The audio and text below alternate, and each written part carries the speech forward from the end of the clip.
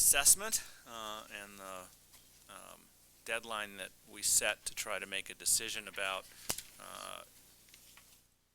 what assessment we'll be using going forward. The deadline is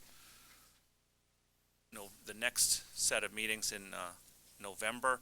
I think everyone knows we spent yesterday's special meeting exclusively on that topic. We heard the public testimony this morning from 3 distinguished superintendents. We'll spend over an hour again on it this morning before we finish the other items on the agenda. Fortunately, they are all, I think, should be relatively short, so it gives us more than an hour more this morning on the topic. So, Mr. Commissioner, I'll turn it over to you, and maybe I'd ask you to paraphrase your opening last night, because I thought you framed your thinking in a way that was helpful, probably helpful for the public to hear it who didn't last night, and frankly for us because of some of the advancement in your thinking, to hear it a couple of times so it sinks in as we expect to lead up to some recommendation from you in a month's time.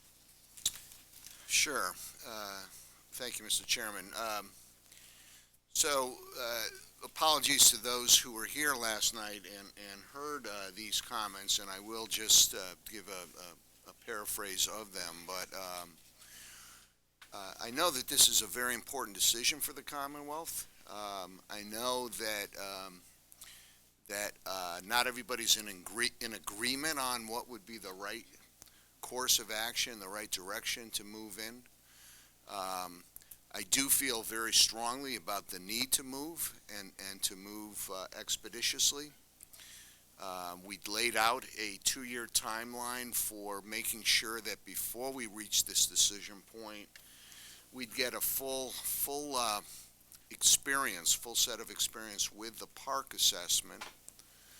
And in fact, in the spring of 2014, we had about 80,000 students across the Commonwealth who took the PARCC assessment, and this past spring of 2015, we had almost 250,000 students who took the PARCC assessment. And so we've had quite a bit of experience and feedback, and you've heard a lot of it.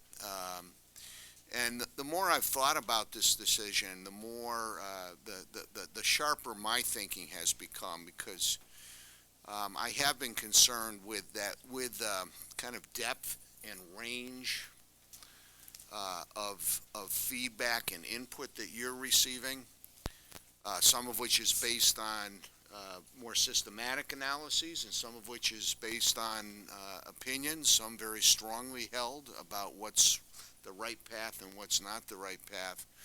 I have been concerned that we identify the forest for the trees and not get lost in the trees and end up with a decision paralysis that could result.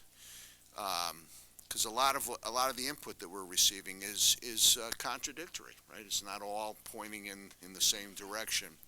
So I've identified I identified last night three conclusions, assertions that I provided to you. That the first is that MCAS has reached the point of diminished returns. MCAS, that is not to denigrate MCAS. MCAS is a strong assessment, has been a strong assessment. I can't imagine that we would have experienced the success as a state that we've had over the last 2 decades, not just in implementing education reform, but in seeing students benefit from that. More students reading well, doing math well, better prepared, better programs of instruction being provided to students. And there's no way that would have happened, in my opinion, without a strong measurement tool to provide feedback and to provide a signal to schools about the direction and the goals for learning and for instruction. But that last year was the 18th year that we administered MCAS, and the impact it's having at this point is greatly diminished. And in fact, the places where it's having the greatest impact at this point often are places where there's a lot of energy in being put into having students succeed on a test as opposed to energy being put into making sure that the program of instruction, the quality of curriculum and instruction that students are experiencing is as aspirational as possible. So that was my first assertion, that we need to move on to a next generation test. MCAS 1.0, if you will, has run its course and is paying diminished returns at this point in time. Second assertion is that having looked at an awful lot of information about PARCC, it's very clear to me that PARCC is a strong advancement over MCAS in terms of the kinds of critical thinking, the kinds of application of knowledge, the depth of text that students are expected to master, the connections between reading and writing. That PARCC has succeeded in developing an assessment that in many ways is a substantial advancement over MCAS as it exists now. The third conclusion that I drew, the third assertion that I put forward, was that whatever path we pursue to get to MCAS 2.0, we need to be in control of our destiny. We need to ultimately, the Commonwealth, need to be in a position where we ultimately make the decisions about the assessment that we give going forward, the MCAS 2.0. That to me opens possibilities other than strictly a binary decision. And for a long time, I've been thinking about it as a binary decision, either MCAS or PARCC. And so that third possibility, that what's been colloquially referred to as door number 3, to me opens the possibilities for capitalizing on the investment that we've made in the PARCC assessment, because Massachusetts educators have very much been part of the development of PARCC. Everywhere from the design of the tests, through the development of items, to the piloting of items, to the setting of standards on the assessment, Massachusetts has played a leadership role, and Massachusetts educators have been very much engaged in that. So the question that I'm thinking about is, how can we capitalize? What are the opportunities here to capitalize on that investment that we've made in the development of this next generation assessment, so that that becomes the material that we can draw from in starting down the path of an MCAS 2.0, so that we're not starting from scratch. And so that, in broad strokes, was what I laid out last night. I mean, the development effort around PARCC was well over $100 million investment. And our ability to replicate that from scratch as a single state is going to be tremendously limited compared to that effort. So the question I'm thinking about is, how can we pursue an MCAS 2.0 that capitalizes on the PARCC development, and that make sure that we as a Commonwealth ultimately have the authority to decide what is and isn't part of that MCAS 2.0. We need to be in control of our destiny. We need to make sure ultimately that we're providing the strongest assessment to complement these strongest standards for our educators and our students. It is approaching decision time. This is not a decision that should be punted. Our educators have been waiting for this decision. We've spent 2 years. We're the only state that spent 2 full years getting our arms around this new assessment, getting some experience with this new assessment before making a decision on what direction we're going to head. We owe it to our students, we owe it to our educators, we owe it to our families and the citizens of the Commonwealth to find our path to move ahead, because standing still with MCAS as it exists now is not a path that I would recommend. So in very broad strokes, Mr. Chairman, that's what I laid out last night. Thank you for stating it again, Mr. Commissioner.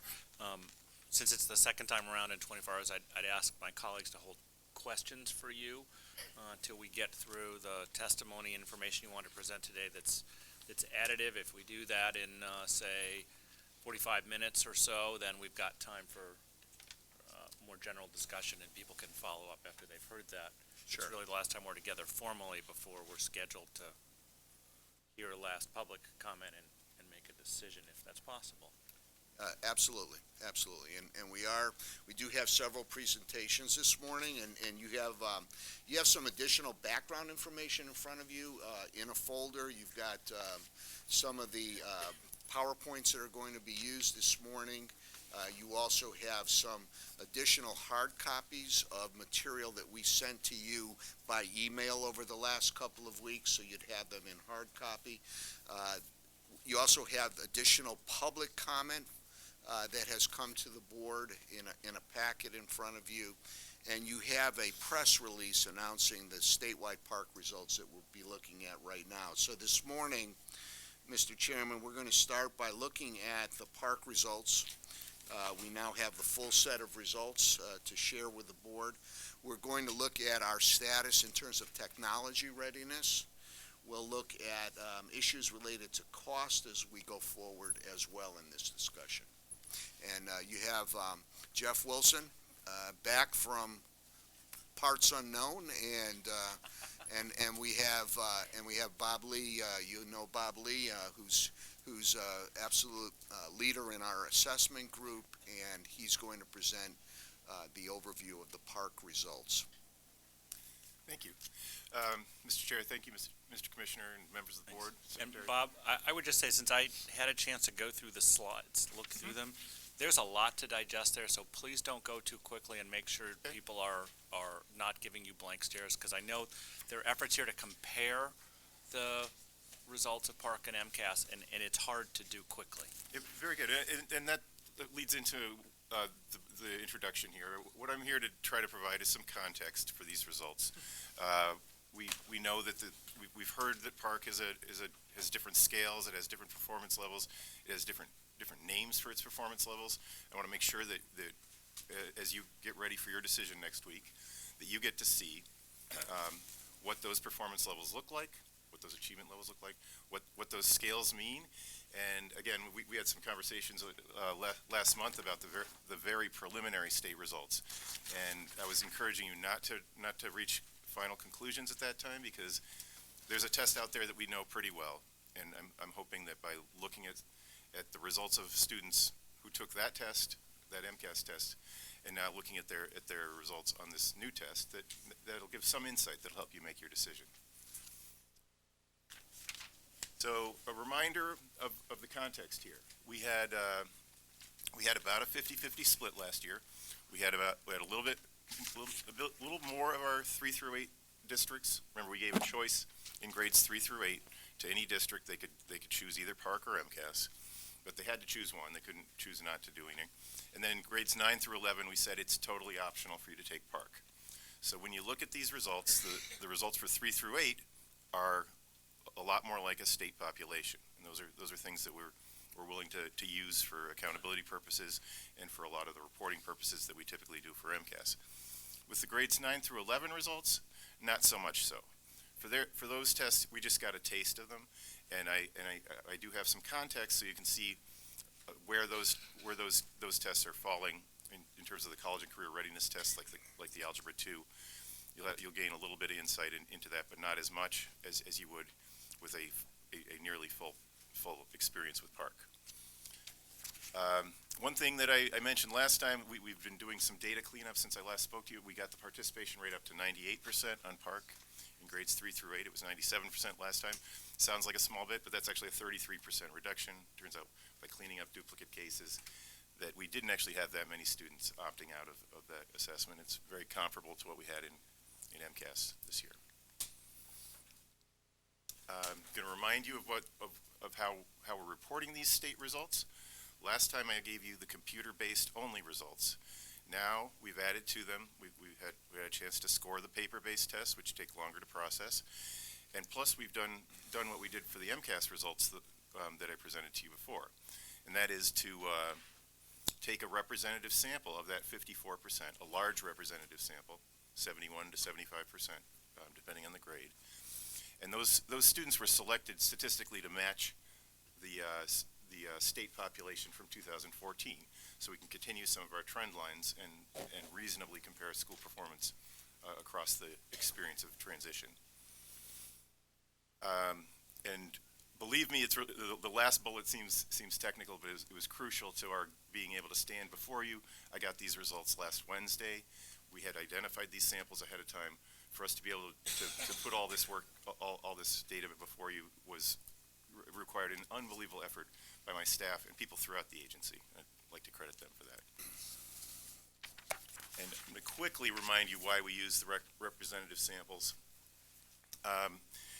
As you may recall, the districts that chose PARCC were given a hold harmless provision, but we didn't get a complete waiver. We're going to be doing accountability reporting this year. So though their level can't go down, their accountability level can't go down, we will be calculating we will be calculating a percentile for them, and we're going to be comparing schools when we do those percentile calculations to schools that took MCAS, and those percentiles are going to be public record. We also have to give context to any school's results. What does it mean that 50% of my kids are meeting expectations? You know that if that is comparable to the state, that you're doing about an average job compared to other schools and districts. And if you're doing much better than the state average, it tells you a different story. We needed to use the representative sample to give that context. And we're also going to be calculating growth and other accountability provisions, which we're going to talk about more, I think, after you guys make your decision. This slide reminds you that there are different scales, different achievement levels for these two different tests. On the right, you see the MCAS levels that we're familiar with. We have a scale that goes from 200 to 280 with 4 achievement levels called warning in 3 through 8, failing in high school. Needs improvement is the next level below the proficient standard. And then we have proficient and advanced. We've shaded this table to make it to give you a rough comparison. It's not that we mean that level 4 on PARCC is exactly the same as proficient. It's not called proficient. It's just it is the standard that we're trying to reach for on this test. And levels 4 and 5 on PARCC are, when you see many of these tables that follow, are going to show, as we show our state results, you'll be able to compare how many are reaching level 4 and 5 in our state compared to how many previously reached proficient on MCAS. Not that they're the same things. So here are the first results. Right here, these are the ELA results, and there's a lot of data here. And I have another slide that simplifies this picture a little by collapsing the categories into levels 4 and 5 and levels 1, 2, and 3. As you see on the right, if you begin to sum up those two columns, maybe you can anticipate the next slide. We're seeing about 50 to 60% of our students meeting expectations on the ELA test for PARCC. That's a number that's there've been a few other states that have released their results, and these are good numbers. We're used to being leaders in Massachusetts, and these are stronger numbers than some of the other states that have released their results. I can't get into consortium level reporting because we haven't completely, not every state has had its opportunity to do this, but those results are strong, and you'll see for all grades in rough terms, it looks like we have about 60% on average meeting expectations in ELA in grades 3 through 8.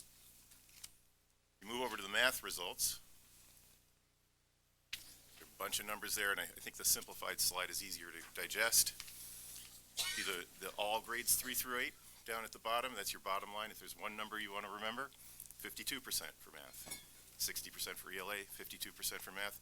That should gives you a place to start with when you think about any one of the nuances among these various tests. This is a quick question about the algebra one, the grade 8 algebra 1.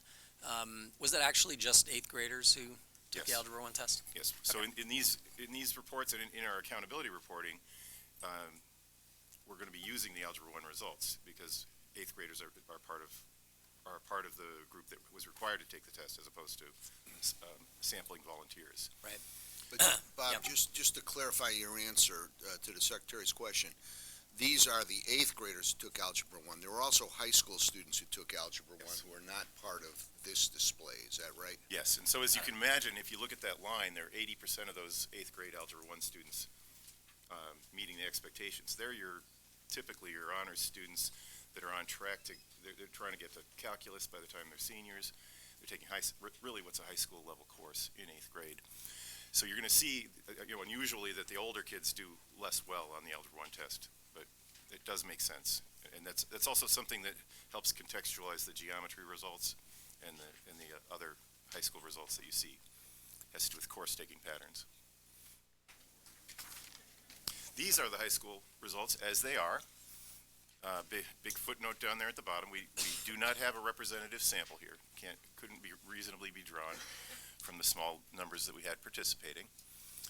And I think on the next slide, where we simplify it, we also give you the context of one of the big differences between these two programs is, and the things that you discussed a lot last night with Dr. Ho and others, was that the grade 10 standards for proficiency and advanced are placed in a different place on the spectrum. You see 91% of the students are meeting our grade 10 standards as proficient, 79% in math, and the numbers you see above, albeit they're not representative, they're kids that may not have been trying their hardest, but they're Massachusetts kids, and there's some meaning to those results, and those numbers are much more in the 40%, 50% range. And I think you heard a lot of testimony last night that helps illuminate why those standards are in different places now, and the fact that we have an older testing system where a lot of what we call scale drift has occurred over time with our grade 10 standards. This slide we want to maybe pause on a little bit and think about it. And think about it. It provides context, but it doesn't tell you. It doesn't tell you what some people some people rush to a conclusion, which is that, oh, there are only 60% of the kids proficient on this new test, and there were 68% on MCAS last time. Those numbers really aren't directly comparable. They're different standards. But what was a 68 on MCAS is more equivalent to a 60. As you saw, the scales actually do good work at sorting kids out. The point at the 68th percentile on the old MCAS for English language arts is probably as difficult to attain as the point at the 60th percentile on this new test. It's not to say our proficiency went down, but it's to say that there are different definitions of meeting expectations now.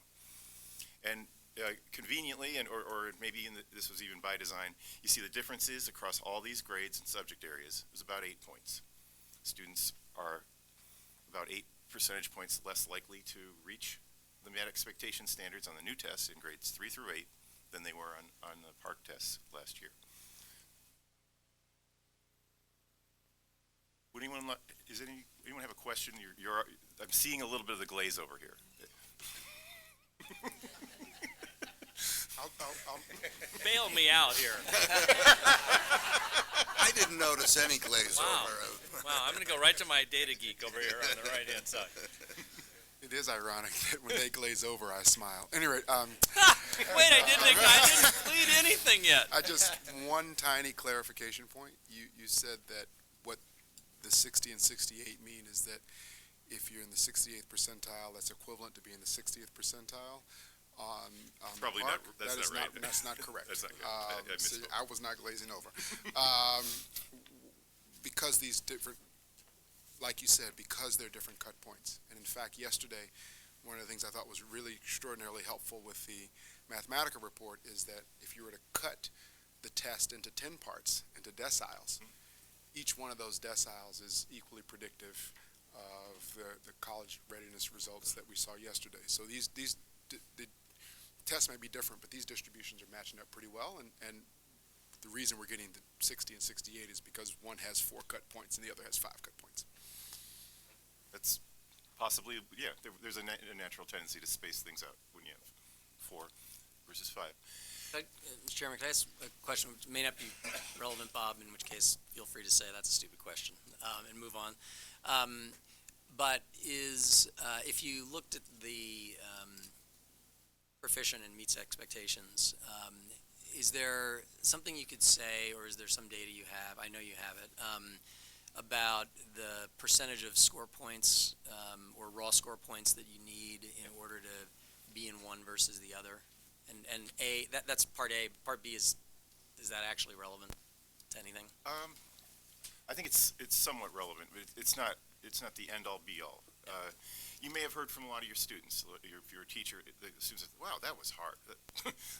That test was hard when they took their PARCC test.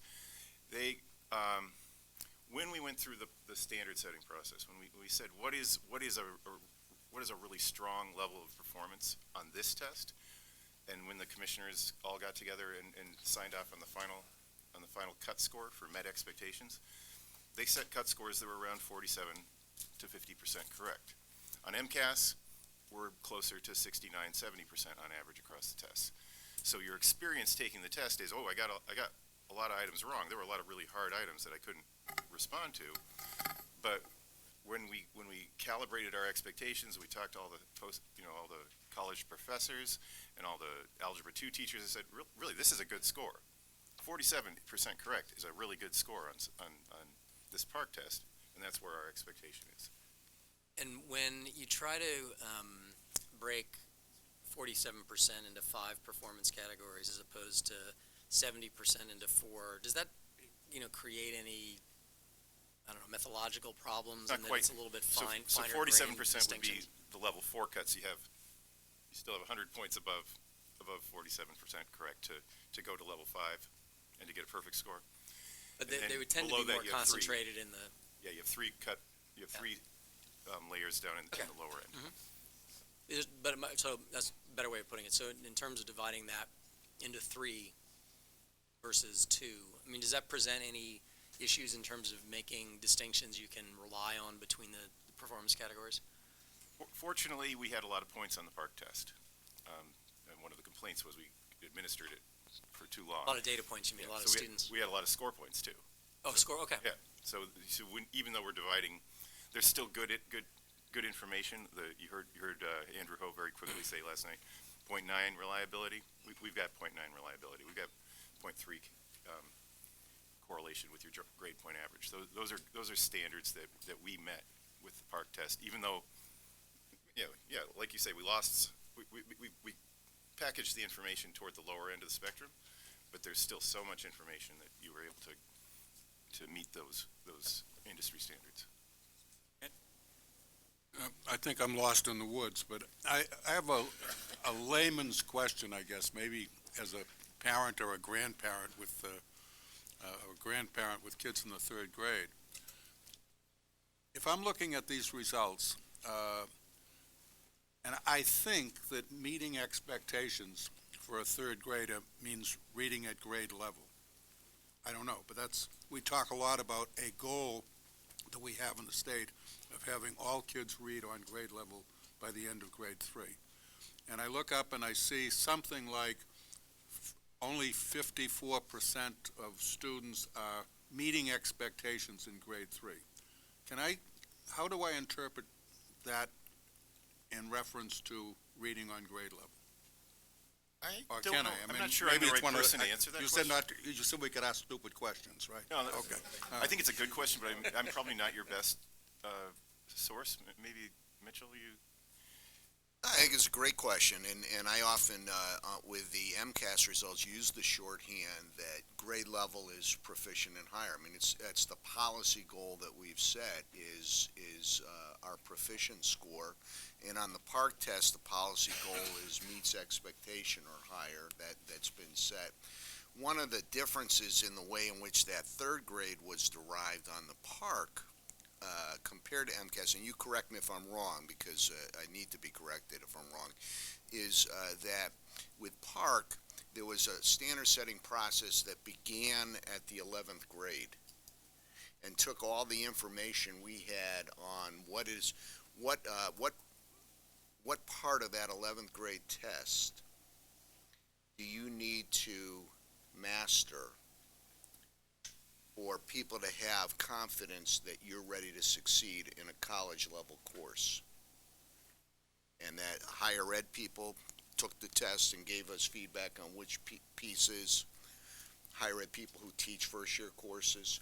We looked at other testing programs, what ACT says about readiness, what SAT says about readiness, what other testing programs say, and set that mark at the 11th grade, and then very, very deliberately back map the standards down the grades from high school to middle school, 8th, 7th, 6th, down to all the way down to 3rd grade, so that there's some consistency. The way I think about it is, if my child scores proficient on MCAS in 4th grade, should I have a reasonable expectation that unless he gets a terrible 4th grade year or has some kind of trauma in his life, that he's probably on track to be proficient in 4th grade, to be proficient in 5th grade? And PARCC was very deliberate about trying to line that up, to articulate those expectations. Can I follow up on it? Yep. Because I think it's on a good question, but I think it's a different question, so let me ask it a different way and see if we can get to the answer. We need to come back to the PARCC results, but aren't you sort of saying that if I'm that grandparent or parent and I look at it, I have to conclude under either column, PARCC or MCAS, that somewhere between I have a 4 or 40 or 50% chance that my kid's not at grade level? Right? That's what I'm, Yeah, I mean, that's the way to interpret either way. It says either, either 40% or 50% chance that my kid's not. Or if I get a score back that's not at that level, you're saying they're not able to read at grade level. That's, I think, your question, right? that's part of my question. I guess it depends on whether or not reading at grade level means you're meeting expectations or you're proficient. I don't know. If I'm reading at grade level at the end of the 3rd grade, am I meeting expectations? Or am I proficient? In the test. You're saying, should I get a test result that says that if I'm there? I would add that there's writing. There's quite a lot of writing in that 54% figure anyway. Yeah. So you would combine the two, but I think Ed's question still stands, Well, which is reading and writing. The thing is that we've sort of talked about reading at grade level for years as though we knew what that meant, and as though that were an absolute standard. And this is a definition issue. So what we're being told now is if you define reading at grade level in terms of level 4 and 5 on PARCC, then about half students are there. Yep. You look at NAEP reading at 4th grade, which is another way that people have said, reading and writing at grade level, and about half of our students are there. So, I mean, we tend to talk about these things as if they have some absolute meaning, but they have the meaning that we give them.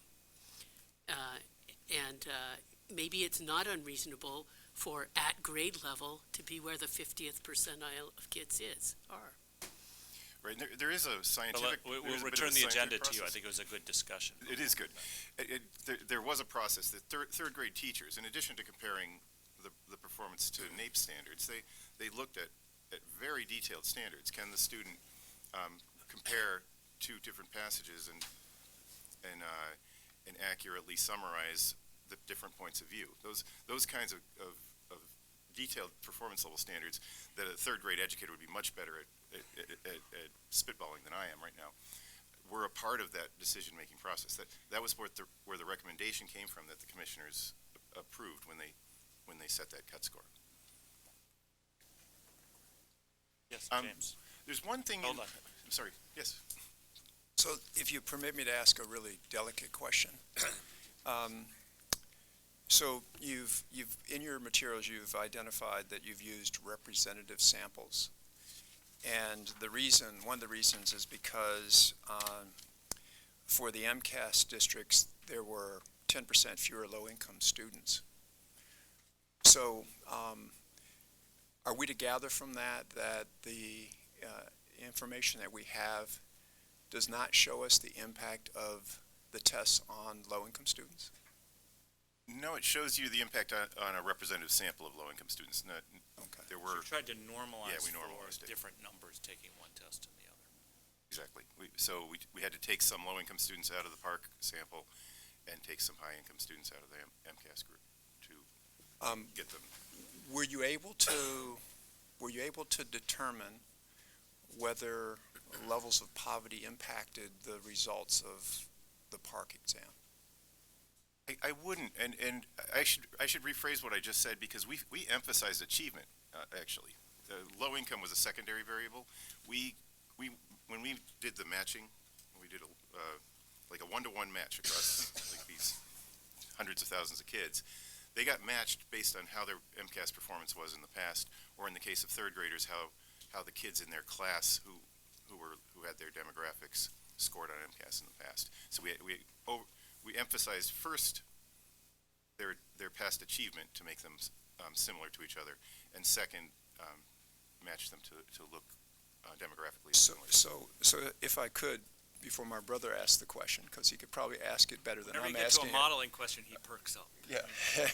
My question is, I guess I want to know whether the PARCC tests adversely impacts low-income students versus the MCAS exam results. I wouldn't have concluded that. We did include results by different subgroups, including low-income students, in the handout. Okay, excellent. So you can see there that Excellent. you also have students struggling that were economically disadvantaged on both tests. Okay. In some cases, it looks bigger. Some cases, Can you it looks point to larger. can you identify the page? So this will be the last page of the memo from the commissioner.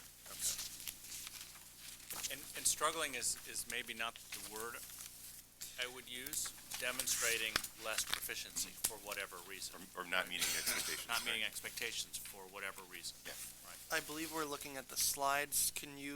Is it in the PowerPoint presentation or what memo? Because we're all looking through the slides, Looking but at we them. don't have a physical memo from what I can see on I don't know if the desk. people have that handout.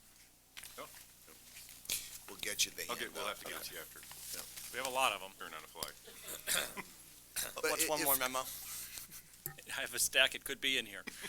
Okay, keep going. Well, And if yes. I might just, to James' question, it's an interesting question, right, and an interesting way to pose a question. Does a one test disadvantage some students versus others, right?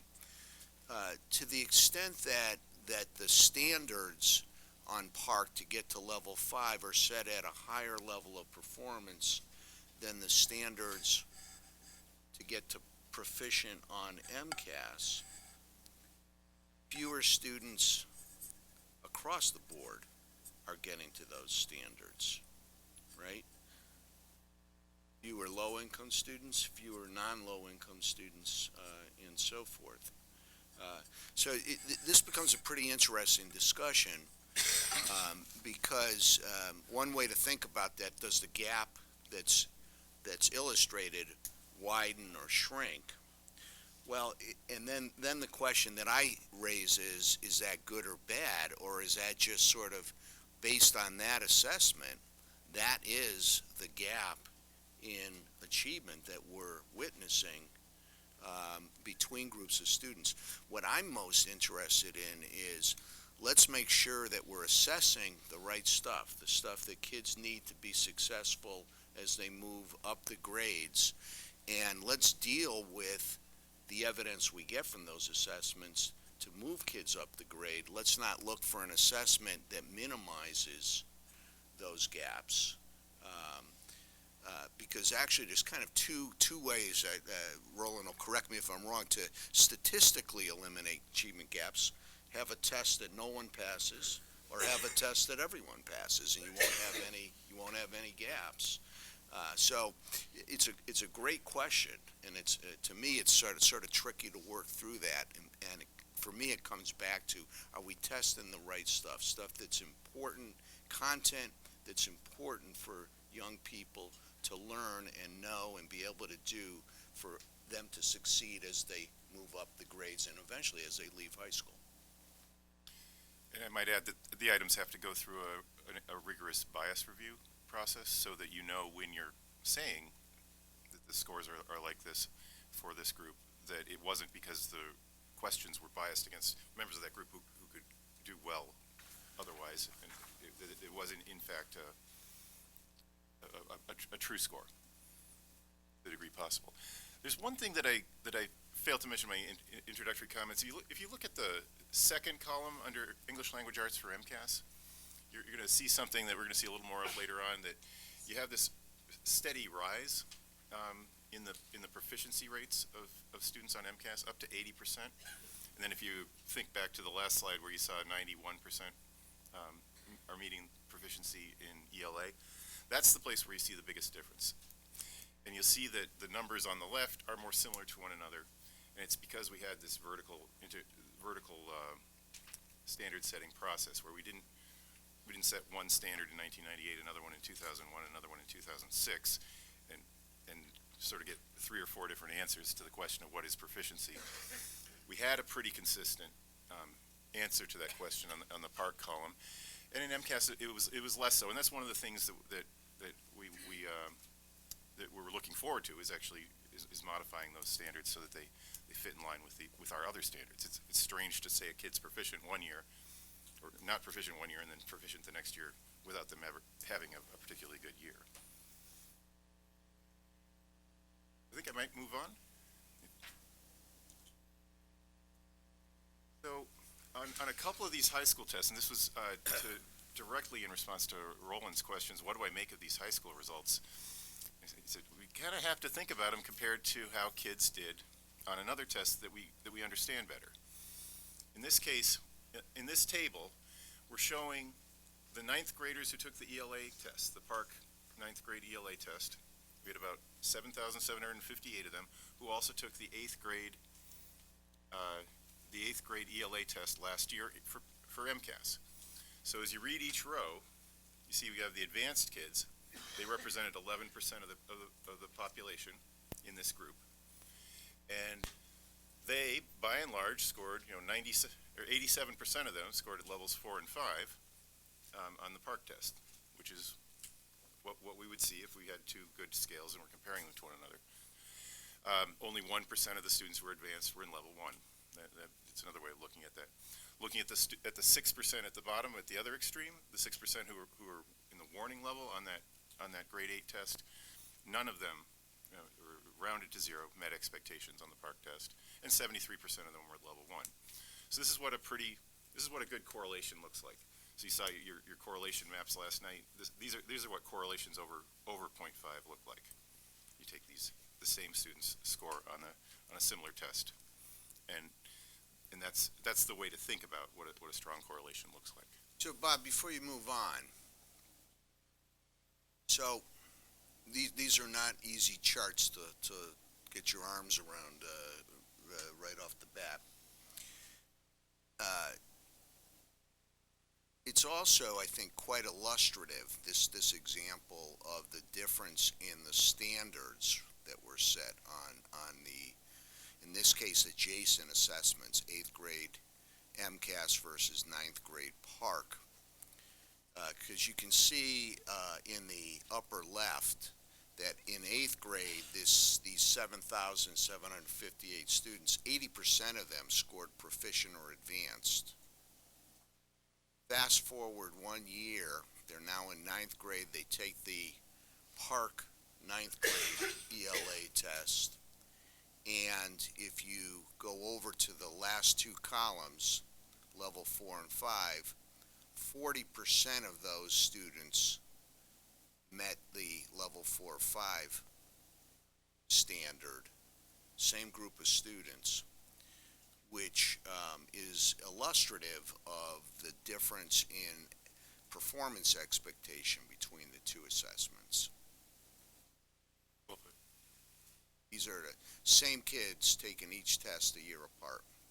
And a lot of it's from that proficient line.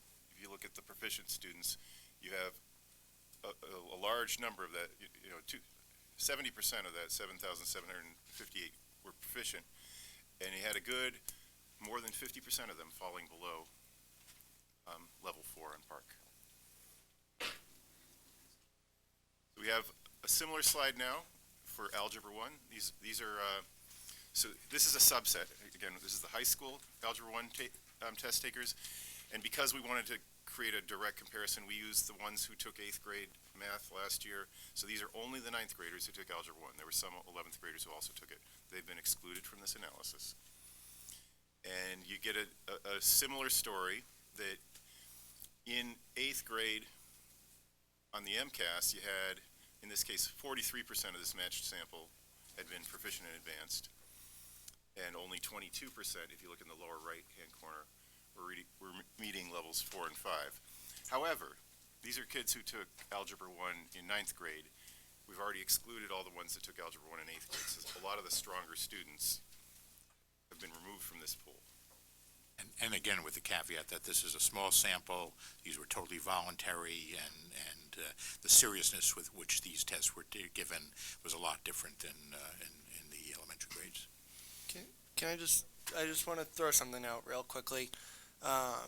As the person who represents the students, I just want to make sure that the department, we are not insinuating that the seriousness of any of the students taking any test that the state has given is anything below what they would take, or the seriousness they would have when taking MCAS. I just, to insinuate any lack of seriousness is just somewhat offensive to me, representing the students. Not mean to offend any students, but we certainly know students take the 10th grade test, which is their high school graduation requirement, extremely seriously, and we do know anecdotally that there were instances where students were leaving the test early in protest over the tests and all. That's not something we typically see with MCAS, but we did see it in isolated cases at the high school level, and again, that would be reflected in these scores. Roland? Okay. Now, we'll move to geometry. Okay, so think about students who took geometry in 9th grade compared to their 8th grade math, and you'll see that the pattern is there. These are, again, not the students who take Algebra 1 by and large in 8th grade, those that go to geometry. These results are by and large stronger, though. No, because, I'm sorry, these are the students typically who took Algebra 1, because they otherwise would be taking geometry in 10th grade, right? Donald? Okay, so these... I took Algebra 1 and Geometry in the same year, so depending on the school, that can vary. Yeah, and if you see these results, their 8th grade proficiency was much higher. So you kind of need the two groups, the Algebra 1 and the geometries from 9th grade to get you more of a representative sample, but instead we're giving you two slides in a little more cognitive complexity, just for fun.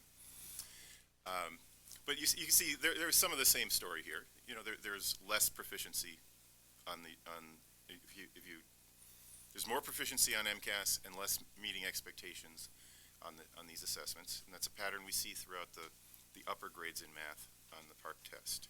So, Mr. Chairman, can I just ask a question, Bob? I mean, so all of these seem to have the same basic pattern, right? Which is that the students who scored advanced on MCAS are, meeting or exceeding expectations when they take PARCC, and the students who are in the bottom category, the warning category in MCAS, are in level 1, level 2. And the two in the middle, the proficient needs improvement, what you tend to see is that needs improvement correlates very well with level 2 and level 3 combined, and proficient correlates very well with level 3 and level 4 combined, which is in some ways just to say we're comparing a 4 performance scale to a 5 performance scale, and the cut scores, are sort of in some ways aligned or misaligned accordingly. So I just want to make sure that I'm sort of interpreting this correctly. Yeah, I mean, what you could say is you have two scales that work, and you've broken them up in different ways, according to a lot of policies. There's a lot of policy embedded in how those... Right.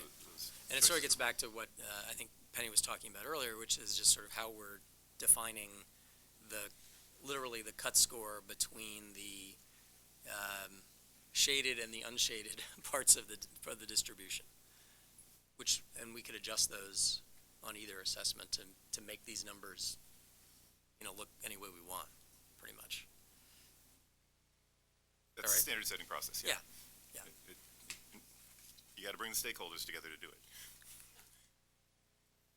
This one's a little different from some of the others. This is Algebra 2. This is the keystone test for math. And on this one, you see that what we're doing is we're comparing the 11th graders who took Algebra 2 to their 10th grade MCAS performance on the left. And you can see there's 79% of those students who took both. This is about 3/4 of those students that we had that matched up taking Algebra 2. And 79% is what we had for proficiency on the grade 10 test, so it is actually a pretty representative group. And there's a big difference between their achievement on MCAS in grade 10 and their achievement on the Algebra 2 test on grade 11, and that's one of the comparisons that you wanted me to bring here, and I think it speaks for itself. Of the 1/3 of students that were proficient on MCAS, only 1% were level 4 or 5 on the Algebra 2 test. This slide and the next one are pretty provocative because they're both looking at students who were 10th graders in 2014, took MCAS, and then last year, 2015, took, in this case, Algebra 2, and the next slide, the ELA 11th grade assessment. And there's pretty striking contrasts in terms of the level of expectation between the assessments, pretty substantial. These are tests that don't correlate as much as the 3 through 8 tests that we saw earlier. This is what a low correlation looks like. So if I can just ask a question, so would this indicate that maybe the cut scores on PARCC would need to be reevaluated? I mean, where they had the same, correct me if I'm terribly wording this, but if the predictive validity on both tests were about the same, meaning that if you got a proficient or advanced on MCAS, that signaled that you were, or from what we're defining, able to take a college credit bearing course. If you got a 4 or 5 on PARCC, that signaled the same thing. Is that correct when I say that? The way I would say it, I'm sorry, go ahead. No, you say it. Well, the way I would say it is a correlation shows that scoring higher on either of those tests predicts that you're likely to do better in your grades in a college course. Scoring lower on either of those tests means that you're likely to do worse in your grades. And same in terms of needing remediation. The question of whether the piece that I think the correlations don't answer is what's the expectation to score higher on the two tests in terms of the content you need to learn, in terms of the kinds of performances, reading and writing, the text complexity that you're required to deal with, the kinds of math you're required to take. They can both be equally correlated, but cover very different content. Okay, that's what I just want. Thank you. Is that, I mean, I would turn to my colleagues to see if you agree with that or not. I think there are two issues. One is the ones you described, which is text complexity and those others, and the ones that and another issue that we keep confusing, which is just different cut points on a test. And if I were to do this exact same thing and call it PARCC revised and give it 6 levels, I could show you the exact same thing, and I could say, look how rigorous PARCC revised is with these 6 levels. And so I think those are the two issues we really need to pull apart. And I trust your judgment on the text complexity. I haven't seen the test. Right. I can only look at the cut point issue, and so that's. But let me just ask it this way, Roland, and just because if I'm not thinking about it right, I need to. So right now on PARCC, 10th grade ELA, 91% of students score in the top 2 standards. So we could adjust the PARCC 11th grade to get 91% of students scoring 4 and 5, which I think is the point that you're making. Is that not right? No, I mean, we can do it, that's not the point I'm making, but yes, we could do that. That was what I was asking, Commissioner, is could we adjust that to get the same amount? Since the predictive validity is the same, would we want to adjust it so we're getting that same if 91% are getting proficient or advanced on? Well, that's a bit MCAS. different, because that says, do you want to say that 90% pass, right? Because you we might have to don't. go all the way down to one correct answer in theory, so Okay. it actually wouldn't be that you would view them as proficient, it would be that you're saying 90% get to pass whatever that number is. Okay, that's what I was wondering. Donald, I think as the commissioner said, predictive validity means if you do better on MCAS, you're likely to do better. It doesn't mean that if you pass MCAS, you have the same chance of doing well as if you get level 4 or 5 on it. It's predictive. It may be predictive that you'll get a D plus instead of a D, if you get a certain score. I'm just, Thank you, Penny, I appreciate that.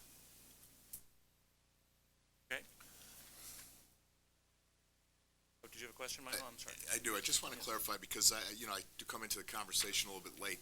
With our vote next month, if we go with PARCC, this means that there will be 3 mathematic graduation requirements.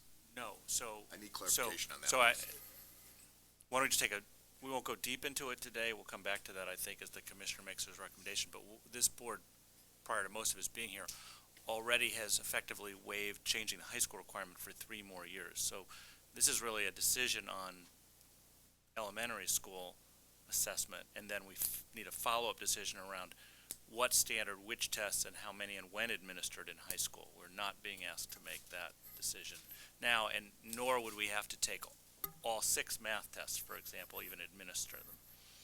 So that's not part of this Okay, immediate because question that, at all. that would have been a pretty significant unintended consequence, especially with what we're seeing happens to kids who have to get past the That's right. algebra test. But when the process was set up, it was set up that whatever decision was made now, kids who are already in high school, effectively, nothing will be changed for them, so that they're not having the rules changed partway through the process. Thank you.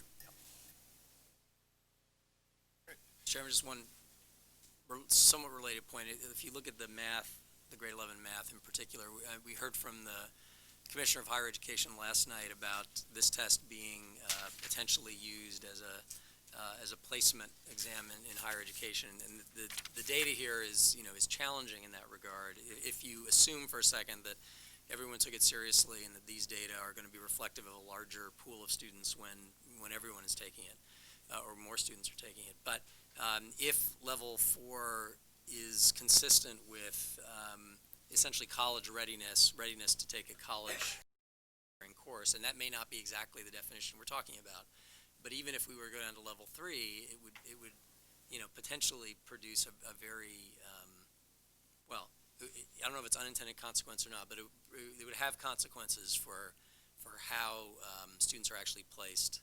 But in credit-bearing math wouldn't it also, courses.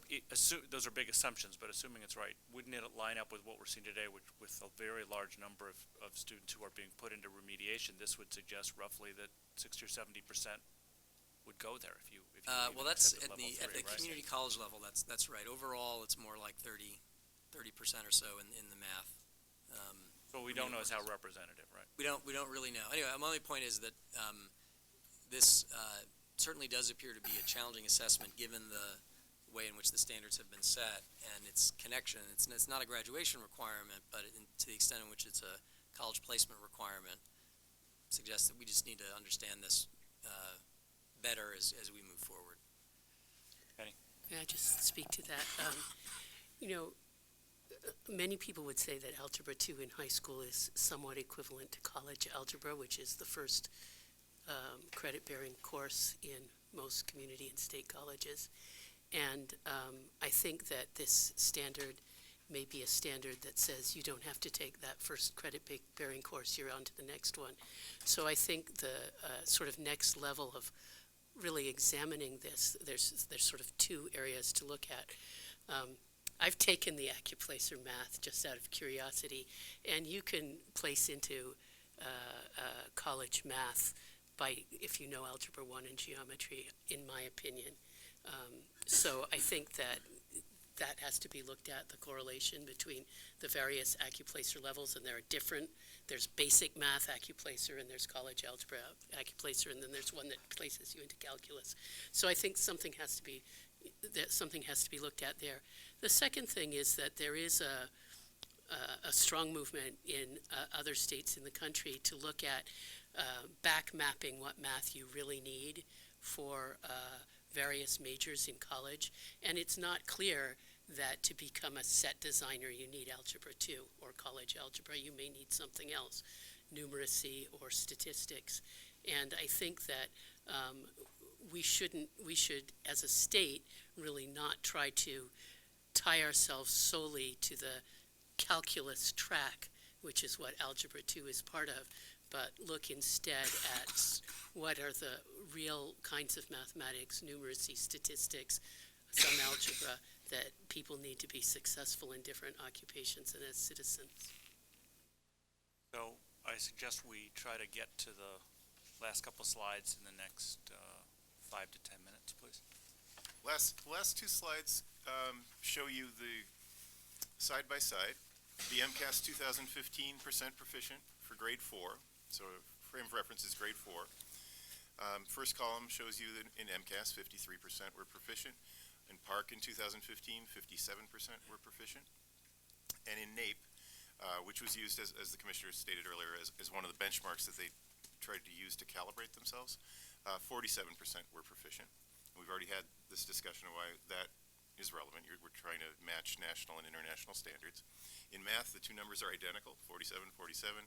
And NAEP has a lighter standard there. It's a more attainable standard at 58%.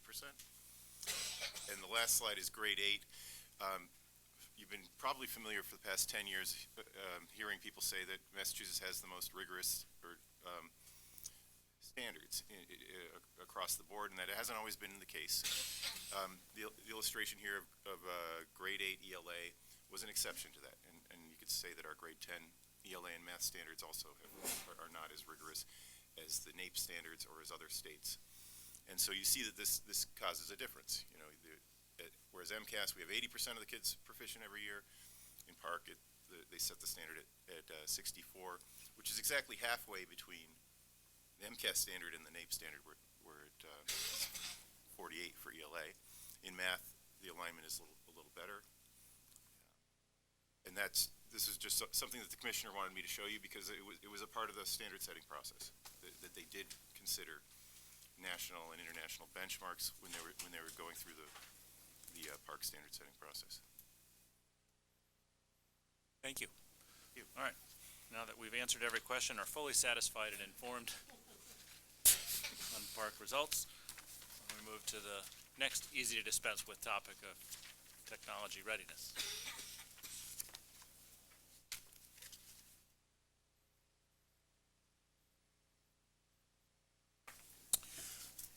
Ken Clow is coming up to the front of the room.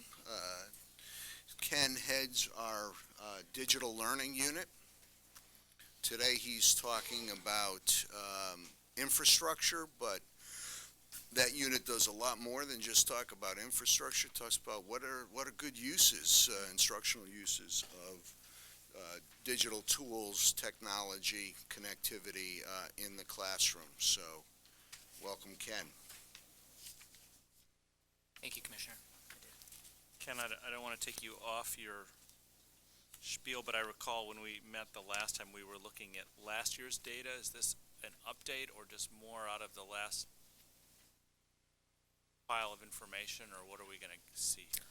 Yeah, the most complete set of data we have is it continues to be from August 2014, but one of the things that's referenced in the memo is that we did try to refresh it, as it were, with information about which schools administered the computer-based version of PARCC this past spring, as well as schools that received technology upgrades through a state bond grant.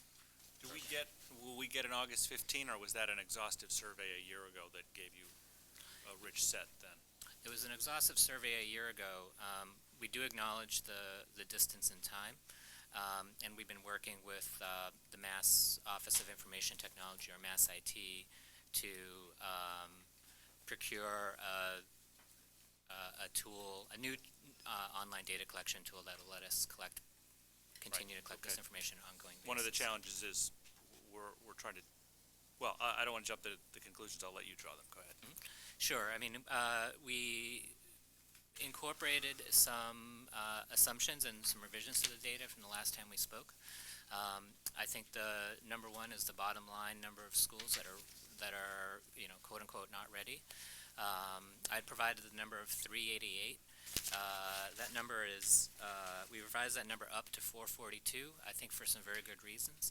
We wanted to make sure, at the time the data were collected in August of 14, there were devices that at the time barely met the minimum requirements for PARCC at that time, that going forward into 15-16 would be obsolete.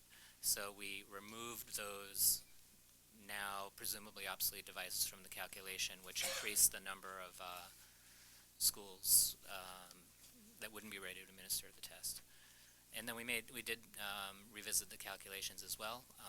We took a survey to make sure, or we took a scan of the data to make sure that the schools had, based on the data that was reported to us, had the internet connectivity and the appropriate level of broadband access to administer the computer-based test.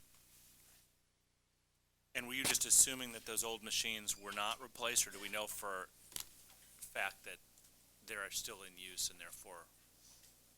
We made the assumption that, by and large, many of them may still be in use, but that, for various reasons, may not be able to be upgraded. Okay. But I think to your question, Mr. Chairman, if you assume that many schools have added to their infrastructure in the year since, these would then actually be pretty lower bound kind of estimates. So I guess, yes, I assume based that on this the best information we have. Yep. So briefly, I wanted to direct the board to the questions this presentation is designed to answer. First, what is the minimum standard needed to administer the computer-based version of PARCC? We talked about, I mentioned 442. I think we have one slide with just a couple of bullet points that outlines what that is. How many schools do not have sufficient technology to administer the computer-based version of PARCC? And I have that broken out in a couple of ways. And then, ultimately, what is the estimated cost to get them up to that standard?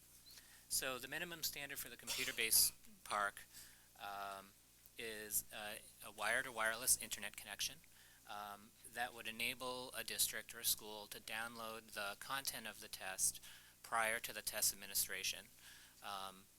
There are two ways to take the computer-based version of the test.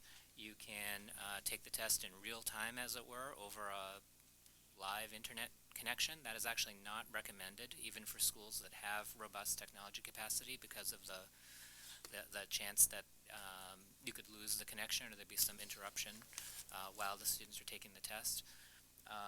This approach, which is called proctor caching, essentially you're downloading the content of the test ahead of time to the students' computers so that they can work on the test uninterrupted offline, and then after the test administration, the data are uploaded back to the district servers securely and back to PARCC. You need sufficient bandwidth, although the bandwidth requirement to do proctor caching is relatively low. It's about 5 kilobytes per student, and I promise I'll try to stay out of the technical weeds as much as I can.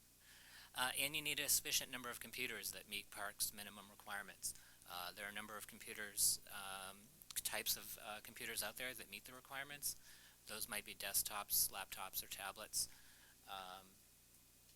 And you need a web browser, certainly, and some sort of input device, a keyboard and mouse, or a trackpad. So in calculating the number of computers, which the computers are, you'll see in the next slide, is really the overwhelming reason for a lack of readiness. Essentially, we did some simple math here. We took there's a 20-day testing window to administer the test.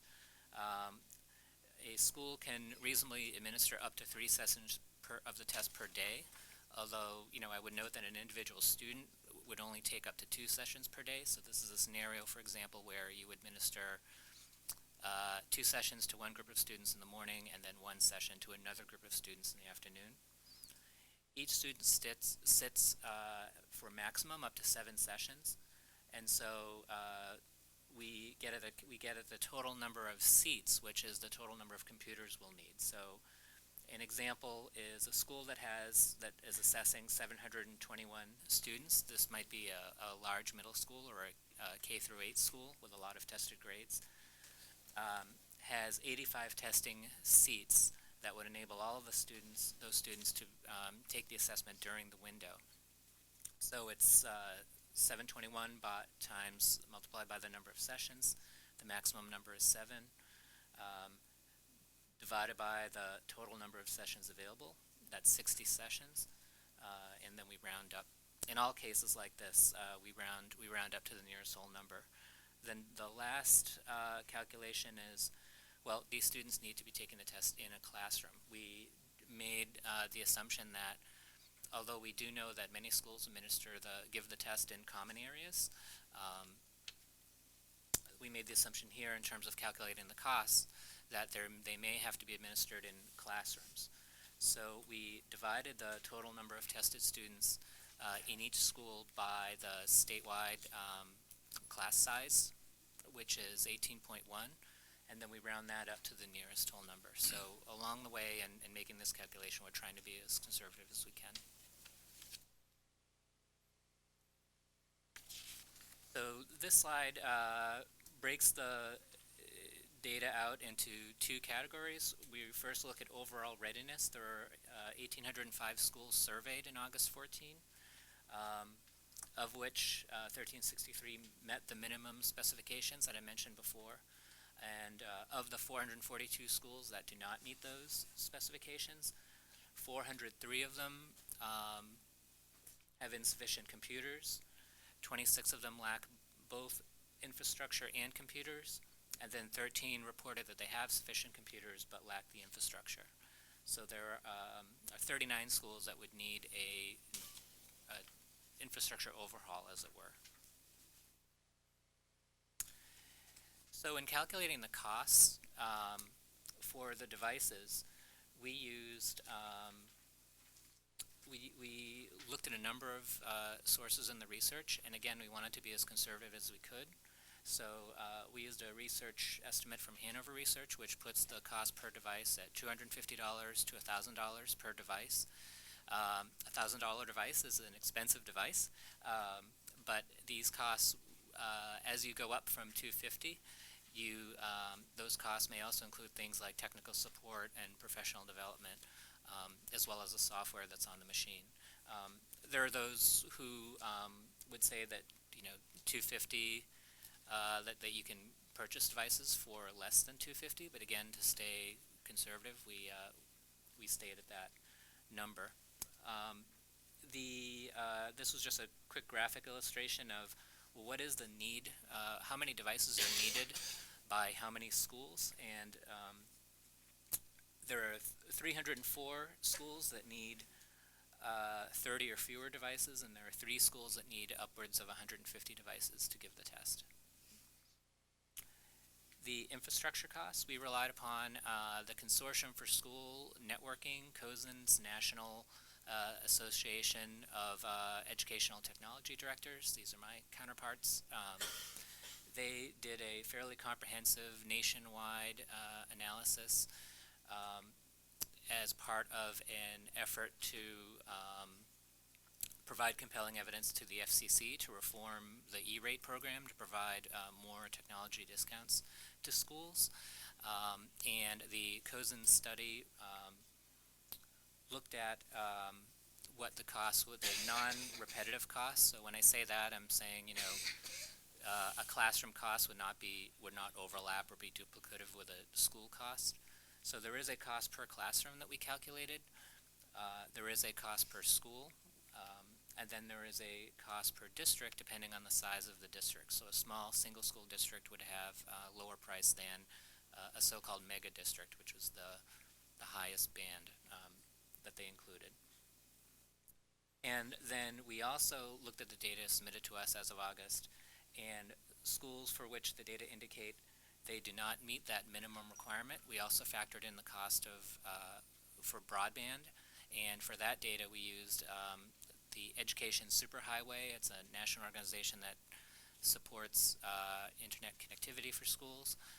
They did a survey of Massachusetts districts, I believe it was last fall, to assess what their current bandwidth is and what they're paying for broadband. So we were able to get as close as possible as we could, understanding that different parts of the state, the choice of internet providers is going to vary, and therefore the cost will vary. Do you have a heat map of where these schools are? We are working with Mass IT to do just that, and I apologize for not having it ready for today. But yes, we are, and it's mapped that you'll be able to zoom in and zoom out all the way to the individual school level. Thank you. So I would be remiss if I didn't, kind of say that the goal in upgrading a school is not just to administer an online test. The goal should be able to, engage kids in digital learning. We're talking about affording, giving a school a sufficient technology infrastructure that would permit the use of so-called blended learning, for example, in which it's a thoughtful combination of, one-to-one and face-to-face, online and face-to-face instruction. We know, this helps prepare kids for 21st century work and life. We know that thoughtfully used, and I want to emphasize that, it helps teachers intervene with kids, maximize their time. I would say that, digital learning itself, just a shiny new device or a brand new, high-speed internet connection itself is not a panacea for poor instruction, but it can make effective face-to-face instruction better and more effective. And the standard for to bring a school up to so-called next-generation digital learning is much higher than the standard would be to bring a school up to the for online assessment. And in the memo I provided what those costs would be, and I have that in my notes. We only have the slides, at least in this handout. That's correct. The next generation, bringing schools up to next generation for infrastructure,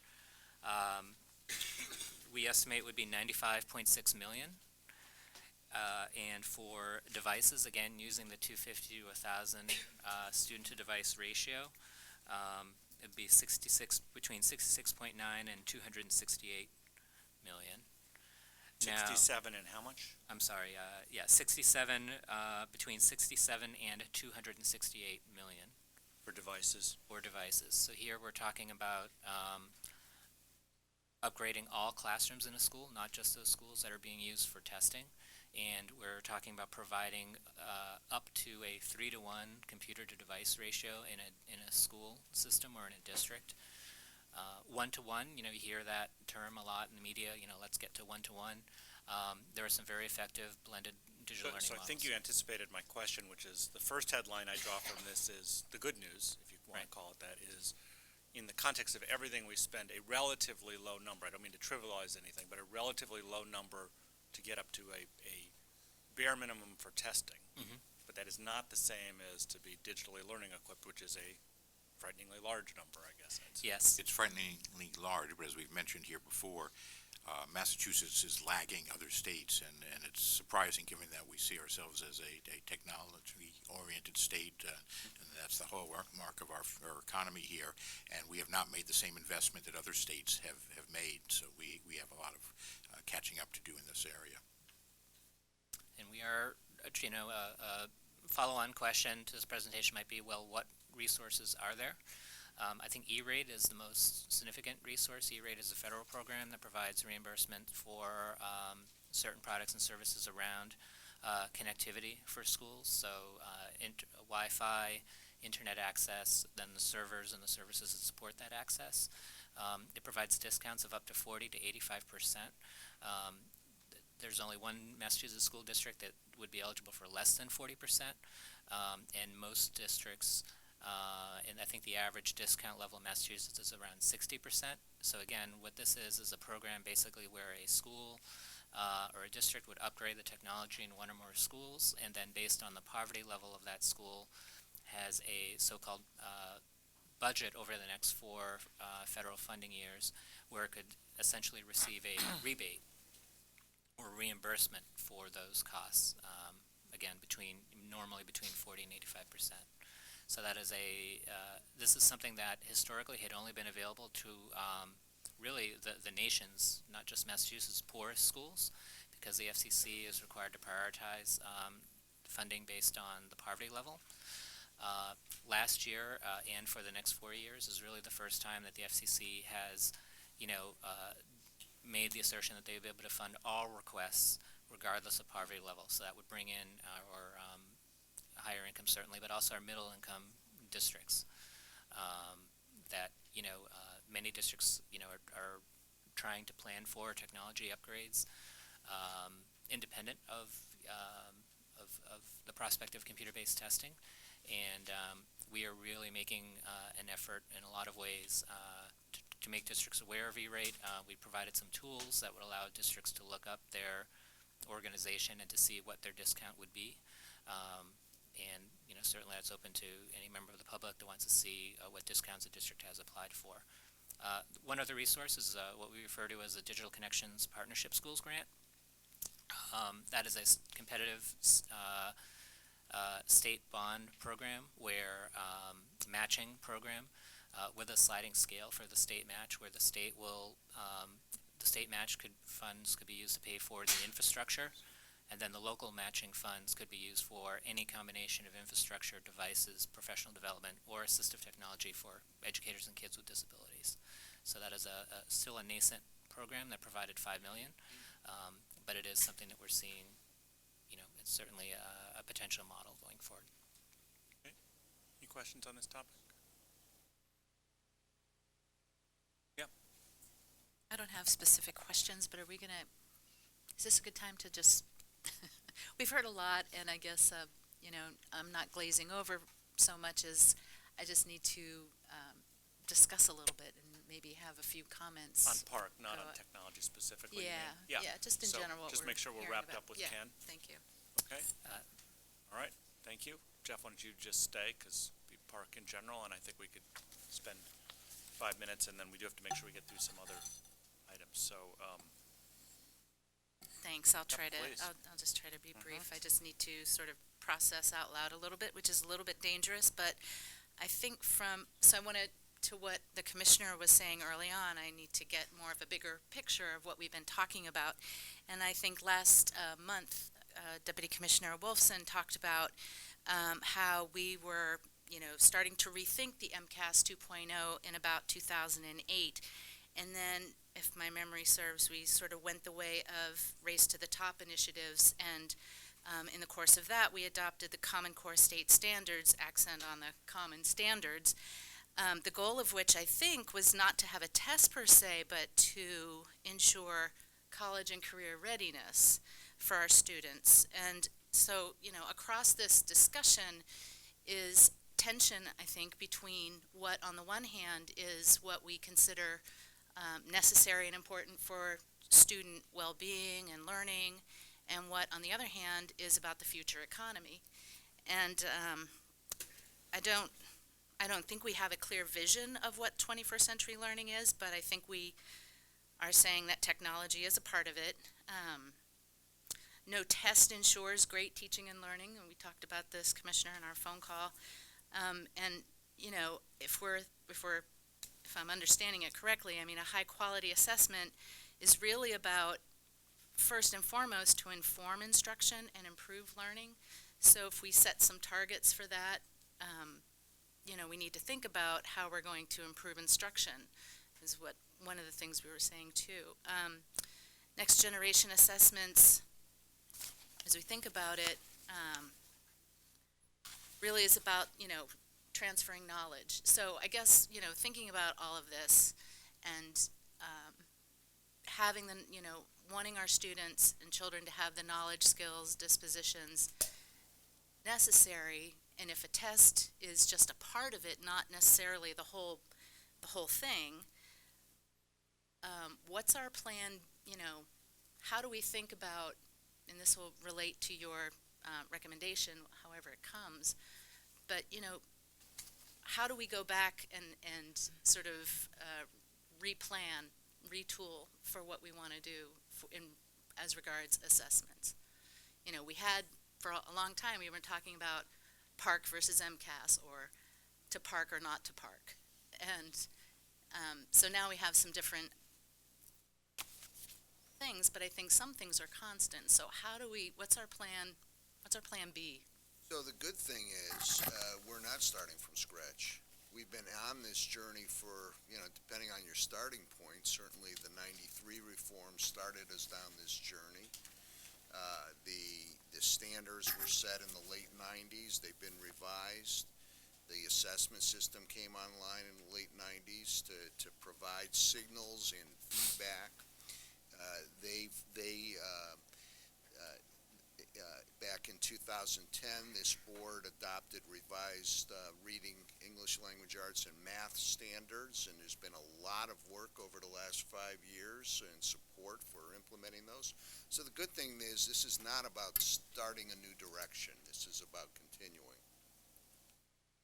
So just one other thing, which is, you know, relative to this, and we talked about this too. I mean, we can't decide what other states do, but Massachusetts set the proficiency at level 4, and Ohio has set it at level 3. How do we have Common Core aligned anything if we have, you know, states doing whatever they want? So when Massachusetts has its own governance issues and, you know, wants to be responsible and have its, you know, and I think that's right, I'm just... Well, actually, doesn't that answer your own question, which is, as long as you can compare, if someone wants to call one proficient or red and the other wants to call something green, at least then you have a compare if it's the same data, right, Marianne? I mean, I don't know. I'm just processing. I'm Okay, sorry. fair enough. I don't Okay. really have answers. so why don't I suggest we take a pause on this topic? We come back to it a lot. We have some other matters that we have to get to today, so I think we ought to move to some of the other items in the agenda for now, and we'll come back to assessment at the end if we have time today, and we will certainly come back to it over the coming weeks and next month. So why don't we move to item 5 and do the level 5 schools update in about 10 minutes, and let me ask the vice chairman to moderate that discussion so I can take a quick bio break without breaking up the flow and the timing. And then just so everybody knows, we'll do number 5, then we'll go to number 4, the science and technology standards, so that people can be in the on-deck circle. To share from the Beacon Hill side of budgets, and I wish I could tell you I know revenue numbers will be for next year, but amazingly I don't. all right. Thank you for the report on that.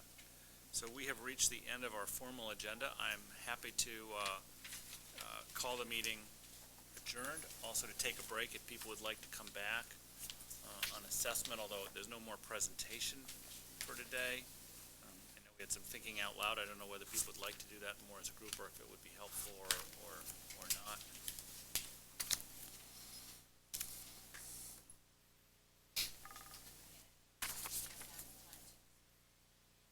Sorry, I have a little trouble. So we don't come back again, you know, we get a public comment, and then we have a regular meeting to vote, and I don't know how much time we will have to really discuss some of the issues related to that vote. And we don't have a recommendation yet, but we've heard a lot. So would it be helpful to have Would be some discussion now? Yeah, or, I would- yeah, I recognize would we will think hit a so. deadline. Yeah. That Monday night will mostly be people talking at us, I Yeah, think. in no, I'm short saying, I bursts. mean, I said a few things a few minutes ago. It'd be great to hear from anybody else who wants to. Sure, well, I would say rather than Sure. take a break, why don't we take a few minutes and exhaust that and then come back? I mean, not come back, let's stick with it and My head is filled with numbers. For the last night, percentages, graphs, charts, it reminds me, and people, I know last night, what I got out of last night was there's no really statistical difference between PARCC and MCAS on predicting college success, but we had a lot of people testifying they thought PARCC was a better predictor, so it reminds me of the statistician that drowned in a lake, the average depth of which was only 3 inches, because I know that numbers can be very confusing. But my overall question, if we're going to go through door number 3, somebody reminded me today that sometimes when Monty Hall pulled that curtain aside, there was a tiger behind the curtain. If we're going through door number 3, are we going to do more than just rename Park to MCAS 2? Because it seems to me we're going to, the suggestion is, and I could be wrong, the suggestion maybe we want to keep Park, but we don't want to stay in the consortium. And we're going to rename Park MCAS 2 and then go on our own way. If there's something more than that to door number 3, before we come here a month from now and vote on it, I'd really like to have a better understanding of what that option 3 is. So could I suggest we shift metaphors to a different game show, which would be Jeopardy, and say, in the form of a question, do you want to ask that as a question today, Well, or make it as a statement? Because I think there's a good question embedded in there for the commissioner. Well, and I'm not necessarily looking for the answer now, but I would rather not get the answer 15 minutes before we're going to vote.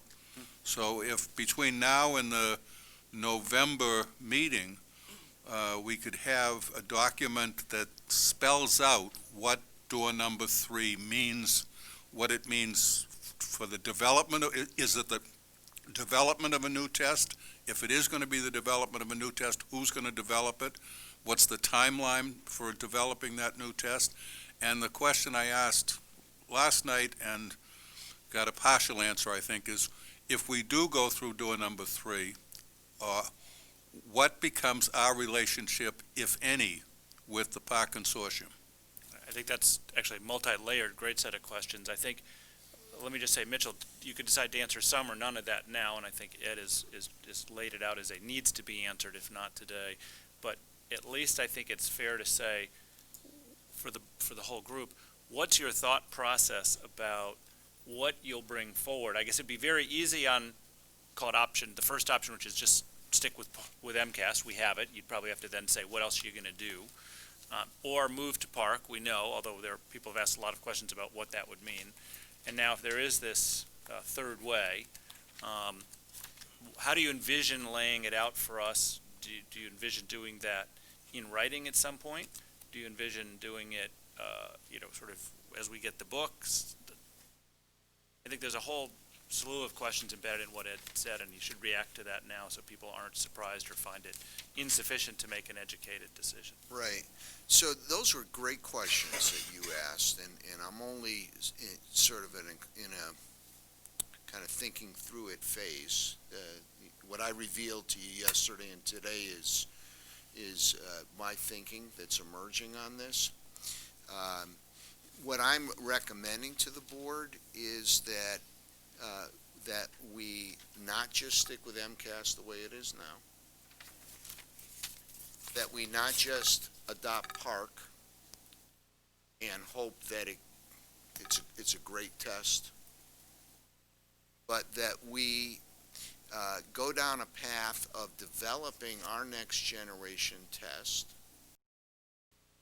It seems to me that in the best of all worlds, we do that off of the development that's been done for Park, but that we not limit ourselves to the development that's been done for Park.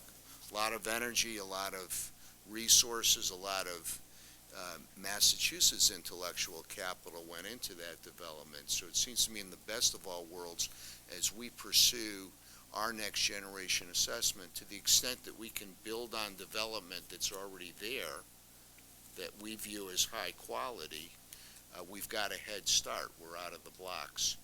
It seems to me that going down that path means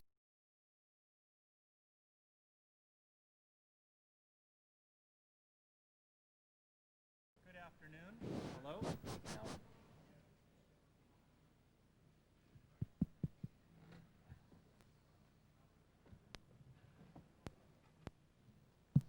This one works. Good afternoon, everybody. Welcome. Thank you for coming.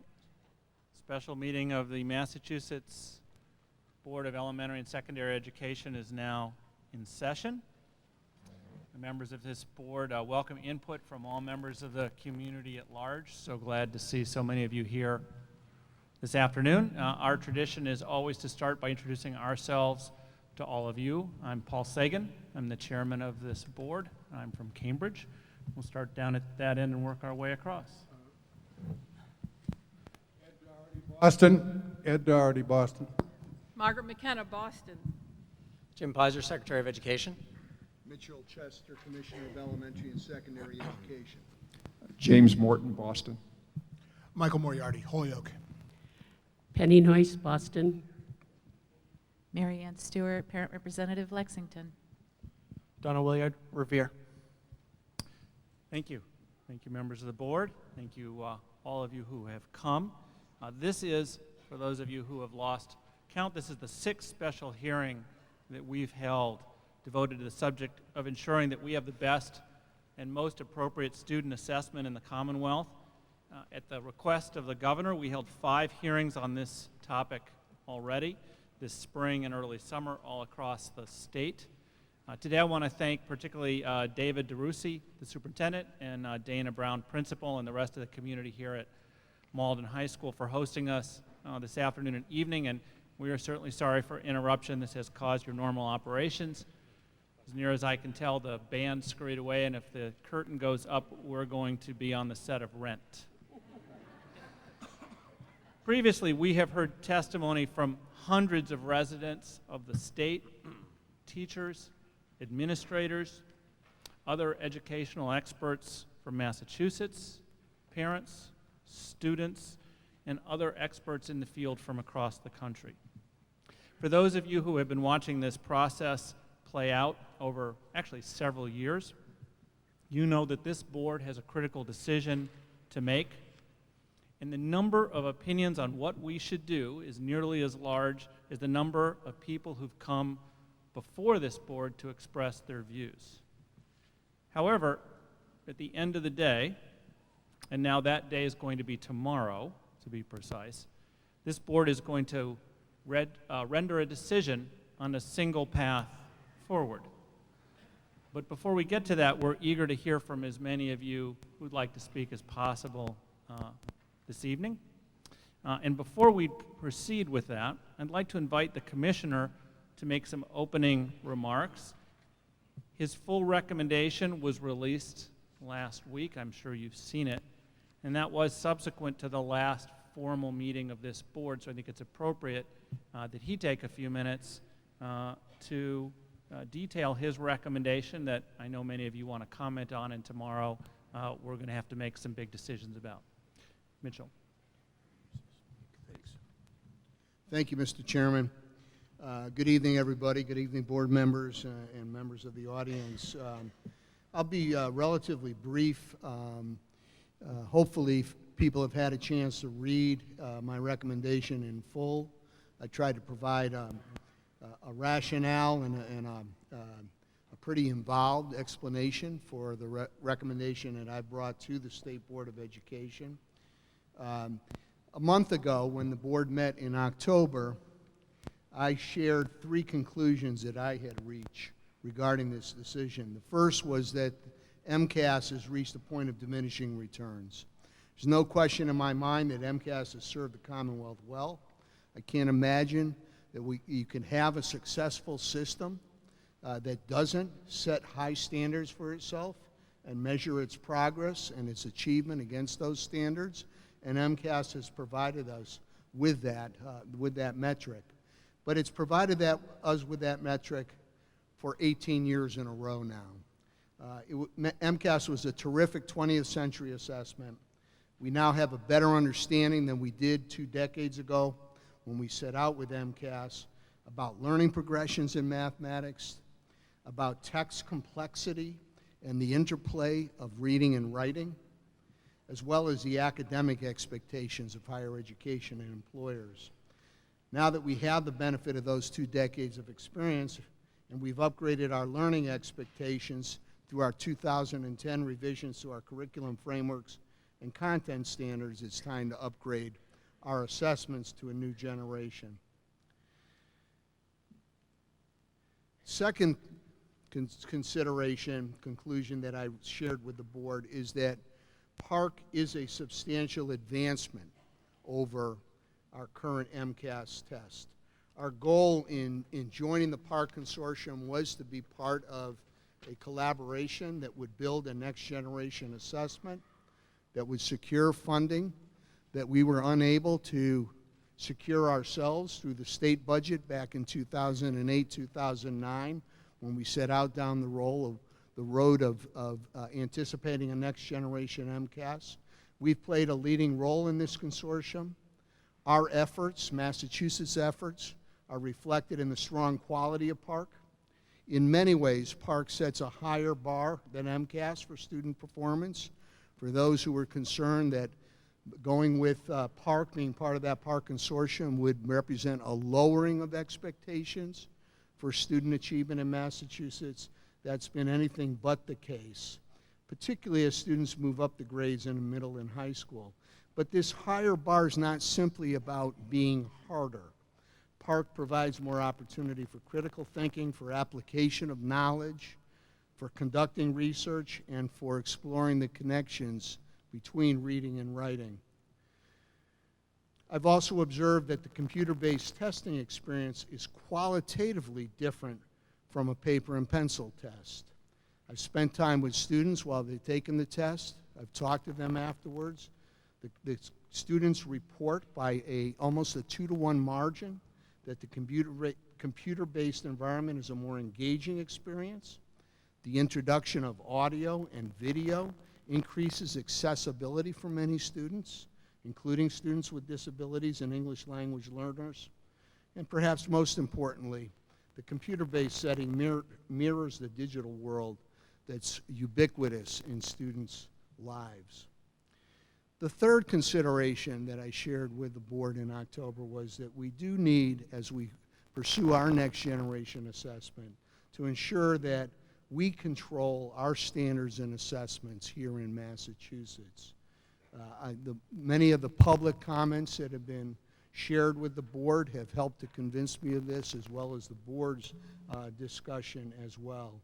And taking those three considerations into account, I've provided to the State Board of Education a set of recommendations that we begin work on a next generation computer-based MCAS assessment. The new tests will build on the best elements of both PARCC and MCAS. It will allow us to retain final control over our test content, our testing policies, and test administration procedures.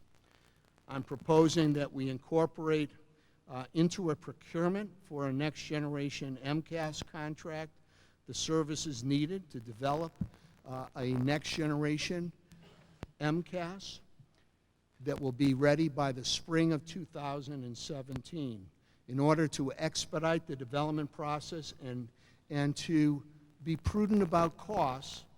We will maximize the use of existing PARCC development as well as MCAS test items as appropriate.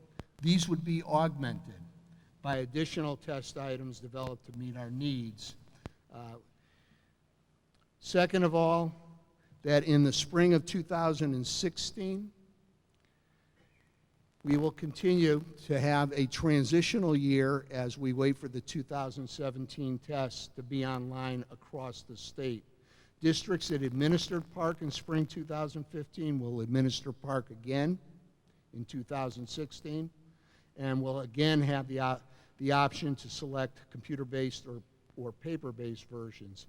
Districts that administered MCAS in 2015 will administer MCAS again unless the district affirmatively elects to switch to PARCC, either computer-based or paper-based.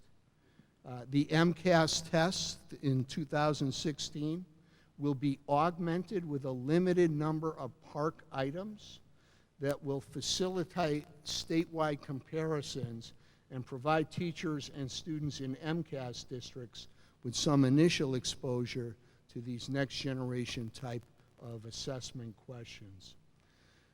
Further, my recommendation calls for convening advisory committees representing Massachusetts K-12 teachers, higher ed faculty, assessment experts, to advise on the content and test administration policies of this next generation assessment.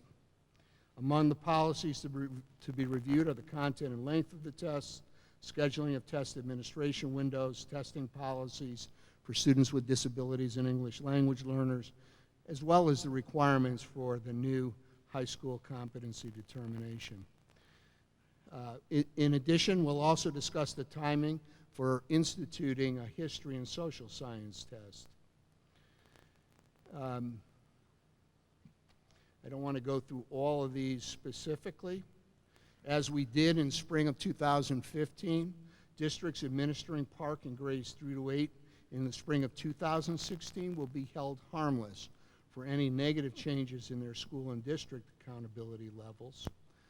That also applies to our teacher evaluation requirements, where again in the spring of 2016 for districts that administer PARCC, we will set up a hold harmless provision in terms of any PARCC results that contradict and have a negative impact on teachers compared to the other data that evaluators are looked at will be discounted from that evaluation. We anticipate that in the spring of 2017, when we return to a single test for all districts, every district will be subject to accountability level adjustments. In the spring of 2016, we will only offer the MCAS grade 10 test. In order to focus our efforts on the new test development, we'll consult with the advisory committees that we convene to propose a broader range of high school testing options, beginning with the class of 2020, at least through the class of 2019. Students will continue to be responsible for the grade 10 MCAS competency determination requirement. We anticipate that we'll continue to remain an active member of the PARCC Consortium. I anticipate that continued membership will give us access to high-quality assessment research, new test item development with the costs shared among participating tests. Membership will also provide us with useful multi-state data comparisons.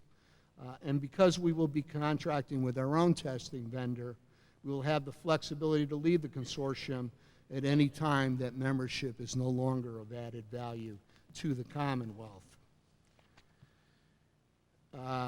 I know there's been concern about the move to online testing and the implications for districts that aren't ready at this point in time. My recommendation calls for being online statewide by the spring 2019 administration to give districts 3 years of lead time. We certainly will track this as we get closer to that deadline. We anticipate that we'll continue to have a paper and pencil option as at least as an accommodation for students who are unable to access testing online.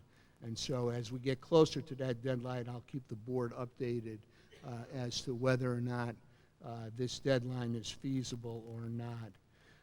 I've also spoken with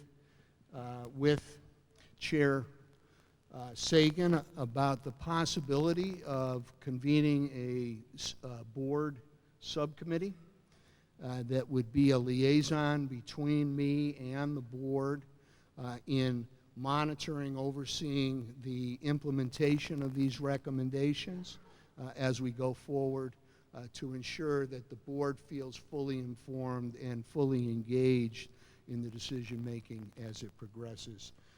Mr. Chairman, I think that's a sufficient overview. I'm anxious to hear from members of the audience who have opinions on this recommendation. Thank you, Mr. Commissioner. I think that sets the stage in a way that's very helpful for everyone. The board will have plenty of opportunity to discuss this amongst ourselves, so I'm sure you'll get reaction to the thought of a subcommittee from this group tomorrow. I think there were two things that I'd ask you to repeat for a second that were clarifications or amplifications of your intent that were not spelled out in the memo because they weren't part of the overall recommendation, but I know there's a great deal of concern with such a potential change going forward. among both our teachers who are working very hard in their classrooms to educate children and want to understand what are they judged by and not, and by our superintendents and all of the administrators in the districts who are also worried about. Some made a decision to test PARCC over the last year or two. Others didn't. They will have to make a decision now for the next year and then know that there's no decision, no choice a year later.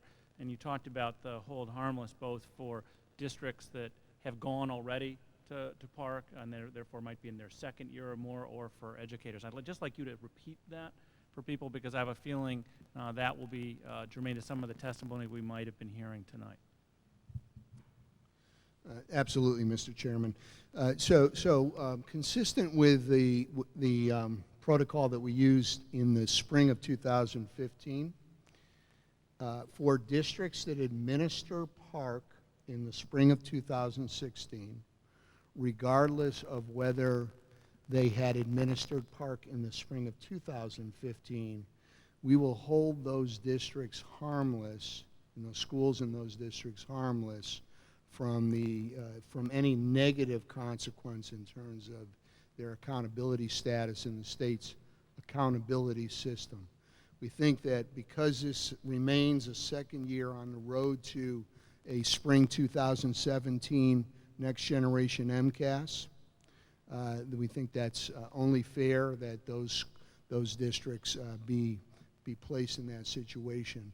Likewise, in terms of our teacher evaluation protocols in the Commonwealth, where, by the way, and this can get pretty weedy pretty quickly, we've set up a system in Massachusetts where we've said that student learning has to be at the center of teacher evaluation, but we've been absolutely hands-off in terms of how that gets measured and how the state's growth scores, year-to-year gains, get rolled into that. We have, unlike other states, we have not specified a percentage or a requirement. So the state's growth scores, the year-to-year gains that students make in their reading and math results, have to be taken into account, but have to be taken into account along with a range of other information about how student learning is occurring. And again, Mr. Chairman, very much parallel to what we did last year for districts that administered PARCC for the first time. We will again this year for districts that administer PARCC, whether for the first time or the second time. We will issue guidance to the effect that if in fact those year-to-year growth scores from the PARCC results are out of whack in a negative way from all of the other evidence that the district is looking at, you can discount, you can discard that information from the weighting of the impact that a teacher's making on student learning. Thank you.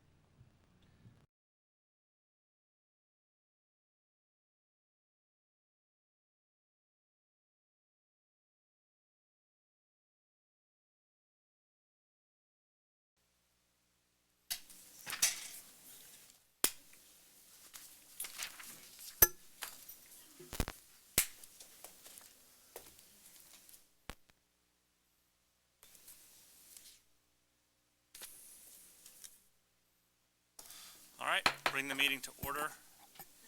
We're all here but one, and I think Member McKenna is on her way from around the corner. It's the November regularly scheduled meeting of the Massachusetts Board of Elementary and Secondary Education. Pleasure to have so many with us again this morning after last night's special meeting as well. I'm Paul Sagan. I'm the chairman of the board from Cambridge. As is our habit, we'll start by introducing ourselves to members of the public. A lot of familiar faces, but maybe some new ones as well. Member Williard, we'll start and go around from your end today. Donna Williard, Chairman of the State Student Advisory Council, Revere. Mary Ann Stewart, Parent Representative, Lexington. Penny Noyce, Boston. Michael Moriarty from Holyoke. James Morton, Boston. Mitchell Chester, Commissioner of Elementary and Secondary Education. Jim Pizer, Secretary of Education. Pryor, Cambridge. Catherine Craven, Brookline. Ed Doherty, Boston. All right, good morning, everybody. Thank you. Thanks for being back bright and early. Matter of routine business, we have minutes from the last regularly scheduled meeting. To have a motion to approve the minutes. Second. Thank you. Any comments, corrections, additions, deletions? If not, all in favor of approving the minutes, say aye. Aye. Anyone opposed? Abstentions? Minutes carry. I don't have any opening remarks. I'll make some when we get to the main item today. I know the secretary has no opening remarks.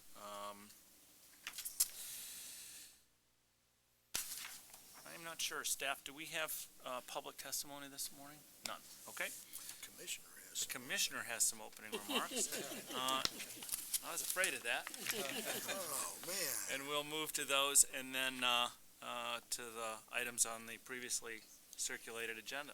Commissioner Chester. Well, now I'm second guessing myself, but not to disappoint, I do have a few remarks.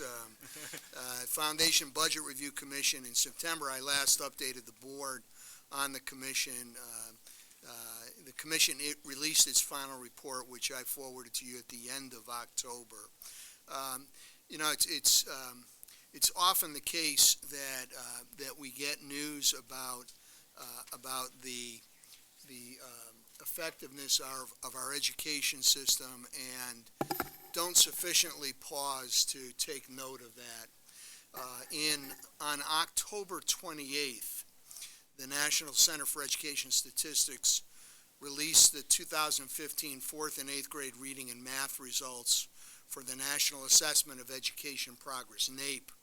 This test is given every 2 years to a representative sample of students in each state in 4th and 8th grade reading and math. Massachusetts 4th and 8th graders once again scored among the top states in reading and math on the NAEP exam. This year marks the 6th straight administration in which Massachusetts students have scored first or statistically tied for first.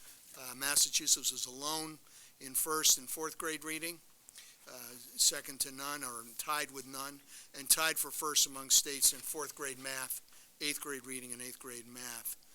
On all four tests, our students scored well above the national average. One of the areas of concern, two areas of concern that I would highlight for you, because I am interested in celebrating the work of our educators across the Commonwealth, and this is a reflection of their work. But I'm also interested in what we can learn from these results that points us toward opportunities for improvement in areas that we need to better understand.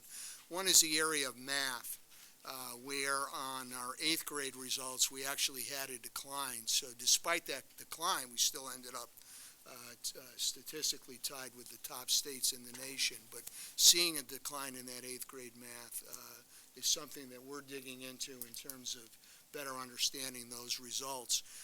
Interestingly, across the nation, quite a few states experienced declines in 4th and or 8th grade mathematics on the 2015 administration. Second area that I would highlight for you, and this is a bit of a continuing conundrum or puzzle to me.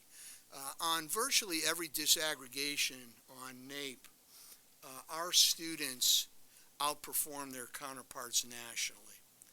So even though we have gaps in results, for virtually every disaggregation that NAEP provides, income, race, ethnicity, language background, when you look at the performance of Massachusetts students compared to their counterparts nationally, our students outperform their counterparts nationally. The exception to that in this result, and we've seen this in previous results as well, is in Hispanic 8th grade reading. And we've seen that across time. And so in 4th grade, Hispanic students outperform their counterparts nationally in reading.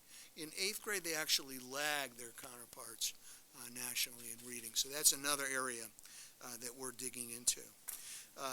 Just switching gears, we continue to move forward on the organizational review that I've given you updates on. Parthenon is conducting this review at no cost to the Commonwealth.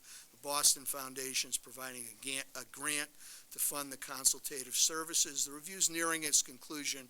I'll keep the board informed as we as we get closer to the conclusion. There was a report issued, and I sent you a copy of it, by the American Civil Liberties Union on student privacy, entitled Back to the Drawing Board, Student Privacy in Massachusetts Schools.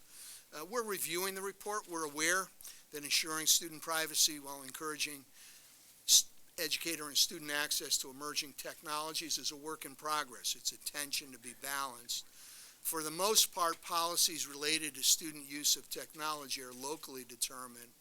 The department provides guidance to local districts and will continue to look for best practices and ways to improve school approaches to ensure student privacy.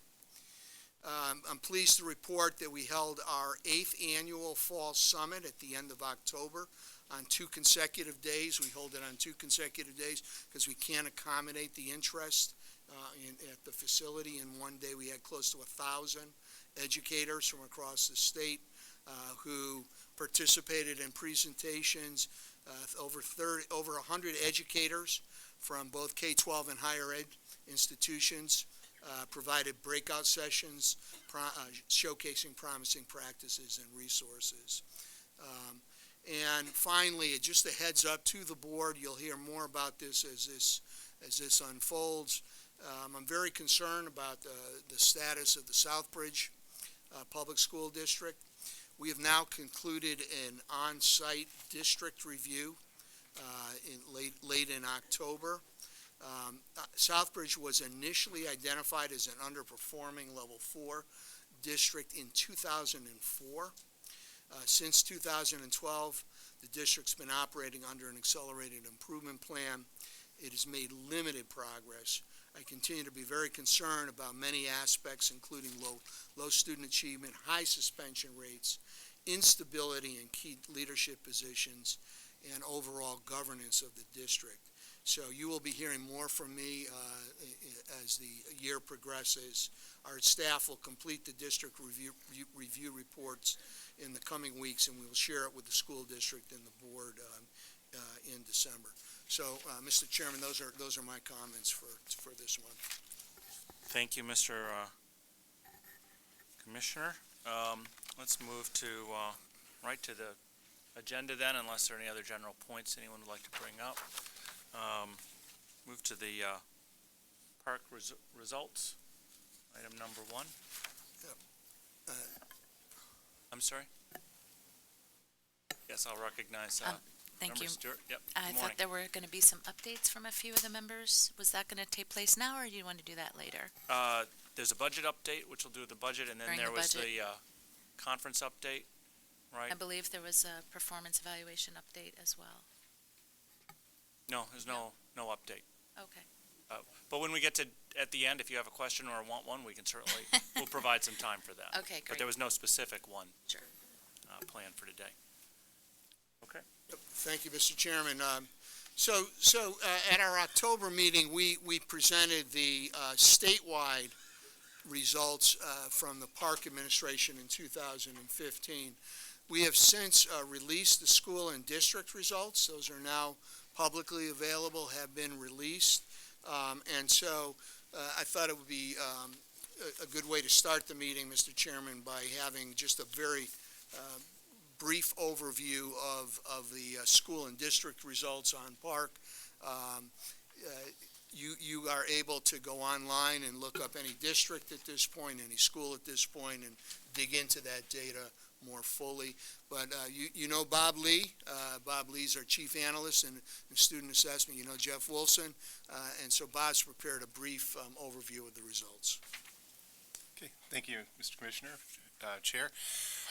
So this is the third month in a row that I've presented some park results to you, and maybe the third time will be the charm. It does take time for a new test program to make sense and for us to get some context, and I'll try to provide some of that.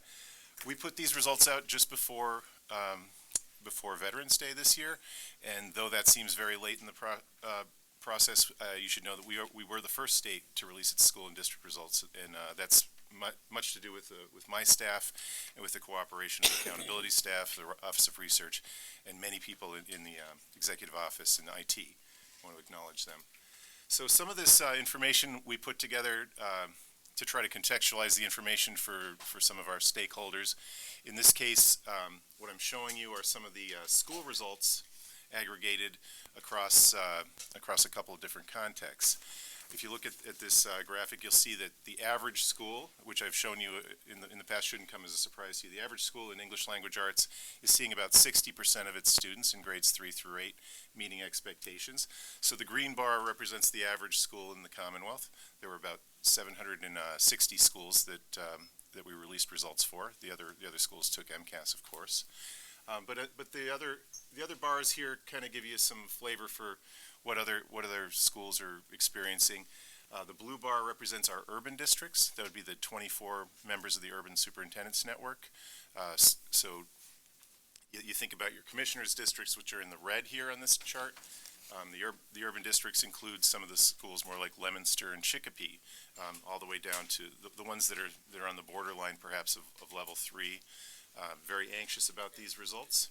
And you can see that there was quite a lot of variation in these results. We saw some schools as low as 0% meeting expectations. Other schools, like one that I'll highlight in a minute, that 95% of the students met expectations. We see a little wider spread here. It's a new assessment. That shouldn't come as a surprise. They're new modes of administration. Likewise, the results here, you see, if you look at the gap between the green line and the blue line, that's the gap between the average school in the Commonwealth and those in the Urban Superintendents Network. And then the 10 commissioners' districts were represented in the green. See, and I'm sorry, in the red. I'm actually colorblind. So the highlights that we wanted to bring. One of the members of the Urban Superintendents Network, Leominster, exceeded state averages. And it had 61% of its students in grades 3 through 8 meeting expectations, and 53% in mathematics.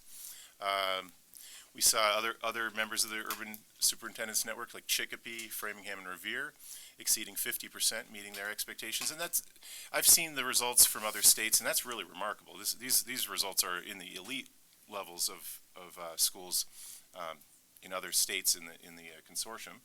And it's something that gives us a little frame of reference. You hear all the time about our NAEP results, about our TIMS results. This now gives a school a chance to actually directly compare themselves to other results as those results come out, as other states put their results online. Some of our urban districts are going to be able to make those kinds of direct comparisons and take a little pride, like we do all the time in Massachusetts when our state results come out. Here in Malden, our host city, we had a transitional student growth percentile. So this is a measure that you're used to in the MCAS terms. We put a T in front of it to remind you that we're measuring how students are growing compared to other students who made the transition from MCAS to PARCC. And Malden had high growth across the district. The district transitional growth percentile was 60 in math, which is what we would consider high for a school, and means that half the students were growing at the 60th percentile or more. Everyone's learning a little bit more, or most of the students are learning a little bit more than other students who started the year with a similar math background. That's what that means. And there we see Newton, our top performing school, the Mason Rice Elementary School, where 95% of the students met the expectations on the PARCC ELA test, 92% in mathematics. So to try to give schools their context, and I want you to just be aware of the ways that we're trying to make sense out of these. Brand new tests, brand new scales, we've shown you those in the past. Some of the measures that we have on the new tests that we focus people on so that they can put their results in context with other schools and the state. Obviously, the percent meeting expectations, like we've said in the last couple of meetings, it's not the same as proficient. It's the new target, and it's the new goal that the commissioners laid out on this test that schools should try to meet. It means you're ready for productive work in that subject in the next grade. And as we've seen, about 8% fewer students are meeting the expectations on the PARCC test than have been proficient on the MCAS test historically, but it varies by grade. On this new scale, we are able to calculate average scaled scores, something we weren't able to do academically on the MCAS test. And an average scaled score now, it allows you just to compare your results using one number and see if there's a difference from year to year, see long-term trends. An average scale score of 750, which is the target, 750 is meeting expectations, means that your average student is meeting expectations. So we saw a large percentage of our schools having average scale scores over 750, which is a good sign. Still doesn't mean that all their students are meeting expectations, though. One of the measures that we calculated in Massachusetts, and a couple other states are following suit, is the transitional student growth percentile, the TSGP that I told you about in Malden. What does it mean? You have a student who scored 742 on this new test. They scored 238 on an MCAS test. Is that good? Is that bad? How do you know? Well, you try to contextualize it by what was the normal student who had 238 doing on the new test. So transitional student growth percentile takes that new score and gives you context. Was it moderate growth? Was it high growth? Was it low growth? Allows you to see how your progress is being made. And for schools, we're saying... Bob, just to be picky on semantics, so I would think about that as typical student, right, as opposed to normal. So in other words, with the question, just to make sure I've got this right, that transitional student growth percentile is when we look at all the students who had similar previous scores on MCAS who have now taken PARCC, what do we typically see as a score? What's an exceedingly strong score? What's an exceedingly weak score compared to their academic peers who previously had scored similarly on MCAS? Is that the right way to think about that? That's exactly it. And anyone else has a question, please. I don't want to get the glaze over look. That's exactly what it is, and it's called a transitional growth percentile because it's not just math the way we've always done math. It's math on the new assessment, and it's math in the new context. So when you say why was this growth high or why was this growth low, you're supposed to think about, in addition to how much math the student learned or how much math the students in your school learned, but also how am I doing making the transition to this new assessment. We also have a transitional composite performance index. Now the CPI has been the main wonky measure that we use in the background for the accountability system in Massachusetts. It's an index that goes to 100, and it's 100 when all of your students were proficient on the old MCAS scale. It's called composite because it also includes the alternate assessment students, that 1%, 1.5% of students that are significantly cognitively impaired and that otherwise can't engage in a pencil and paper test.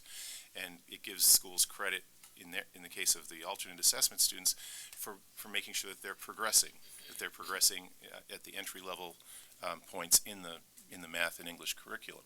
So if your transitional composite performance index reaches 100, it means on the old MCAS scale, you would have had all of your students proficient or progressing on the alternate assessment scale. So I have a couple of illustrations for these new transitional measures that are unique to Massachusetts and that are crucial to our accountability system. I think next month you're going to be hearing from Rob Curtin and Matt Pecos about the accountability results. This will just prime you for that kind of information and also let you know what your school districts are wrestling with as they look at these new statistics. You've heard about equipercentile linking.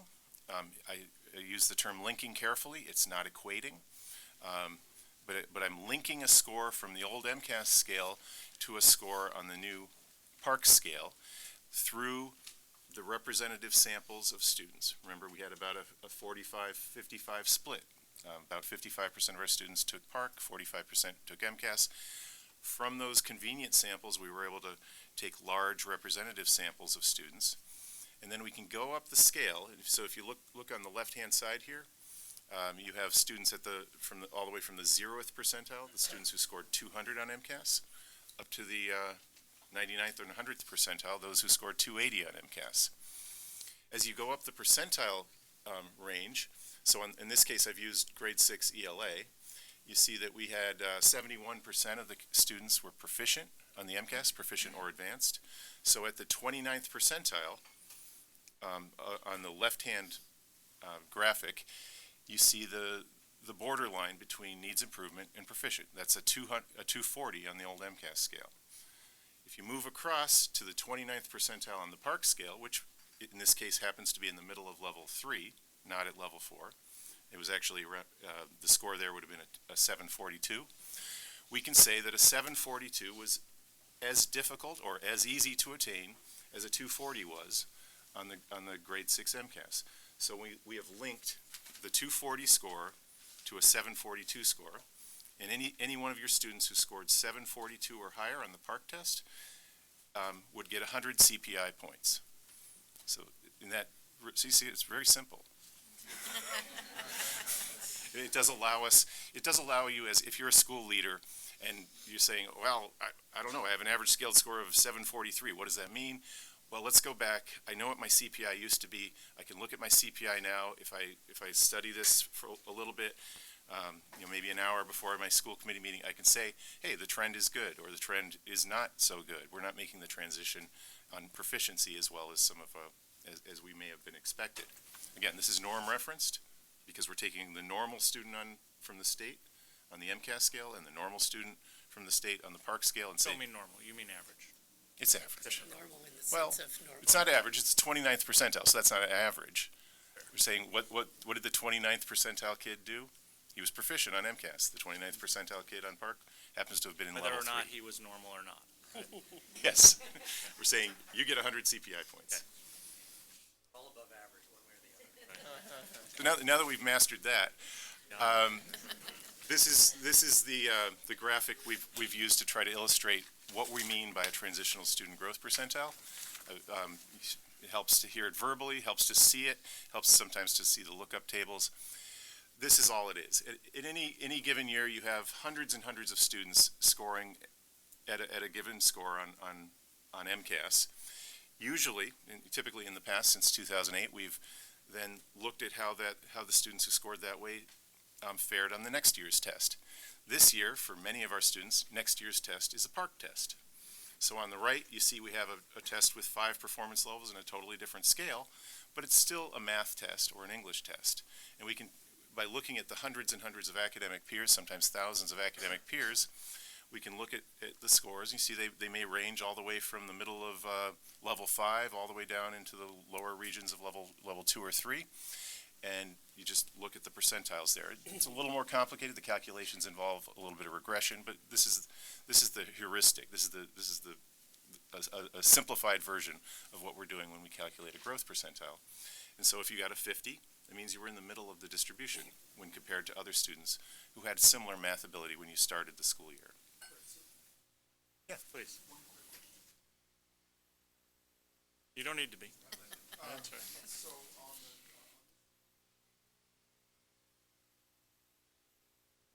Yes.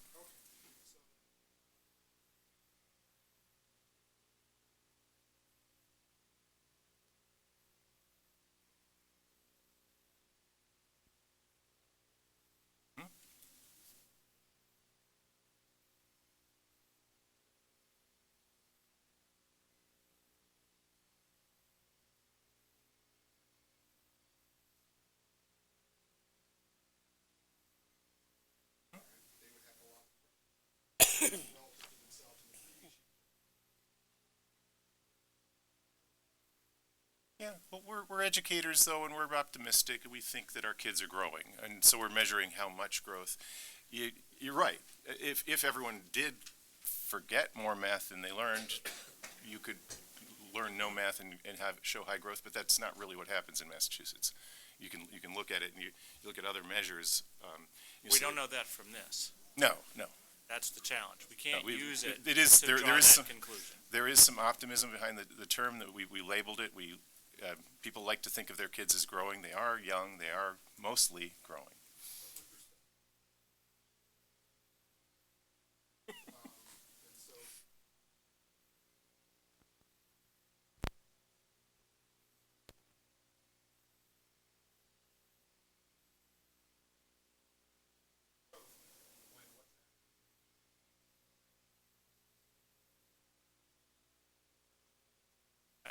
He's right. Yeah. It's a relative measure, and that's what we need to understand, and it's not enough to hang our hat on.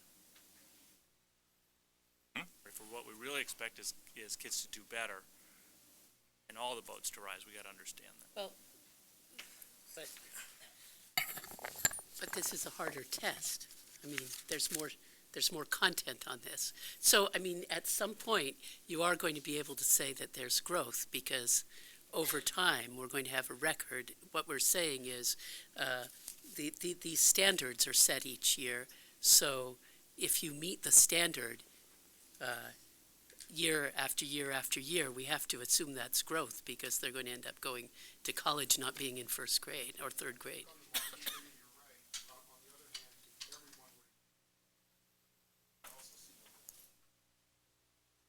Right. Or we would see average growth. I mean, that's what we're really talking about here, right? If you stay the same on the two tests, so you score at level 4 one year and level 4 the next year, and so does everyone else, they would all have average student growth. We wouldn't say, right, we wouldn't say that there was no growth because everybody else grew the same. We would just say, and I think that's what this, so you're right, it is relative student growth. Yeah. Yeah, a little context for the growth statistics. It wasn't that long ago that we didn't have a growth statistic. All we had were achievement levels and what level student ended up in. And we added the growth metric because we felt that metric in conjunction with achievement levels gave a more robust picture of what's happening. Because you could have two different classrooms, two different schools, where equal proportions of students are scoring at level 5, but one school, or let's say level 4, but in one of those schools, in the year before, all those students had been scoring at level 5. And in the other school, the year before, all those students had been scoring at level 3. And those two schools had accomplished very different kinds of things. So we added the growth statistic out of a desire to provide a more nuanced and dimensional picture of what's happening in schools. We always say to folks, don't rely on any single picture alone, because I worry about places that may in fact be making high growth for kids, but their kids are still way behind in terms of any kind of measure that anybody else might apply in terms of where you hope that student would be. Right, and we intend for the growth percentile to be the beginning of a conversation, not the end of one. When you say you had high growth, then why? You can't be sure. It's a different story in every classroom. The next couple of slides or next couple of graphics show you what the distributions look like. Again, we had 767 schools that received their results about a week ago, and this is what they look like. The average school was around the state average of 60 in math, around the state average of 52 in English language arts. You see this wide distribution. About 68% of the schools were within 20 points of the averages, to give you some sense. So if you see things that are more than 20 points off the state average, that's a standard error. That's what some people call it, at some levels of confidence, a significant from the state average difference. So that's all I have for you. Now you have some other business, I understand.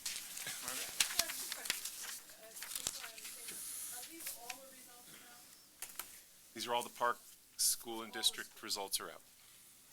From the spring administration. From spring administration. And the final ones were in. We were able to get them on our website, yep.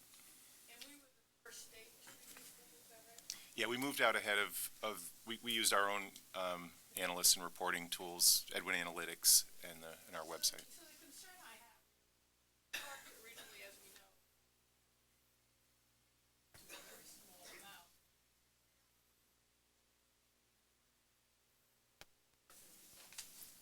Right, we didn't have results until September because there was a standard setting process.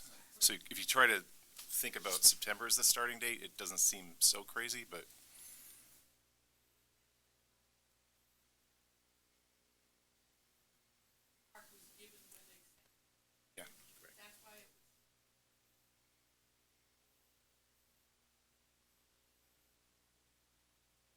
I'm not going to tell you that we're going to have results in June next year for PARCC, but I'll tell you that the starting point is going to be a lot earlier. So whereas I think the commissioners met around September 11th or 12th to approve the final scales and ratify everything.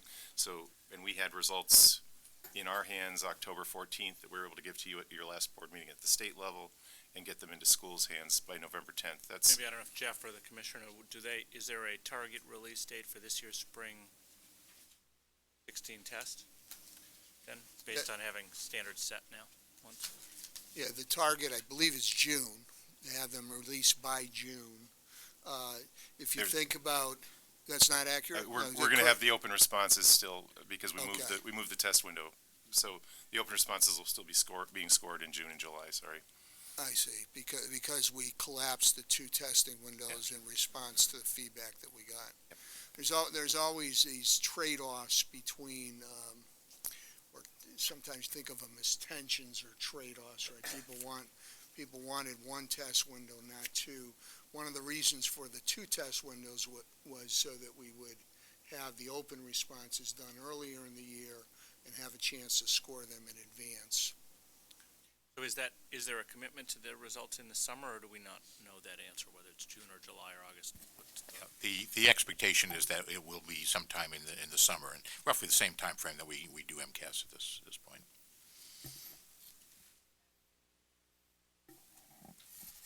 Well, this is the PARCC test we're talking about now. Anybody else on this topic? All right. Bob, thank you. All right, we'll move to a similar and related subject. Item number 2, the Commissioner's recommendation. I know you've, Jeff, a panel to bring up, so I think everybody else ought to just come up now so they're there. This board has been working on this process for a number of years. We have a recommendation and a vote ahead of us today, if that doesn't surprise anybody. Probably the right place then, because what we have is a proposal, and we will need to move to vote on it. One way or the other would be to start with a motion. We have a draft of one. Do I hear that motion? So moved. Thank you. Here, a second. Thank you. All right, so we have a motion before us. We will spend as much time, though, discussing it as we need to. Time for questions, answers. Probably should start with Commissioner who has sent us his proposal in writing, but this would be a good time for you to restate that. I know you did last night very clearly in the context of our special meeting, but I think on the record you should do it again today for everybody, Mitchell. And obviously if there are any changes or modifications or clarifications, please call them out for us. Then I think you have the team here, and I'm not sure if you are going to call on them directly or the board can have as much time for Q&A as we'd like. These are my resources and your resources. So just to remind you who's in front of you, you know most of these folks, but from left to right as we're looking at them, you know Rhoda Schneider, our General Counsel, Bill Bell, our Chief Financial Officer, Jeff Folsom, Deputy Commissioner, and I had the pleasure of introducing Michael Staple last time, who's now our Acting Director of Student Assessment as well. You know, I just wanted to step back from last night's discussion, Mr. Chairman, and just remind the board, and there are board members around this table who have a deeper history with this than I do in a direct way. There was a lot of talk about the world before testing and before things got labeled as high-stakes, punitive testing, and so forth. I mean, I just remind the board that if you turn the hands of time back, not much more than 2 decades in the Commonwealth, you had a scenario where there was incredible inequities in this state around funding and around expectations for student achievement and around delivery of instructional programs in the state. And not that we've eradicated those inequities, but we've gone a long way toward diminishing those inequities. We no longer have schoolhouses with 60 students to a teacher and broken toilets and so forth. I'm sure someone will call me to task. We'll find one or two somewhere in the Commonwealth, but not the way that we did a couple of decades ago. And in fact, a grand bargain was struck where the taxpayers, through their elected representatives, committed to a substantial increase in investment in the educational system in return for aiming high in our aspirations and for measuring our results and measuring ourselves against strong learning goals and strong learning outcomes. And we've made tremendous progress. No question, I'd be the last one to tell you that the job is done, but we've made tremendous progress compared to where we were as a Commonwealth 2 decades ago in terms of students having a better chance in our public school system in all corners of the Commonwealth. We continue to work on the inequities that exist, the inequitable opportunities, but we have greatly diminished that level of inequity. And I worry a lot that there's a narrative unfolding that somehow we need to return to the good old days. The good old days were not very good for a lot of the kids in the Commonwealth. And so I just want to offer that as a kind of broad perspective. I neglected to introduce Ken Clow, our Director of Digital Learning, who's also on our panel this morning. So I talked to you last night, and I won't repeat it. You know, I said this for the first time to you in October. My belief is that MCAS has reached a point of diminishing returns. I'm convinced that PARCC is very much an advancement in terms of being a next generation assessment, much more aspirational in terms of the kinds of student performance, the kinds of critical thinking, kinds of linking writing and reading, kind of learning, application of learning progressions in mathematics that we didn't have the insight in when we first built MCAS, and in addition that the online environment is a remarkably qualitatively more engaging environment for the vast majority of kids. You can do a lot more kind of neat things that are more engaging for kids and that make the assessment more accessible to students, not least of all students with special needs, English language learners, and students with disabilities. But I also acknowledge as a third prong of my starting point that we need to retain our agency over the assessment program as we go forward. We need to be able to make decisions about the assessment system, decide what makes sense and what doesn't as we build our next generation assessment. So I've laid out a set of 9 recommendations for developing a next generation MCAS. I'm calling it a next generation MCAS. First of all, that we will undergo a request for proposals, a procurement process to secure the services we'll need to develop a next generation ELA and math assessment with the goal of having that in the schools statewide, grades 3 through 8 by the spring of 2017. In order to expedite this process and to achieve that goal, because that's a pretty aggressive goal, we want to maximize the use of existing development, existing PARCC development, as well as MCAS items as appropriate, as well as augmenting by any additional test items that we think are necessary to meet our needs. Second, because the earliest we'll be able to get to that next generation is spring of 2017. In the spring of 2016 will be again a transitional year. In grades 3 through 8, districts that administered PARCC in 2015 will administer PARCC again, and will again have the option to use computer-based or paper-based. Districts that administered MCAS in the spring of 2015 will have the option to switch to PARCC if they so choose. Again, either computer-based or paper-based. We will augment the MCAS that's given this spring with a limited number of park items, sufficient to facilitate statewide comparisons and to provide teachers and students in MCAS districts with some initial exposure to the questions, as well as some initial sense of how the scores on MCAS crosswalk with the scores on PARCC. We're able to do that this spring without a procurement because we've kept alive both the MCAS and the PARCC contracts. They're both active contracts. We kept them both alive purposely because we weren't sure where this decision was going to come down this fall. So we're able to accomplish this through existing development. The test forms have been formulated. The augmentation of PARCC on the MCAS has to happen, but the MCAS forms, the PARCC forms have been constituted already. They exist. They're being teed up for spring 2016 administration.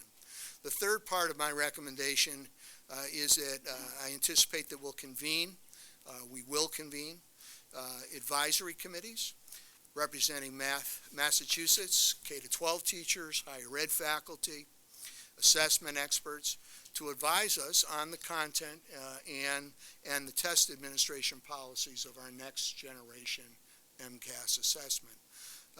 Those policies would include things like the content of the tests, the length of the tests, the scheduling of test administration windows, testing policies for students with disabilities and English language learners, as well as the requirements for a new high school competency determination. And we'll also discuss the timing for reinstituting a history and social science test. Fourth, as an adjunct to the test development process, we will convene review panels comprised, again, of Massachusetts K-12 teachers and higher education faculty to review the current ELA and mathematics curriculum frameworks. And as we develop the blueprints for our next generation MCAS, we'll be able to identify any modifications or additions to ensure that our current standards match those of the most aspirational educational systems in the world and represent a course of study that best prepares students for the 21st century.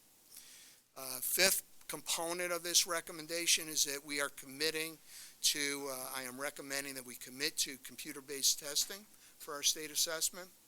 Paper-based option will be made available through the spring 2019 administration with the goal of implementing computer-based testing statewide by spring of 2019. We'll work with districts to help them identify funding sources for the needed technology. We have a very aggressive campaign ongoing currently around accessing dollars that are on the table, not competitive dollars, dollars that are on the table waiting for our districts, a minimum of 40 cents on the dollar, reimbursement rate as much as 85 cents on the dollar through the federal E-rate program. And as we get closer to that spring 2019 deadline, I will keep you updated as to the progress the districts are making in preparing for computer-based administration. And if we have to adjust that timeline, we will. But it is my goal that we'll get to spring 2019 computer-based assessment. Number 6 part of my recommendation is that just as we did last spring, districts administering PARCC in grades 3 to 8, either for the first time or for the second time, will be held harmless for any negative changes in their school and district accountability level in spring of 2017, when we return to a single test for all districts. Every district will be subject to accountability level adjustments. And in addition, as I explained last night, that hold harmless provision would be parallel to what we did last spring for districts that selected PARCC. It will also be parallel on the teacher evaluation front. What we did last spring was we had issued advice to districts that in light of this being the first time the test was given, that if in fact the results on the park growth statistics ended up contradictory in a negative way to other information that evaluators were looking at in regard to teachers, then they should discount the park results. The park results should not harm somebody if in fact it contradicts the other information that districts are looking at. This becomes a little weedy if you're not familiar with our educator evaluation system. We've built an educator evaluation system that does not allow any single measure to dominate and drive an educator's rating. We require that where growth results are available from the state testing program, they have to be one of multiple measures that districts look at across multiple years. But at the end of the day, it is, in fact, the evaluator's professional judgment that drives the final result, not any kind of algorithm or weighting as such. The seventh part of the recommendation is that it addresses high school testing for ELA and math assessments at the high school level in spring of 2016. We'll offer only our current MCAS grade 10 tests in order to focus our efforts on the new test development work. So we won't offer PARCC, ELA, or math assessments. We'll also be offering our science, engineering, technology assessments. We will consult with our advisory committees to propose a broader range of high school testing options that we hope to be able to begin discussing by this spring. Our current MCAS graduation requirement remains unchanged, at least through the class of 2019. We've already made that commitment. This board has through an earlier vote.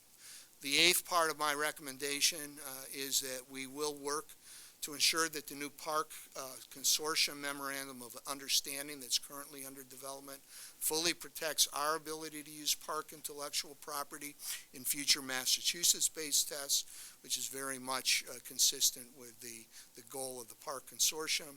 And then the final part of the recommendation is that we would remain an active member of the PARCC consortium until and unless membership is no longer of added value to the Commonwealth.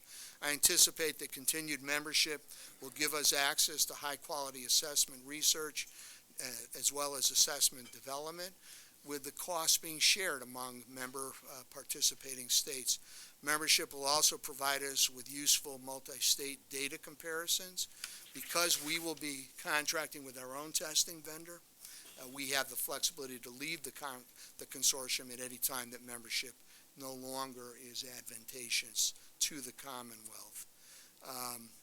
I've also talked to Chair Sagan about possibly convening a board subcommittee that might work with me as kind of an oversight bridge role between the full board and the department as we roll this out. There's a lot of activity underlining each of these recommendations that requires strong execution on a pretty expeditious timeline. We feel like we're up to it. We have an outstanding assessment staff. We've built assessments. We've built assessments in Massachusetts, and a number of us have built assessments in other states. We've got the expertise and the experience in this area, but it's important to me that the board feel confident and comfortable about the direction we're taking, about the way in which it rolls out as it unfolds.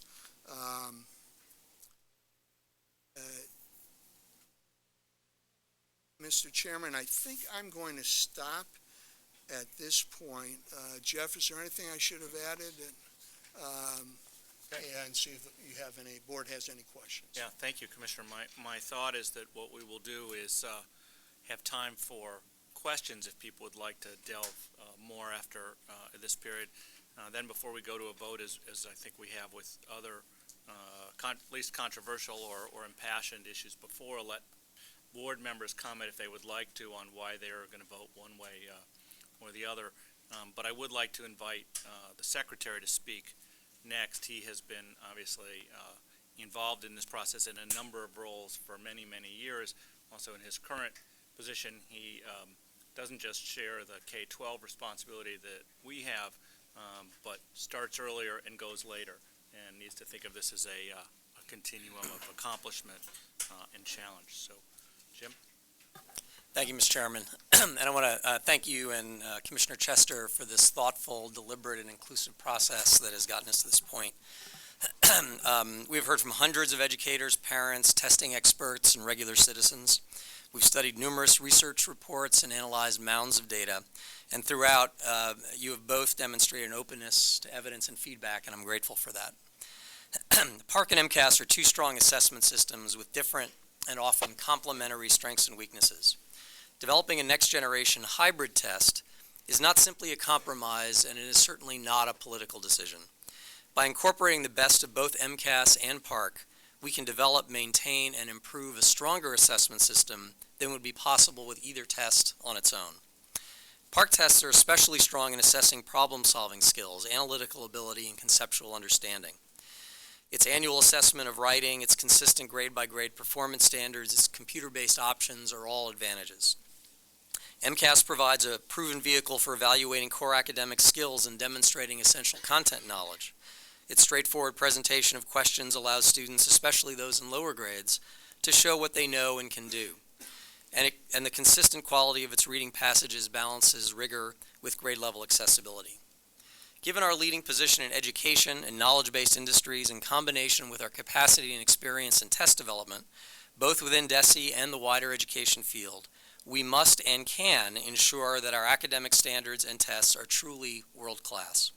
The only way we can give that assurance to ourselves and the citizens of the Commonwealth is to maintain control over the form, content, and standards of our assessment system, including important features such as score reporting and test item release.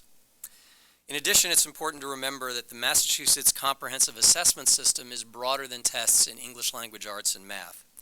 We have science, technology, and engineering tests, alternative assessments for students with severe disabilities, and the future U.S. history and social science test. All of these tests should be part of a coherent system.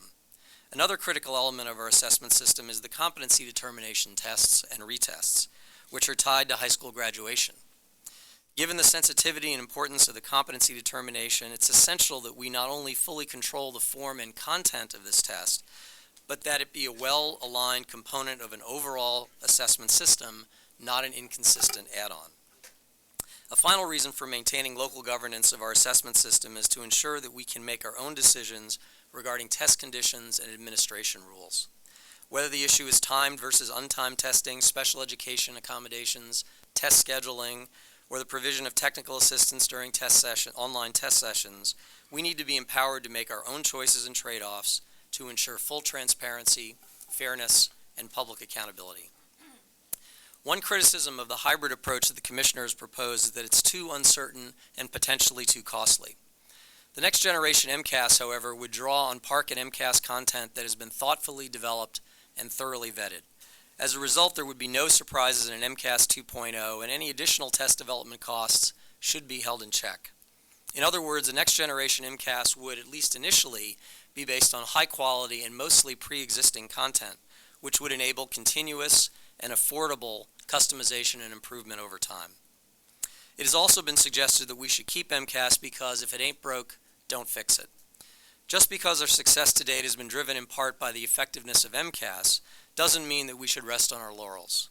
We must continue to elevate our standards and expectations to meet the rising challenges of a changing society and an increasingly competitive global economy. Others have argued that we should press pause by declaring a moratorium on using statewide assessments for purposes of school accountability, teacher evaluation, or high school graduation. I think this would be a grave error, which would set back the imperative of taking action now to address persistent achievement gaps and to build on the success of our 20-year reform initiative, grounded in rigorous standards, valid and fair assessments, and accountability for results. We must not lose the momentum that we have established and sustained, and we must redouble our sense of urgency about making even faster progress, especially for those students and communities that remain underserved. Finally, I want to address the issue of this spring's testing plan. The Commissioner's proposal calls for one more year of using both PARCC and MCAS as we make this transition to a next-generation MCAS. I support this recommendation as a necessary bridge to MCAS 2.0 without forcing schools and districts to change course in the middle of the year. I want to emphasize that we are fully committed to implementing an integrated set of assessments by 2017, which will meet state and federal requirements for a single assessment system. But for now, I'm convinced that the least disruptive path forward is to stay with the status quo in 2016. A decision like this is never easy, and it inevitably fails to satisfy everyone.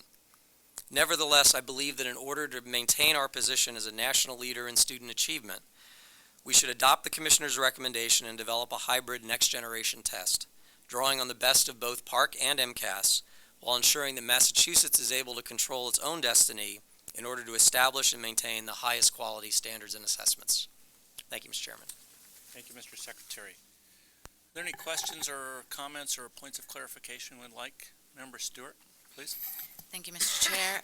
Just a few questions on the bulleted recommendations.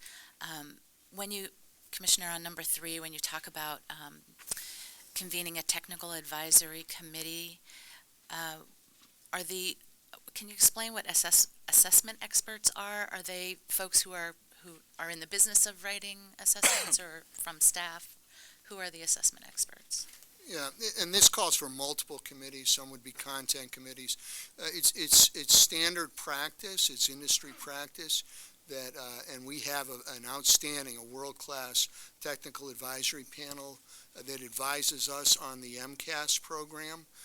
It's comprised of largely academics who are experts in the area of assessment, development, and implementation. They're not industry representatives. They're largely from the academic field. So I guess one thought I had was that for both the technical advisory and the review panel, have you considered perhaps adding superintendents to that review as well as teachers, so that, and perhaps even, one from urban, suburban, and rural areas as we go into this? That might be something, if they're willing. Yeah, absolutely. I mean, the goal here would be to be inclusive in representation, and I would anticipate multiple panels depending on the grade levels, the subject areas. We certainly want our teaching force to be well represented, as well as our administrative force. I think the tension will be between providing maximum inclusiveness and keeping things rolling, being expeditious in moving this along. But I think it's very doable. And my last question is really, and maybe Secretary would like to jump in here as well, is, in addressing the digital divide and in, talking about the dollars that are on the table, what else is actually out there, to build infrastructure? We've seen the heat maps. We've seen, where the infrastructure is non-existent, and if we're trying to move, a lot of folks have, have expressed their concern around the digital divide. So you've been at the table with all the other secretaries. I'm just interested in where the economic opportunities are to support some of this, as well as the E-rate leveraging. Thank you. Well, there are a number of discussions underway to look at potential sources of state funding. One of those is a bond bill that has been passed, so the authorization to appropriate is there. The first $5 million, I believe, Ken, of the $38 million that were identified for K-12 infrastructure upgrades have been released. So we continue to work with the administration on the possibility of releasing more of that. Second set of conversations is occurring with the state treasurer. The state treasurer both oversees the school building authority, and so we're having conversation with the state treasurer about whether or not it'd be appropriate to access school building authority dollars for this. And then the second set of conversations with the treasurer is on whether or not we can identify some low interest loans that might be made available to districts. Member Noyce, did you have your hand up? I did. I I would like to ask how many districts you think will elect to give MCAS rather than PARCC this year when PARCC is holds them harmless, but MCAS doesn't. And to understand a little bit better what is the reason for offering a choice rather than just saying this year everybody will take PARCC and they will all be held harmless. Well, a couple of thoughts on that. One is, it did seem to me that given that the core of my recommendation is a new test beginning in 2017, that it didn't make sense to require districts that hadn't yet taken advantage of the choice back in 15 to now make that change, knowing that in 2017 we'll be on a next generation MCAS. In regard to the first part of your question, I don't know how do we anticipate how many districts that gave MCAS last year might now select PARCC. I would assume there will be a number of them. I don't know what percentage of them that would represent, but I would assume it would be more than just a handful of districts.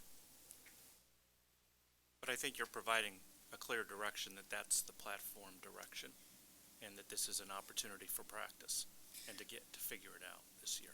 That is correct. I am messaging when I speak with superintendents and school committees that if you really want to position your students to be exposed to the kinds of expectations around learning and achievement and performance that are more like the next generation assessment, you really should be looking at PARCC. Member Craven? So I know that there are a lot of questions that we have in front of us today, but again, I want to go back to a little bit about what the commissioner said, which is that there's never been a perfect circumstance for us to make this decision, right? I think what we're looking at today, and I spent 10 years working on the budget for the House Ways and Means Committee when MCAS was a glimmer in the eye between 1993 and 2004. When this was the grand bargain, as we talked about, and as so many people from the business community so eloquently discussed last night and in the other hearings that we had all summer long. I would argue that what we have in front of us today is actually a direct response to some of the concerns that we heard from the public, from the superintendents, from the business community, quite frankly, about the state of MCAS as it is right now and what we can do to make it better. I mean, there's been a couple of years of basically disinvestment in the R&D that has been the underpinning of MCAS, and I think that this is where we are today, is that we have a link to a company that is looking at new pedagogical questions, but we don't have to be bought into one specific company, which is Pearson. And I think that this is a good option because it preserves the optionality on things like the commissioner mentioned. We heard a lot about complaints about the administration of PARCC, that we would have more control over if this were to be fully within our governance and our direct accountability. For instance, the special education part of MCAS was something that was a long evolving innovation, quite frankly, in how districts do that, administer that test. And Massachusetts was at the forefront of that. Massachusetts was at the forefront of special education when in 1972, Chapter 766 of the Mass General Laws was passed. So for us to sort of shift all of that emphasis over to a consortium or another company or something of that nature without retaining what we're calling today some of that hybrid optionality, I would prefer to call it, I think would be a mistake. And I also think that we are, if this is done correctly, preserving the best of the investments that we've been making over the past few years. And that a recognition at this point in time that not that PARCC nor MCAS is not perfect in either one of its current forms, right? So again, the choice that we have in front of us has been oversimplified by some. But again, it's not that today we walk out of here and that we're done under any circumstances, whether we picked PARCC or whether we picked the hybrid test, and there's not even an option for a no test. So again, the idea of what we heard in some of the hearings, which was to test or not to test, is not the question. It's which test and how to develop that test and how to continue R&D, which gets to be expensive as we've learned. On the table also, ironically, during today's discussion, is the Chapter 70 review that the legislature just put out, which again would commit over another $1 billion, if the state has it, to fund what it is that we've been doing for the past 20 years through education reform.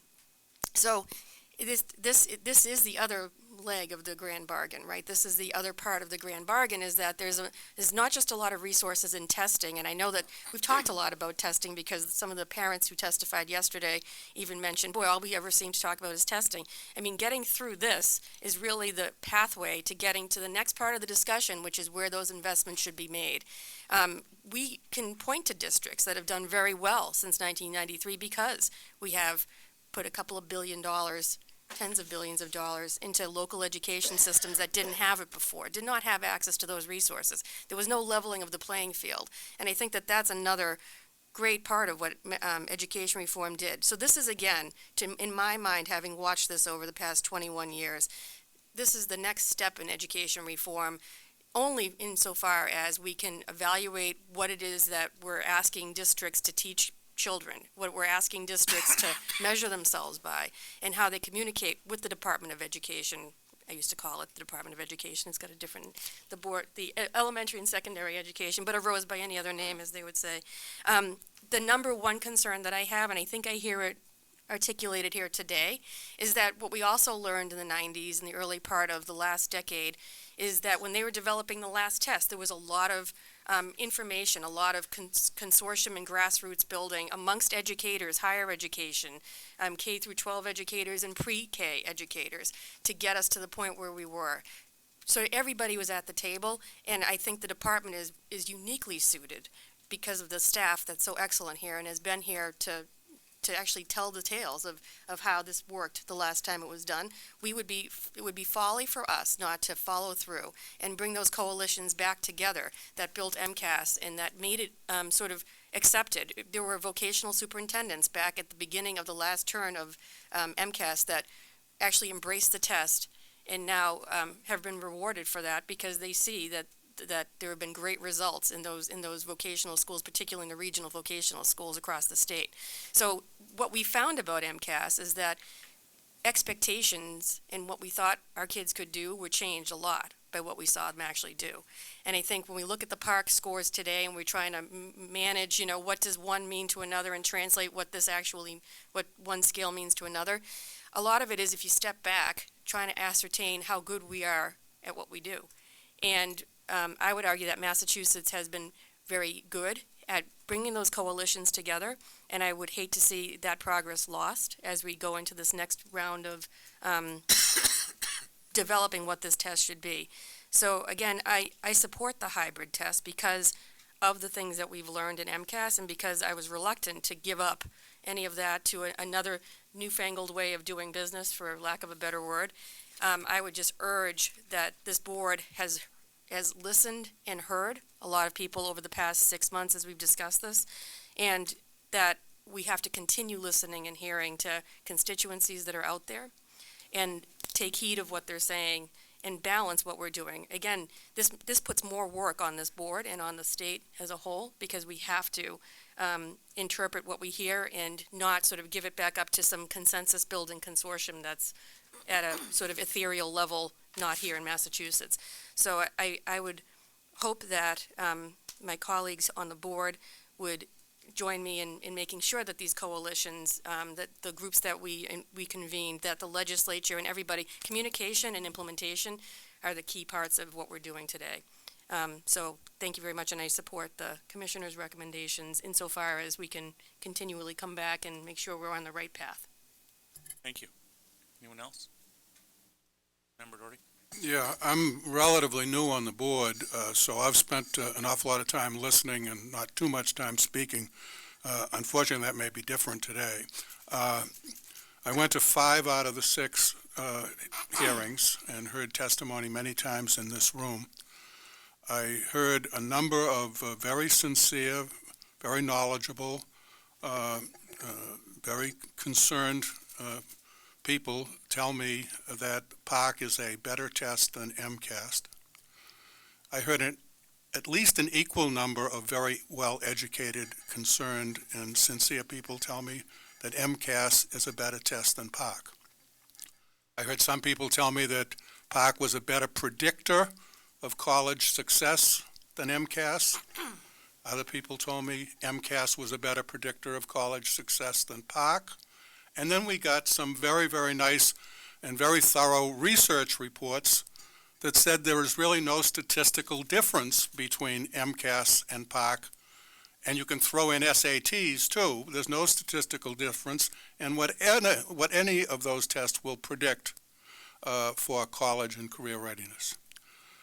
People said and testified that PARCC was a more rigorous test than MCAS. And then somebody else would get up and say, no, PARCC's questions are just more confusing than MCAS. Some said we have to have a harder test because kids have to learn more to be prepared for the next generation. So it's good for kids to have a harder test. And then other people would get up and say, well, it's not good to have a harder test because fewer kids will be proficient and more schools will be labeled as underperforming because the test is harder. So I have to say with all due modesty, after listening to all of the testimony, I don't have a clue which is a better test, PARCC or MCAS. And since I have not been convinced that PARCC is a better test than MCAS, then I don't think we ought to abandon MCAS. Why go and buy a pig in a poke? We have a test, and I, with all due respect, disagree with the commissioner. I don't think it's outlived its usefulness. I don't think it has diminishing returns. MCAS has been our student assessment for almost a couple of decades, and as the commissioner pointed out, for the last 12 years at least, the last 6 iterations of the NAEP tests, Massachusetts has been #1 in the nation and tops among some other countries in the entire world. MCAS has served us well. Can we revise MCAS? Sure, we can revise MCAS. The commissioner can put together a good advisory committee to look at MCAS as it is right now. Hopefully with a heavy percentage of classroom teachers and principals to look at revising MCAS and perhaps making it a better test.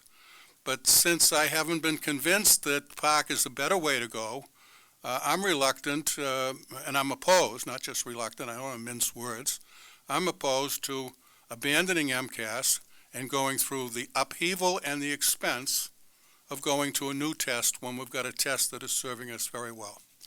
But having said that, I don't think that's the most important thing. I think whatever comes out of the decision that's made today, we really have to pay attention to what was said to us last night and at some of the other meetings. And that is the testing and the use of these tests is wrong.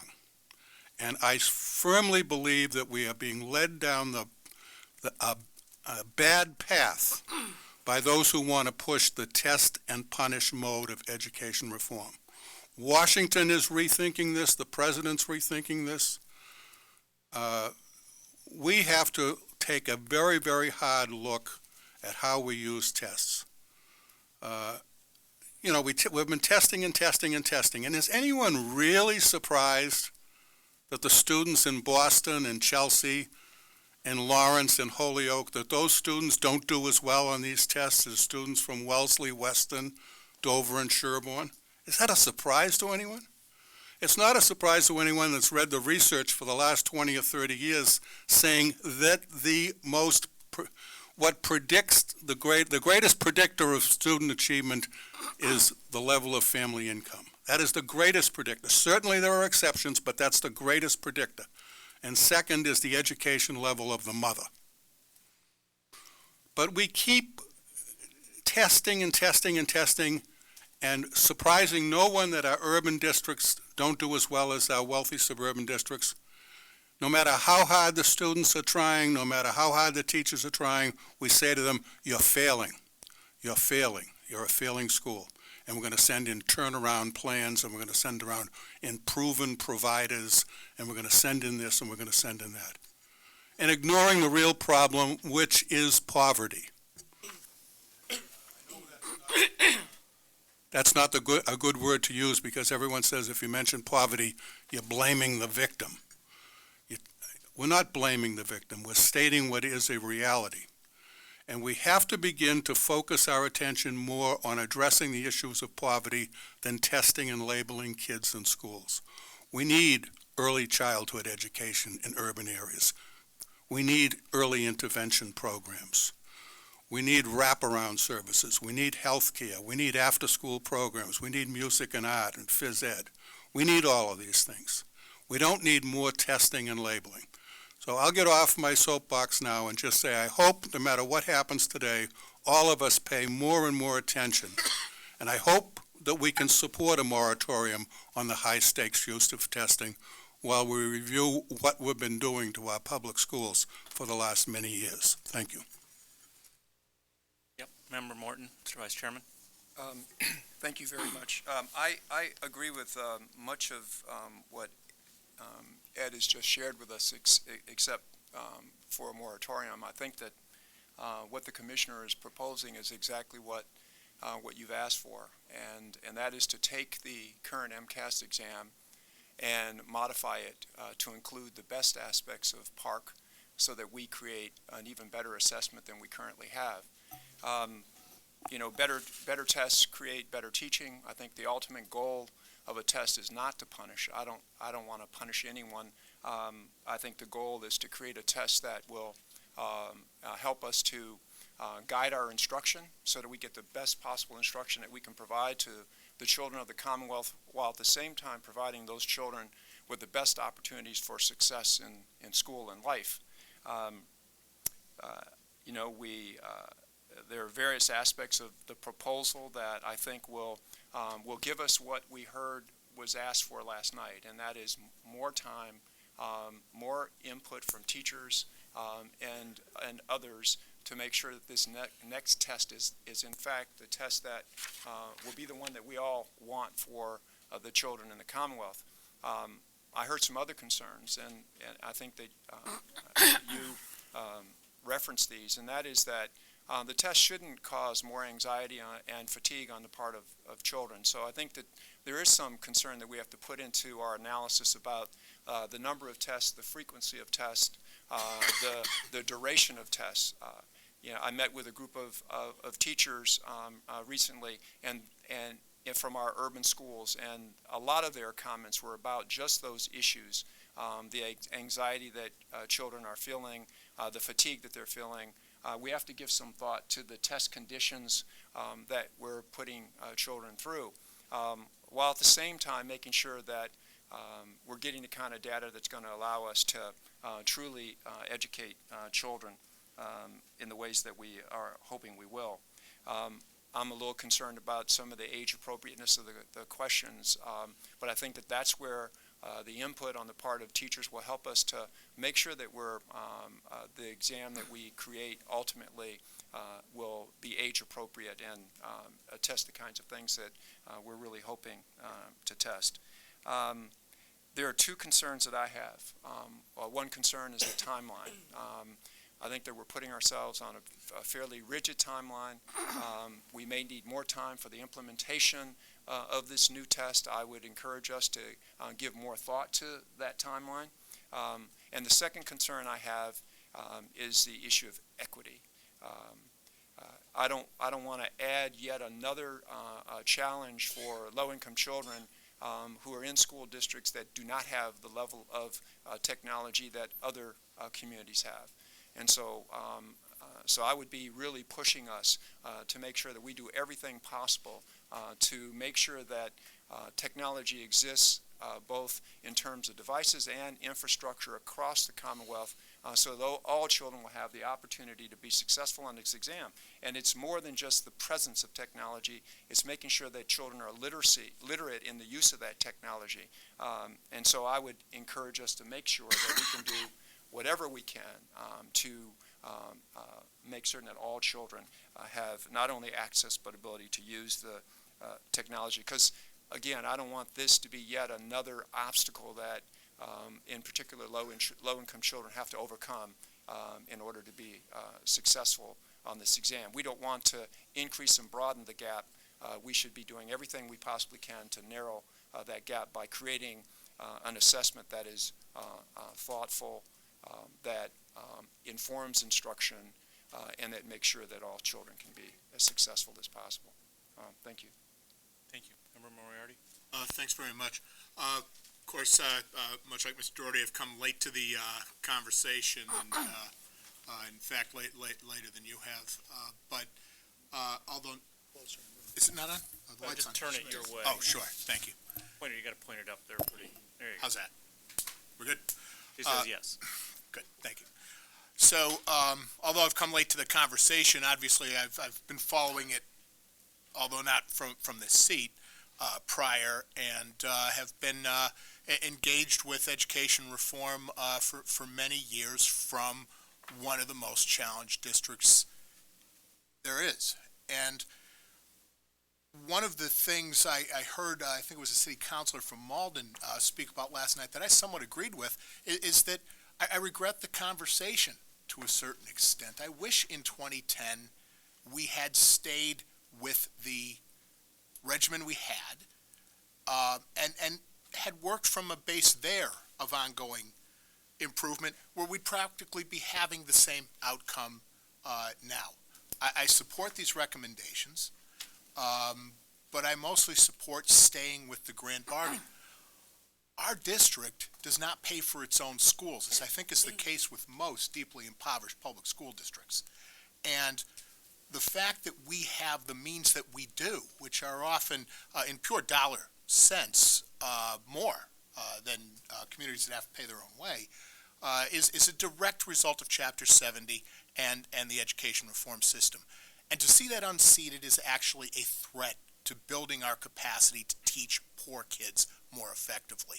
Because you can't come from a place like Holyoke and know people in your community without knowing poor kids can, in fact, learn. They do learn.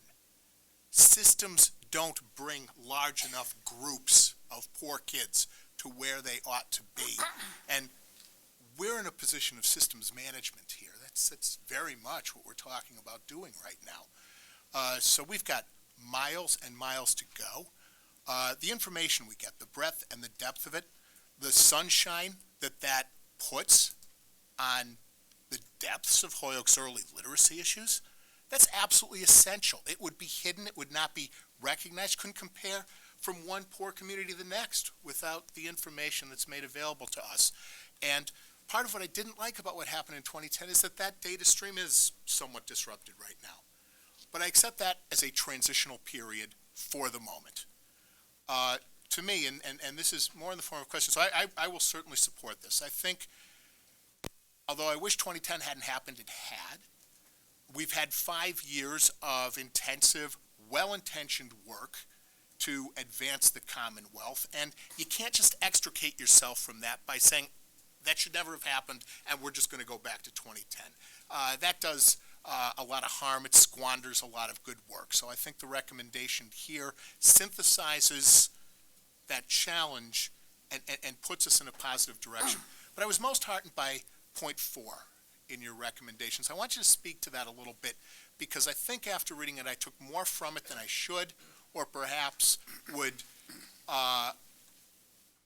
look for perhaps a more forceful direction than I may hear. And that is that we will not be tethered to the Common Core in a doctrinaire way in ELA and in math, but that we will, as my colleague Ms. Craven said, we will work with the stakeholders throughout this Commonwealth and continue to build our own way going forward. But perhaps not immediately, and certainly not by instantly abandoning the work that's been done to synthesize with the Common Core. I want to know that that's my understanding, get some clarity on where we think that particular piece will go, but knowing that to me was perhaps the most heartening of every piece of the recommendation. Sure, and thanks for the question. So we certainly are not tethered to anybody's conception of where we should be or shouldn't be. The 2010 standards, the English language arts and mathematics frameworks, different people have different views on them. They incorporate the Common Core, but they very much bear Massachusetts stamp. They were developed with the input of a lot of Massachusetts educators through a very thoughtful process, and there's a lot in there that is Massachusetts specific. I do think that we're 5 years in now.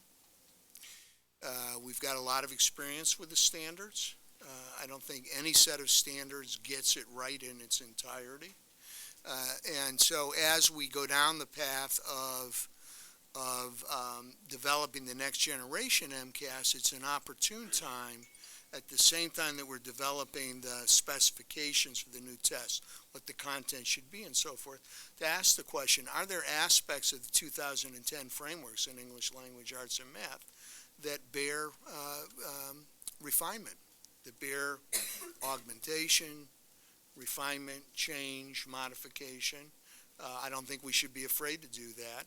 And I think when you do that in conjunction with test development, it's actually a pretty strong process. I don't want to signal that we're leveling the field and starting from scratch. I think that would be a huge disservice to our educators statewide. Our educators statewide have been working diligently to implement those frameworks. I don't see that there's a need to scrap them, to level them, to rethink them from a blank slate. But I'm certainly open to, what have we learned after 5 years of implementing them that we would modify at this point? I'd just add from the chair, we have an established process for all of our frameworks. I think you've seen at least a little discussion. We're in the middle of science and technology. We've had direct board involvement in that process in the Secretary's office, so it's time to do that again on those core topics, and we will, and then we'll get to all of them one more time and always try to make it clear, transparent, and have a lot of time for comment and being thoughtful. Member McKenna? Oh, I'm sorry. Penny, did you want to follow up on this point? No, I defer. No, I was going to make it general. I was going to make my big statement. No, All go right. ahead. So there's a lot of things I've heard that I agree with. I mean, one cannot argue, I would never argue with my colleague, Catherine Craven, about the good work that was done on Chapter 770 and what resulted from it in terms of financing to the districts that definitely needed and deserved it. But I think the pendulum has swung, and I think that the national discourse on testing has recognized that as well, and that for whatever reason, however we've turned the corner here, what was a good thing and what is accountability and what should be formative has somehow taken the tinge of punitive, which we got to find a way to talk about it differently, because it's not right. It shouldn't be punitive. It's got to show accountability, that we care about what happens to our students, that we're not punishing teachers, that we're not punishing school systems, that we're trying to make them better. But that's not the tone we hear in the public discourse. And we spend a lot of time talking about accountability, but you hear, when we hear at our public hearings, that's what you hear. You hear this sense of, don't punish us anymore. So we've got to take some responsibility for it and talk about it in a different tone. And I do think we have to, if these tests are going to be formative, they've got to be, the results have to come in a way that they can, in fact, be used by teachers, by parents, and by students to, in fact, help learning. And therefore, they've got to be, not only do you have to hear the results, they've got to be results on the test, on items, so they can be formative, and we haven't done a very good job of that either. So I wonder how much, except initially when we did what we were supposed to do in terms of turning a spotlight on the schools that in the districts that needed to be seen as underperforming, how much good we've done in terms of our testing to close the achievement gap, except initially when we showed the districts that were not doing what they should have done, and then we provided the sort of funding to help them, but how much has testing since then, over the last 5 or 6 years, done to improve the achievement gap? And I would argue not much, if any. So that's where I would say poverty, and that's one of the things, but I would say our attention should be on the achievement gap. We talk a lot about being first, and we should be proud of it, but I think we should lead the nation in figuring out how to close the achievement gap, and we certainly, if there's anybody should be able to do it, we should. So, this is either a new test or it's not. If it's PARCC, it's PARCC. If it's not PARCC, it's a new test. If it's a new test, we can't do it by 2017. Not responsibly. If it's a combination of MCAS and PARCC, it's a new test. Because when you reorder a test, even the same test, it's a new test. If you change the timing of a test, it's a new test. If you reset the standards, it's a new test. So when you say, I'm going to take proven test items from PARCC and proven test items for MCAS, that's a new test. Because depending on how you combine them, order them, which ones you pick, and how you put them together, that's a new test. Then you have to beta test it, then you have to standard set it, then you have to test it, beta test it again, then it's a test you can give. I don't know how you do that by 2017. I'm not opposed to doing that. In fact, I think we have learned a great deal from giving PARCC and giving MCAS. I think we've learned a great deal from hearing from parents and teachers and superintendents about their experience both with MCAS and with PARCC in terms of test timing and the technology issues that we've heard that we can all learn from and do better. And if we were giving PARCC again, we might be able to sort of fix those. But when we talk about creating a new test of a combination, then I think we owe it to our students to really do what we've learned from preparing tests, which is when we combine them, it's a new test. When we order them, it's a new test. Then we need to beta test it before we use it and hold people accountable for it. There's been some experience here in the Commonwealth of giving tests that we have not beta tested that have been horrendous. Now, I've been around a very long time, so I refer back to the teacher test we gave for the first 3 years, which were horrendous. That they really, we did not know what we were doing. And the result was just chaos. Because we hadn't beta tested it, and people just didn't know what they were doing, and the test was a bad test. And eventually it got okay, and it worked, but for the first 3 years it didn't work. I just don't want to see us in that situation again. If we're going to do it, let's do it right. You can't do it right if we're going to create a test, try to create a test in September, start in September 2016, and give it and have it accountable in spring 2017. I don't know anybody who could do that. I just don't think it's possible.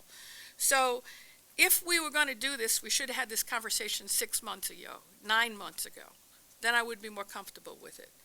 But I'm not comfortable with it now, so I will not vote for it because I don't think it's fair to children, teachers, and districts to vote for something which we don't know what it's going to be, which won't have the time to be tested or standard set and beta tested, but people will be accountable for, so I don't think it's fair. I also think there's something in your memo, the commissioner in the memo, which I was heartened by, which said new directions and possibilities, that we would have an opportunity to look at development and implement possible performance-based assessments, which just, made my heart beat fast. In a very optimistic way, is that could we be one of the first states that would actually look at performance-based assessment? And to tell you, the College Board has implemented for the first time performance-based assessments in one of their programs and found it incredibly successful. So there is a way to do it. And what an opportunity if we took the time to create a small piece of our new test that would be performance-based. What an opportunity. So I'm in favor of doing this. I just do not think it can be done in the time frame we're talking about. My goal would be here is in 2016 and 2017. I think, probably people, I'm not saying we don't test, I'm saying people probably should take PARCC. We should work on a new test that, with all we've learned, and hopefully by 2018 have something that we can be proud of, that people will be prepared for, that will be, something that Massachusetts can be proud of, and that people will know what's coming. Thank you. I think there was a question in there. Yeah, so I think a question for the commissioner. State the question. I don't know what question. No, I think there's a question. Okay, yeah. I think her question was,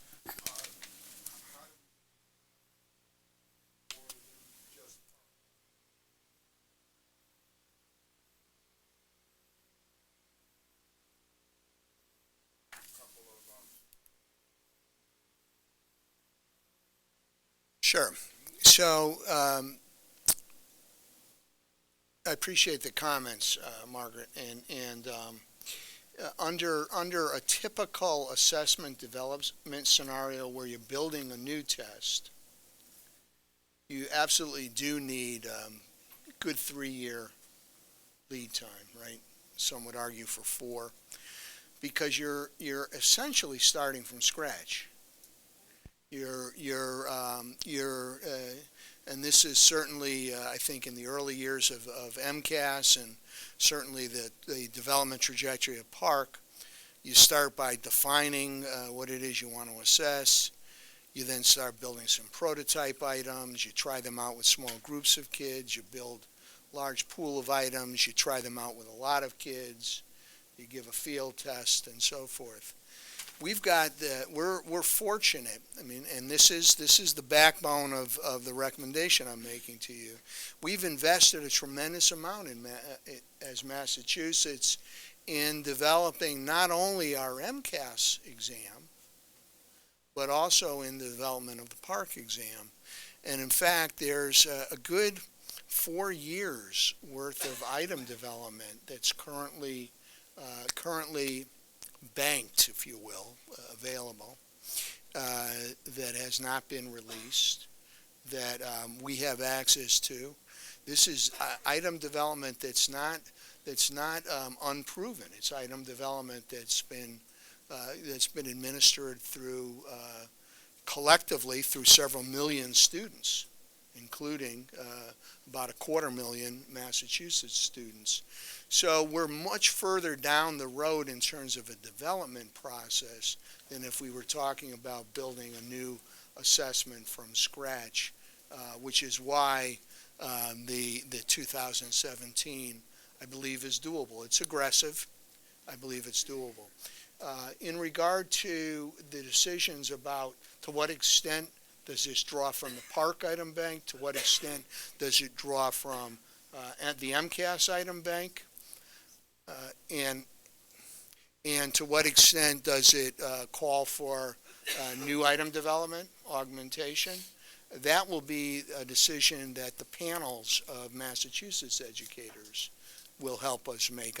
I don't have any predetermined notion that it should be X percentage from PARCC, X percentage from MCAS, X percentage of new development. So if I can just follow up, if I thought this was a brand new test, I would not think it could be done by 2018. I'm saying using all of the items that have been explored in PARCC and MCAS, but when you, and there are a lot of testing experts I'm sure in this room, when you combine 2 different tests and you reorder them, and you have to figure out timing and difficulty in terms of order, that creates, quote unquote, a new test because you're reordering things. You have to beta test it to see if it works, and you have to set standards. So what I'm saying is I don't think you could do that by 2017. If it were a brand new test, I think you'd be talking 2019. But I'm just saying, by doing what you're doing, I don't think you can do it by 2017 and do it well, is what I'm saying. And I don't think it's fair to people to suggest we can. That's all I'm saying. And taking in all the things you've said, I don't disagree at all. I'm just saying I think it's a monumental task that you can't do it 6 months fairly with kind of, so. Right. So again, I hear the concern. If you think about the distinction between building a new test and building a new form of a test each year when we give the MCAS, we roll out a test that we've never given. I know. We roll out a test that we've never administered.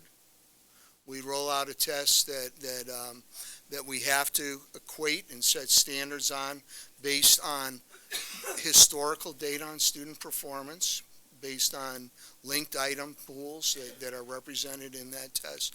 So the proposition that I'm putting forward for 2017 is closer to building a new version of an existing test, a hybrid of the two tests, for which there's a lot of known quantities. It's not something that hasn't been field tested, tried out, that we don't have a lot of information about. And can I just add one more thing, and that's it. And the other thing I would suggest is I would hope that if we waited that one more year, that we could do what Maryland did, which is provide more time and resources to provide the technology to the districts that they deserve to have, to give the kids who don't have it the opportunity to use the technology, be prepared. And then the stories we've heard from people with the technology would not be as adverse as they have been in some districts. So Let me ask a follow-up clarification question, which is, if we accept this recommendation and we speed ahead and find that Margaret's right, that we can't get to something that we really believe is close enough to what we know to administer, or even after we administer we find the results challenging or the administration challenging, we would have the ability to hold harmless again if we said these results are we need to make more improvements, right? So that we can deal with this timetable in two ways, either now or later, right? To do it now would be to say 2 years rather than one, which would be 1 year being the commissioner's recommendation. The other would be to put a stake in the ground and try to hit this, and then to come back with the advice of experts, the board, and the department, and decide how we evaluate it, correct? So let me suggest something. I think it would be unfair for us to say to people, we're going to try for 2017, but we're not sure we can make it, because then everybody has to worry about that. I would say that we should get better advice as to whether we really can do it before we make that decision. Well, I hear the commissioner saying this is the deadline, and he believes the department can make it, and you voiced skepticism. Right. So we'll know only on a date certain in the future. I assume we could have skepticism over 2 years as well. I think we have the commissioner's recommendation. We can choose to take it or not. But I'm trying to understand, if we take it, and that's the will of the board, and we find that it's just not possible, we have an ability to change direction. The other is to accept doubt against the recommendation, and then we know we can't get there. Yeah, and if I might, this is not my recommendation in a vacuum. Did a fair amount of research, including with members of our technical advisory panel and others, as to the doability, feasibility of the process that I'm outlining to you. So this is not my best guess about what's possible. It's an informed recommendation to you, informed by quite a few folks, our own staff, as well as assessment experts that we rely on for our testing program all the time. Catherine? Thank you, Mr. Chairman. To that end, I think one of my questions just about the, separating out the administrative challenges from the pedagogical and question and qualitative-based challenges of administering any new test, because we are here to talk about an RFP for a new test, right? There have been lessons learned, and there has been a lot of discussion and experience over the past few years on how both tests have been administered. I would think that if we're on such an aggressive timeline, that the board could see a sort of more specific recommendation on how the administrative pieces would be delivered. It seems to me fair and reasonable that letting districts know what the sort of ground rules for the new test would be could come in front of the actual test questions for 2 years from now, which would be worked on. In other words, what we know about how to administer tests without this, even with or without this technological piece of this, should be something that could be more easily discussed, I think, than the questions and the content of the test, which to the Commissioner's point is new every year, regardless whether it's MCAS or PARCC. But I think the ground rules for districts and how they're going to administer the test is better to get more specificity out to them sooner than later. And that's really, having that more quickly would alleviate a lot of the sort of stress level for the school districts out there, I think, now. So that's just my observation, and I would just ask that, when that's ready, the board would be reviewing that.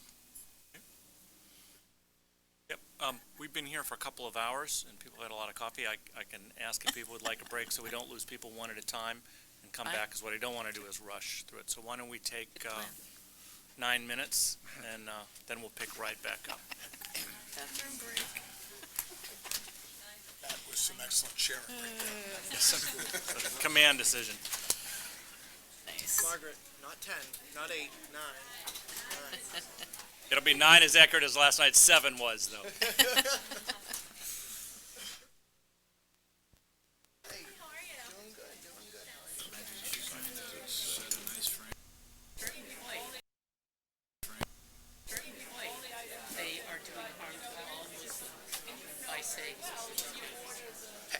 Have from the beginning.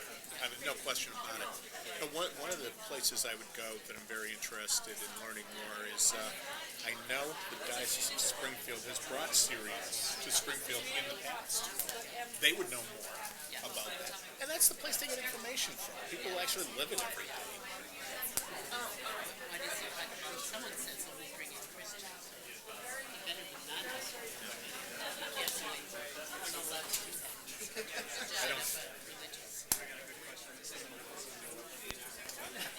Which doesn't seem right if that's the point at which you're being persecuted. I mean, if you were being persecuted, you'd be Christian, but you're being persecuted. Probably want to revisit. Right. It just seems like a both-and approach. But it's thorny stuff. I don't envy the folks who have to have those calls. Yeah. It's about as far as I'm going. I'm not shy about telling people I bring to the table probably the humblest resumes. Yes. Yeah. Okay, all right, I will. It's hard, because we don't hear ourselves. Maybe not.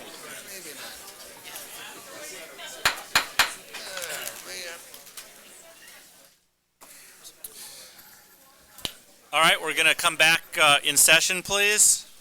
Pretty close to 9 minutes, at least on board time.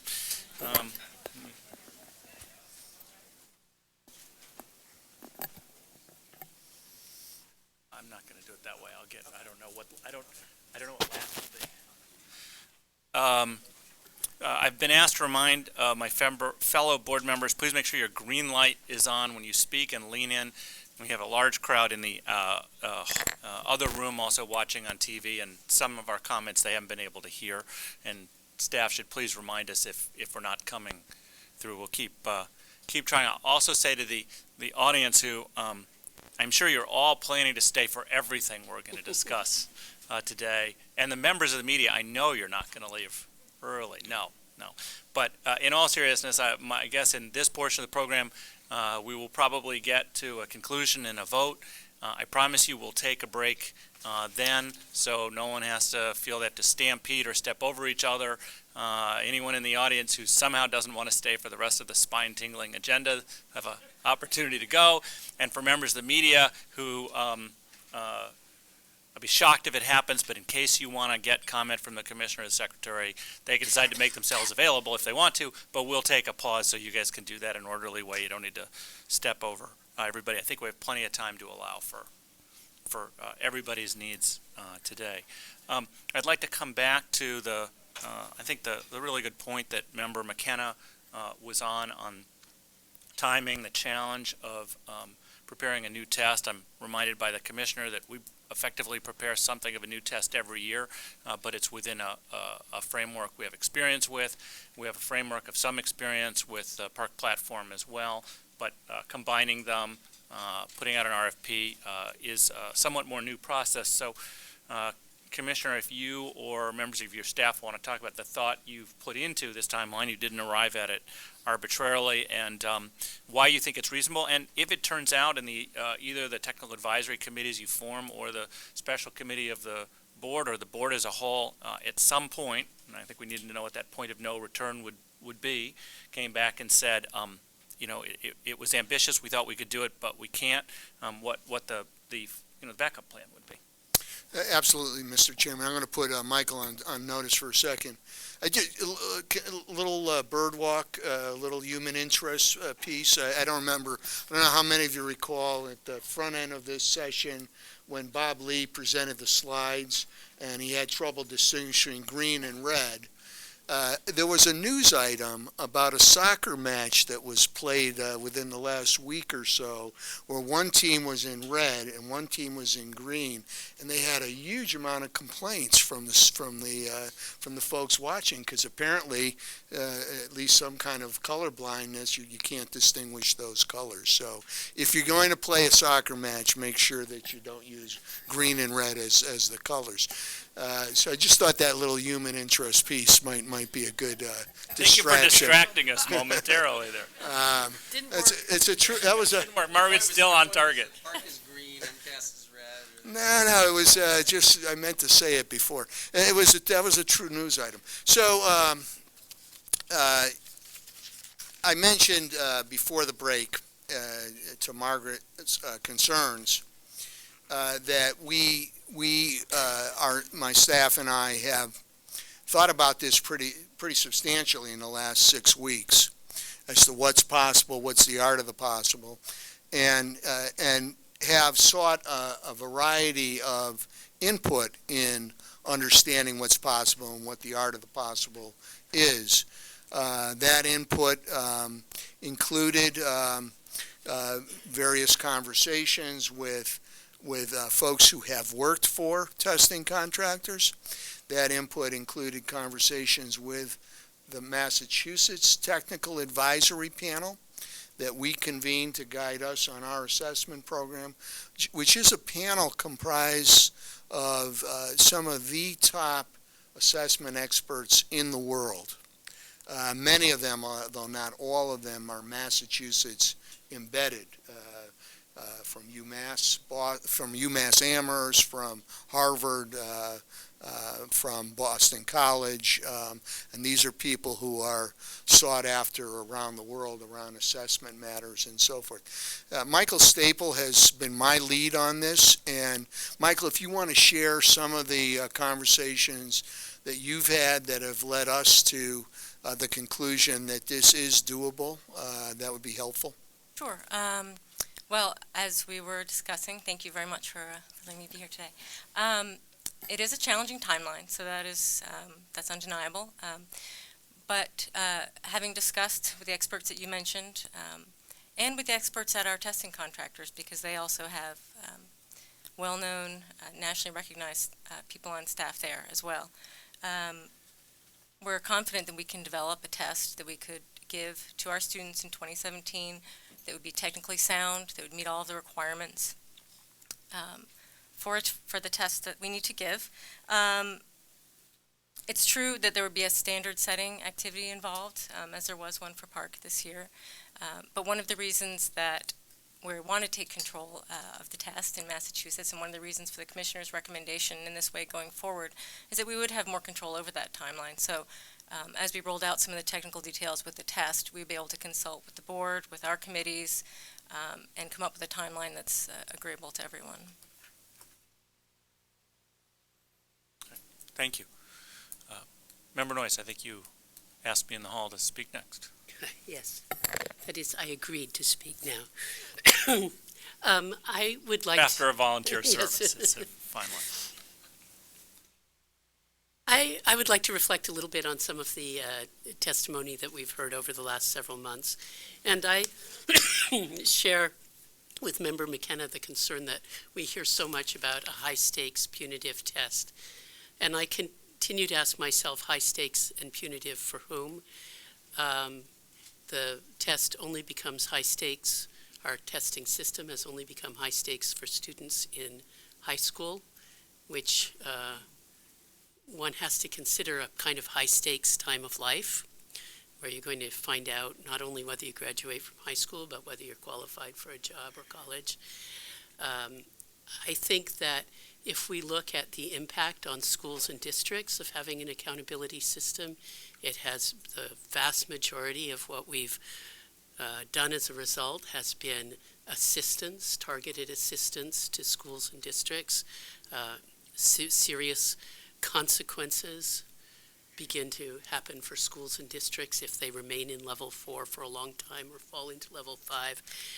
I think there are few of us that would look at Lawrence and say that kids are worse off as a result of the state takeover than they were before. And so I believe that our accountability system on the whole is strongly geared toward assisting students and school systems to try and improve their outcomes for kids. We heard also, well, MCAS hasn't eliminated the achievement gap. A test can't eliminate an achievement gap. What it did was actually point out areas where the achievement gap was much bigger than we realized. It's empowered parents to realize when their kids who might be getting A's and B's in school were not getting an adequate education. It has moved the dial toward justice, I believe. When we talk about the achievement gap, sometimes we seem to be talking about there'll be no difference there'll be no spread in how students do when compared against their socioeconomic status. We haven't figured out how to do that. And sometimes we talk as if we just didn't do testing and just did what we know, we could solve this problem. But obviously, if we knew how to make poor kids achieve at the highest levels, we would do that. We're not mean people, and we're not that stingy. We are still figuring this out, and data helps us figure it out. Even if we haven't eliminated the achievement gap, we have greatly increased the performance of our lowest performing and most disadvantaged students. And as Commissioner Chester said, we do better with kids on free lunch, African American students, ELL students, than most of the rest of the nation across the board, except for this difficulty we have, which assessment helps us understand and bring out and start comparing approaches to, where we don't do as well as with our Hispanic students as some other jurisdictions. So that's just my general statement in favor of high-stakes testing. I will say that I'm very concerned about the amount of time that we hear some districts and schools are spending on testing, and I think that in the most cases this is due to a mistaken, misguided adult response to the accountability system we have. And one reflection of this is the great proliferation of profitable interim assessment companies that say, we will predict for you how you will do on MCAS. Well, so what? What we really want to know is, what is the work that we should be doing to get better on MCAS. And there is a difference. I actually edited a book about this, but difference between formative assessment and interim assessment. Interim assessment checks where you are. It's like if on a race, when you get your splits, right? You know how well you're doing. But formative assessment is when you meet with the coach and you go over your form and you say, this is a way that you could run better based on what we're looking at here. And that work needs to be done at the school level, in the classroom level, with teachers, sharing time and looking at work together.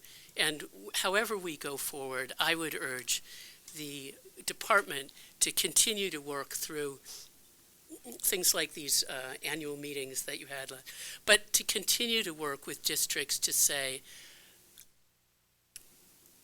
any other assessments that you are doing besides the, final summative assessment at the end of the year should be formative. It should be instructional. Kids should be learning by doing the assessment. Teachers should be learning by giving the assessment.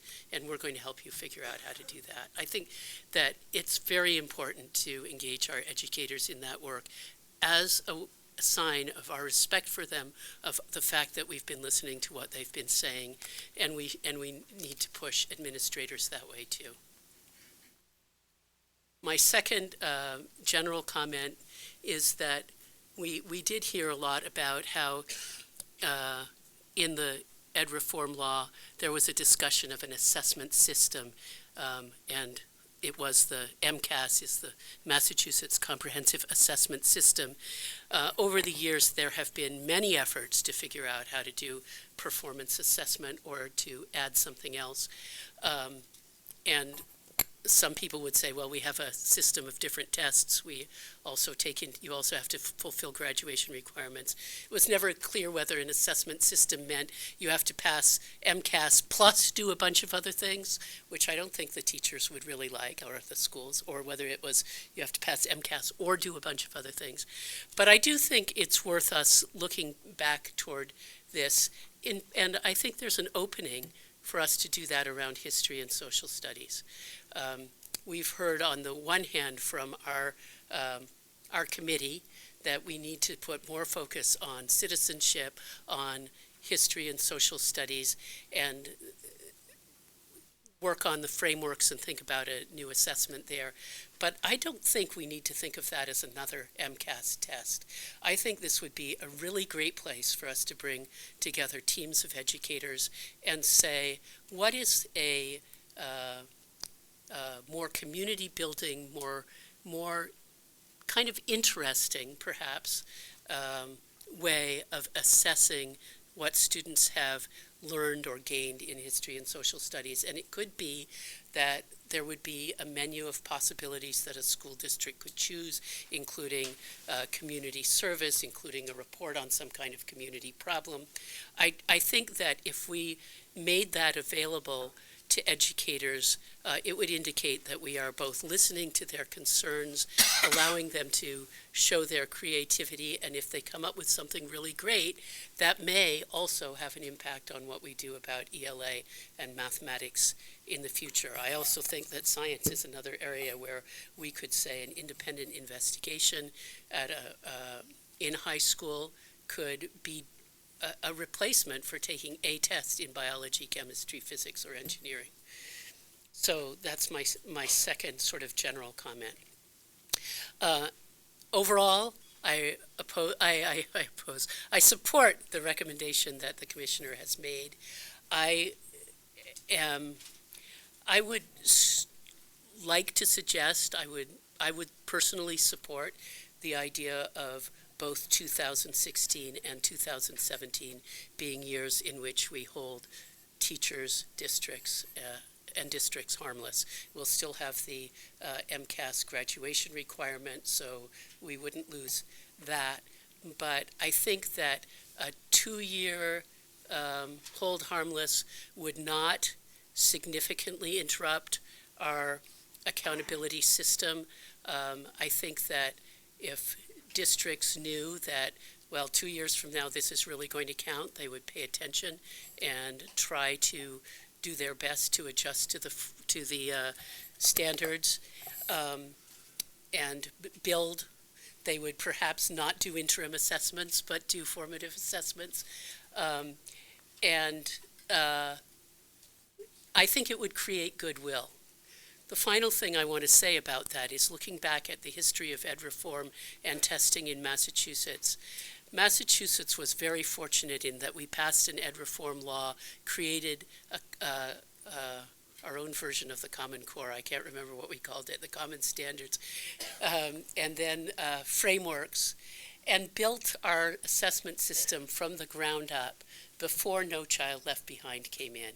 And that meant that there was a degree of ownership, a degree of pulling together. Yes, when MCAS began to count, there was a certain amount of pushback to that. But there was a sense that this is something that we have built, that we have believe in, that we had voice in, and therefore we can really get behind it. And I think that has been a tremendous piece of the success and continuity that we've had in Massachusetts as compared to some other states that have had more contentious rollouts of their assessment and accountability systems. I think that giving a 2-year hold harmless period in which we say, yes, we're going to get this right, we're going to make adjustments, we're going to find out how the administration of the test goes. If you can't sign on for 15 minutes, we're going to give you an extra 15 minutes to complete the test, etc. I think that would go a long way toward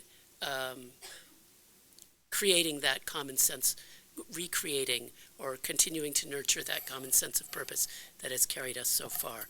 With or without that, I intend to vote for this proposal, but I just wanted to make my comment. Thank you. 1 second. Did you want to comment on that, or did you want My own to comments. respond? But I'm not sure if there was a question embedded. I just want to make sure I didn't go too quickly, Commissioner. You don't have to. I just wanted to try No. I guess the one thing that I would comment on, Penny, and I think you actually made this statement early in your remarks about it often matters who you're most focused on as to whether you see an accountability regime as punitive, helpful, etc. So the one thing I worry about in terms of having a moratorium on accountability for too long is that there are schools in the Commonwealth where students are systematically receiving the short end of the stick in terms of education, and for every successive year that they are in that situation, their life chances, their future chances are diminished even further. I worry a lot about those students, and I worry a lot about those schools, and I would be very concerned about putting off too long calling out those schools, not for the purpose of punishing them, right? Others may disagree with me, but for the purpose of saying, let's get this right for these kids. Simply doing more of the same and hoping that a year later it's going to look better is not acceptable. Yes, if I understood, Penny, if I understood you at the beginning, you seem to imply that the only high-stakes aspect of the testing is the 10th grade graduation requirement, and I would respectfully disagree. I think if these tests, which initially are supposed to be designed to assess students, are really being used to evaluate teachers, to evaluate schools, to decide whether or not a teacher or a faculty is going to be replaced, a principal replaced, a school system put under receivership, and teachers losing their collective bargaining rights. Certainly, I think all of these things are high-stakes use of these tests. And I believe that we have to review that. I just want to clarify. I said that for students, the only high stakes is at 10th grade. Well, when they're being labeled as being in a failing school, and in many cases, those schools are not failing.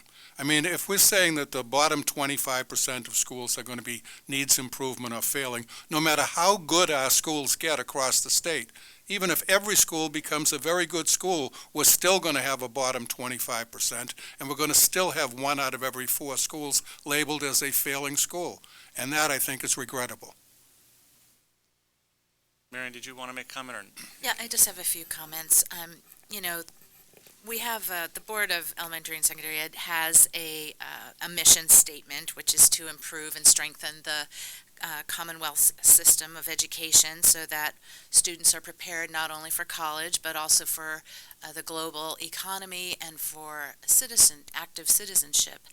And in so doing, to close the proficiency gaps. So I agree that we have to get this right, Commissioner, but how do we do that? That's the question. How do we set up the right conditions for all learners and for teachers? And it's not through a standardized test. You know, I'm hearing my colleagues around the table, and there's very much that I agree with from everybody. So, you know, I think this is the rub. How do we do it? And there are certainly a lot of other places where we should be putting our time and energy thinking about all of this. For many children, many children will do very well on these types of tests, but not all of them.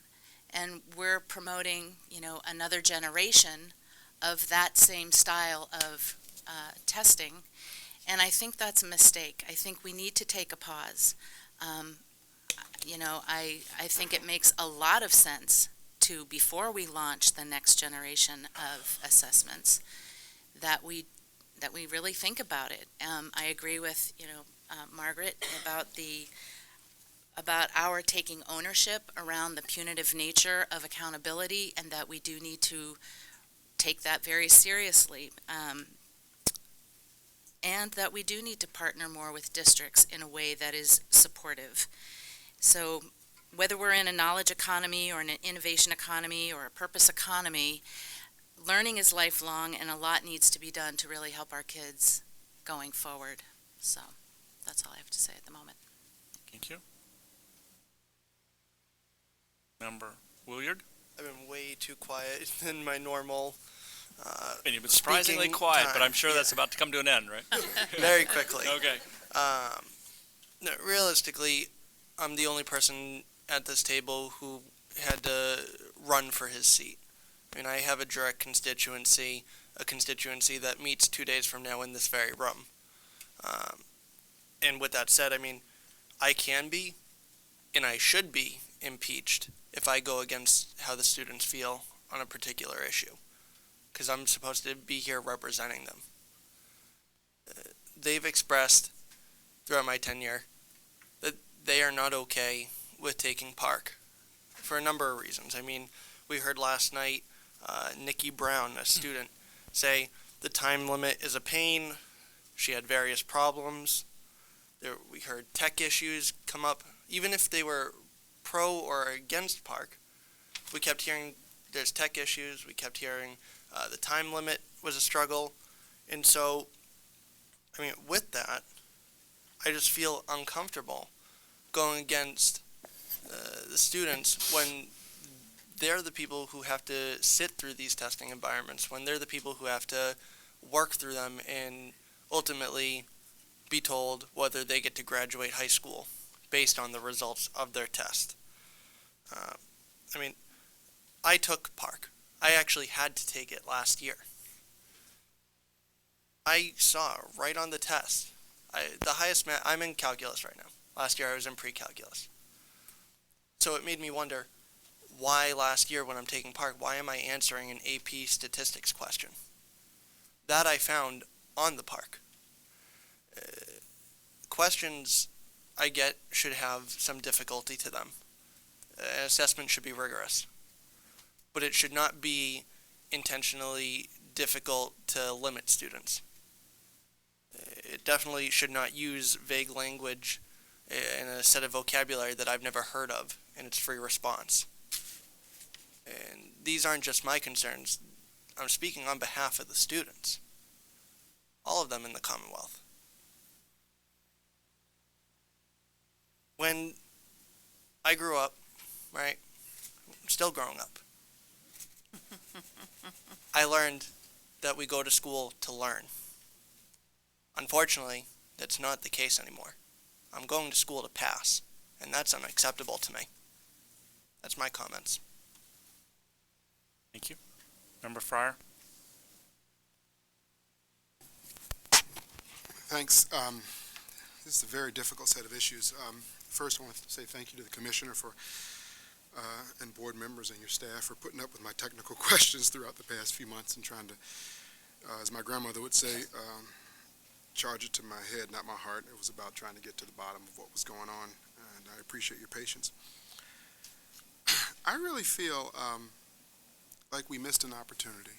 I think all my colleagues around the table, most of my colleagues around the table, view that it would be great, their view is that it would be great to have a different test, a better test, one that's not about teaching to a particular item, but that engenders great instruction, good discussion, and higher learning. And somehow we missed that. I came late to the game, but I think now we're quibbling over a lot of things that is not about just having a great test. It's not about PARCC or MCAS. Those are words that mean little to kids who are in fourth grade. This is about the assessments that are going to give them opportunity in their schools. I have deep concerns about the timing, as my colleague Margaret has stipulated, and I'd like to, as a follow-up to this comment, really dig in a little bit deeper on precisely what gives us the confidence with respect. I didn't think you answered a question. And what happens if it turns out that we're wrong. So I'd like to get to those details in a second. But my main comment is going to be about the following. It drives me a little nuts. Poverty is not destiny. And we keep talking about that as if, if you grow up poor and your mother has no education, there's nothing we can do for you. And in fact, to hear some of my colleagues talk, I don't know how the hell I'm here. My mother's education was, I don't even know what it was because I didn't meet her until I was 25. And my father went to prison when I was 12. And I didn't need school to be a fun place. I needed it to be a place that had opportunity. And what we should be considering, with all due respect, is which assessment is a small part, but which overall set of practices is going to give kids that opportunity. I'm torn because I agree with Margaret about the timing, although I agree with the Commissioner that I don't want to hold schools harmless for too long.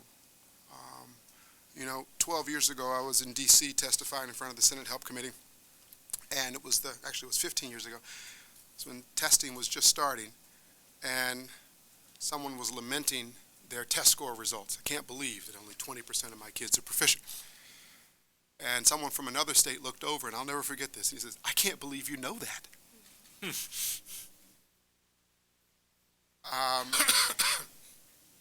Good old days, maybe for some kids, but not in the neighborhoods I grew up in. Those were not the good old days.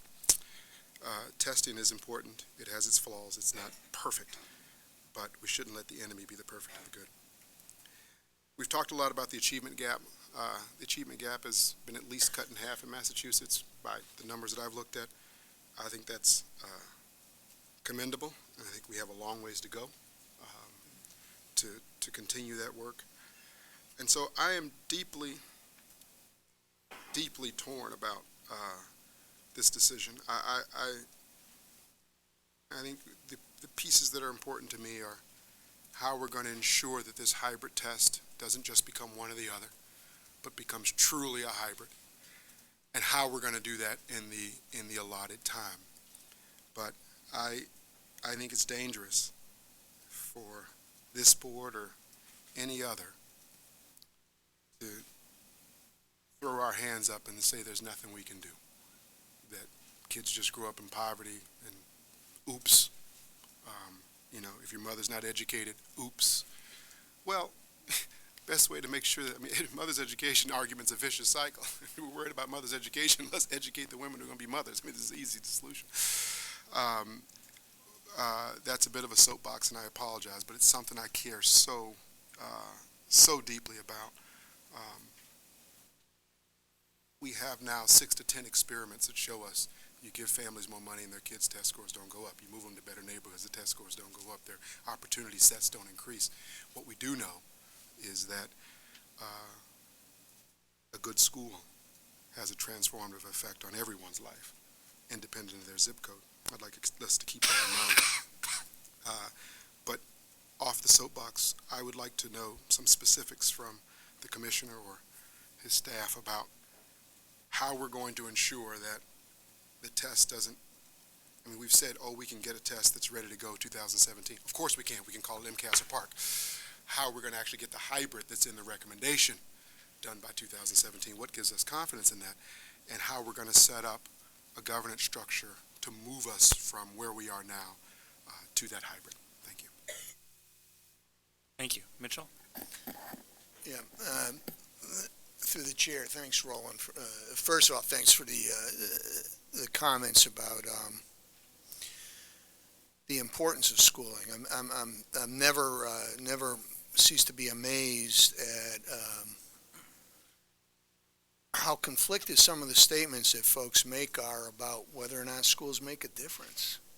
And I'd like to think that schools make a difference, and where kids are systematically not learning, we can do better than that. So I appreciate your comments. On, I would suggest the following in terms of the process. One is, again, I hope to work with the chair on creating this subcommittee, that I would work closely with you to keep you informed. We would begin an RFP process right away. But we don't have to wait for the RFP process to run its course to convene the advisory panels of Massachusetts educators and so forth, who will begin to look at the existing 2 assessments, look at our frameworks, and tell us what would be the ideal constitution of a 2017 Next-Generation MCAS look like, what elements of each would it combine, what that's not currently in either, that's currently not in our frameworks. We should think about adding to our frameworks or subtracting from our frameworks. And that by the time we have a contractor on board, which probably realistically would be by the beginning of the summer, would be probably the most aggressive to go through the whole RFP and securing proposals and evaluating the proposals and such, and that we'll know at that point what the contractors have told us they're going to be able to deliver. We'll have already be well along the way in terms of developing the test blueprints. But if we're not hitting any of those benchmarks, I would certainly work through the board subcommittee to let you know how that's playing forward and if we're in any kind of jeopardy. Again, based on the intelligence that we've gathered, Roland, which includes input from testing contractors as well as from the academics who work in this area, this is doable. People are anxious to bid on Massachusetts contract.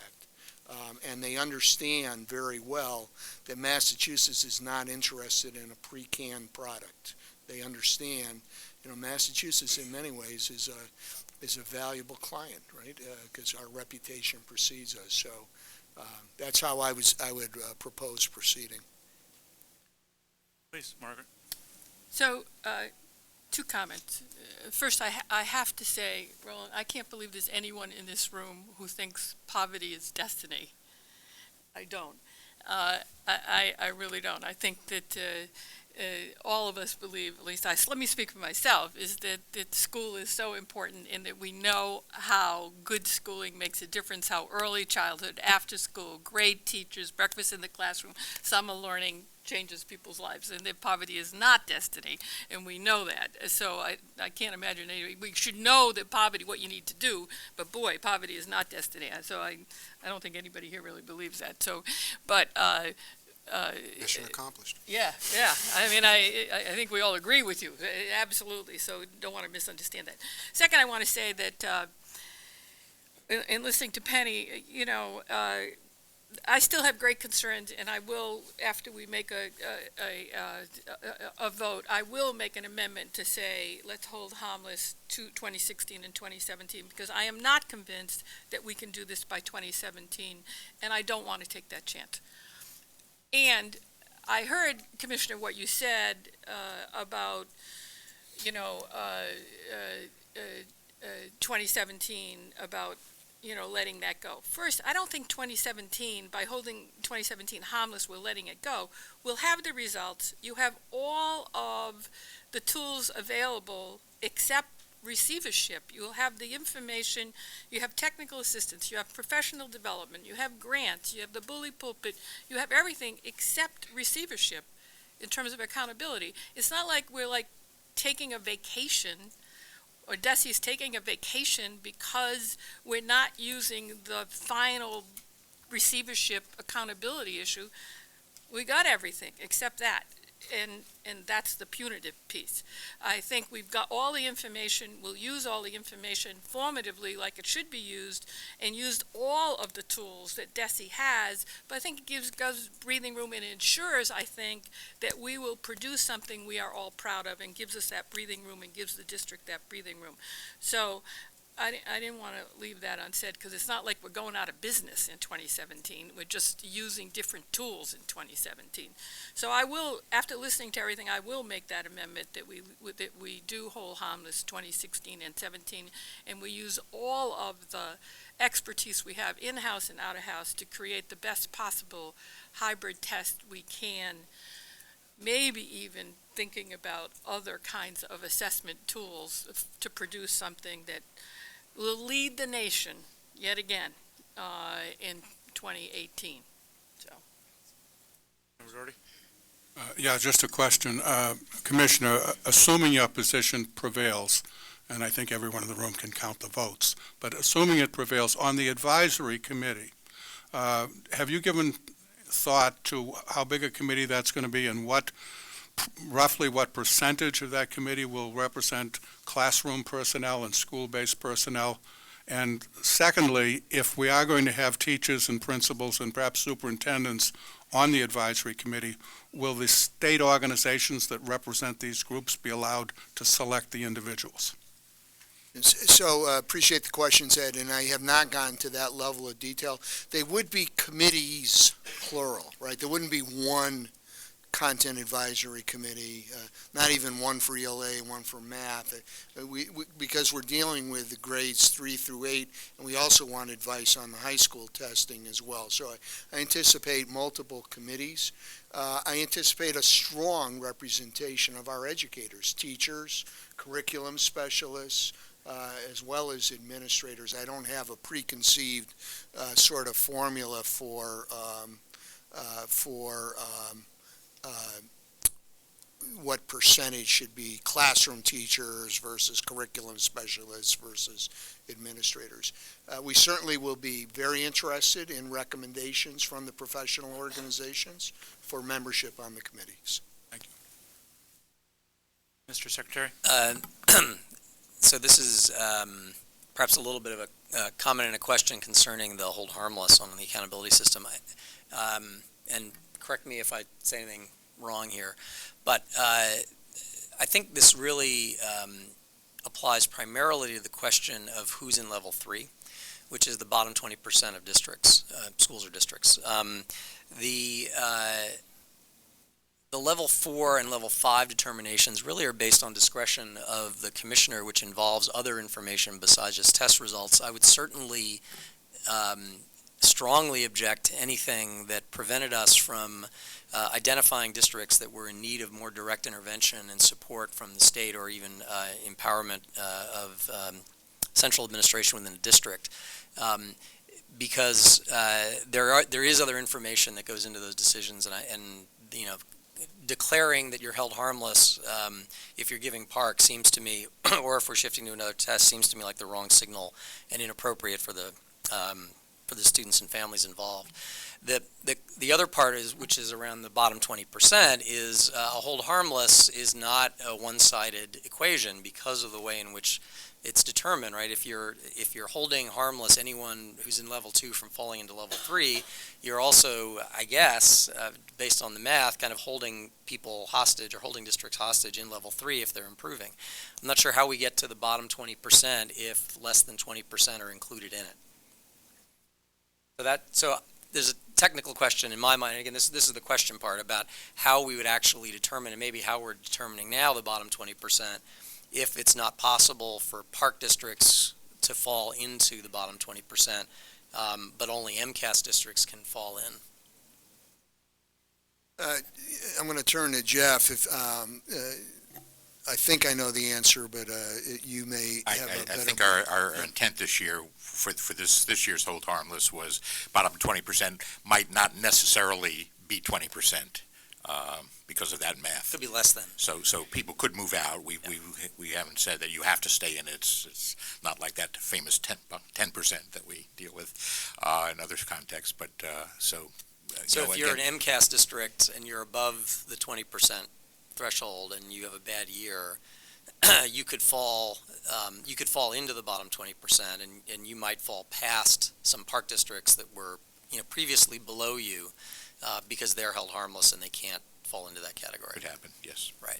So that's my only point, is that the hold harmless is two-edged sword. It's a double-edged sword, yeah. And so the longer we allow that to go forward, the more of these anomalies we may run into. All right.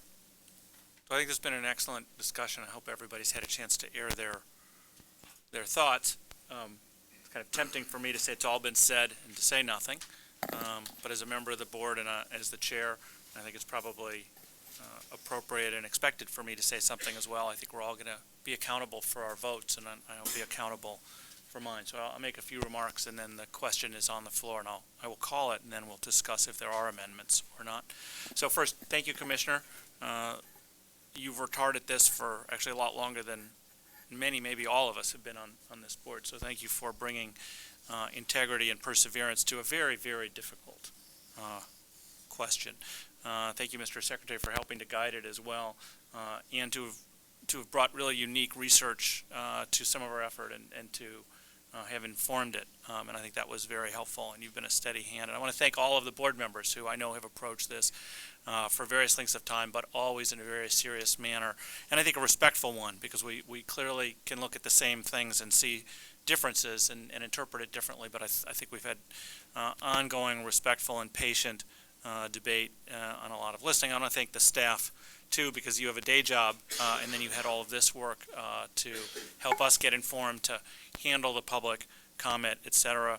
And I want to thank mostly the educators, the teachers, and the students, and others who came to express their experiences to us. The governor asked us to make this a very open process. I think we did, and many, many people took a lot of time out of their day and went long distances to speak to us, and those voices were heard. At the end of the day, though, the 11 of us have to try to sort out the signal and the noise, because we heard a lot of different things, and it is not possible to pick an answer that all, or maybe even most people say, okay, you did what I wanted you to do. It's far more complicated, and we're charged with actually making the tough choice, and I think we're prepared to do it. And it's going to be one of the most important policy decisions that I think any group in the Commonwealth is going to make on any topic for many years to come. We've seen that in what was done 2 decades before us with great results, but inconsistent results, and I think we're going to do that again. I've made up my mind, and I'm prepared to accept the Commissioner's recommendation. And I'm cognizant that 2 decades ago, a group of similarly minded, civic-minded Massachusetts residents came together went through difficult debates, maybe even more difficult than this one, and they hashed out this grand bargain, as it's been referred to, far-reaching reforms for our public education system. And it was one that over time helped to shine a light on the pockets of underperformance and frankly even areas of, and I'll use the word failure. We can't walk away from saying where we have failed and let kids down. That's not meant to put a mark of shame, but it says we have to do better and we're going to acknowledge where we're not and then we're going to do something about it. From what happened over the last couple of decades, we did learn to do better and to serve more young people in Massachusetts. And that's what helped propel us to the top, to the point of having, on average, the best system in the country and one of the best in the world.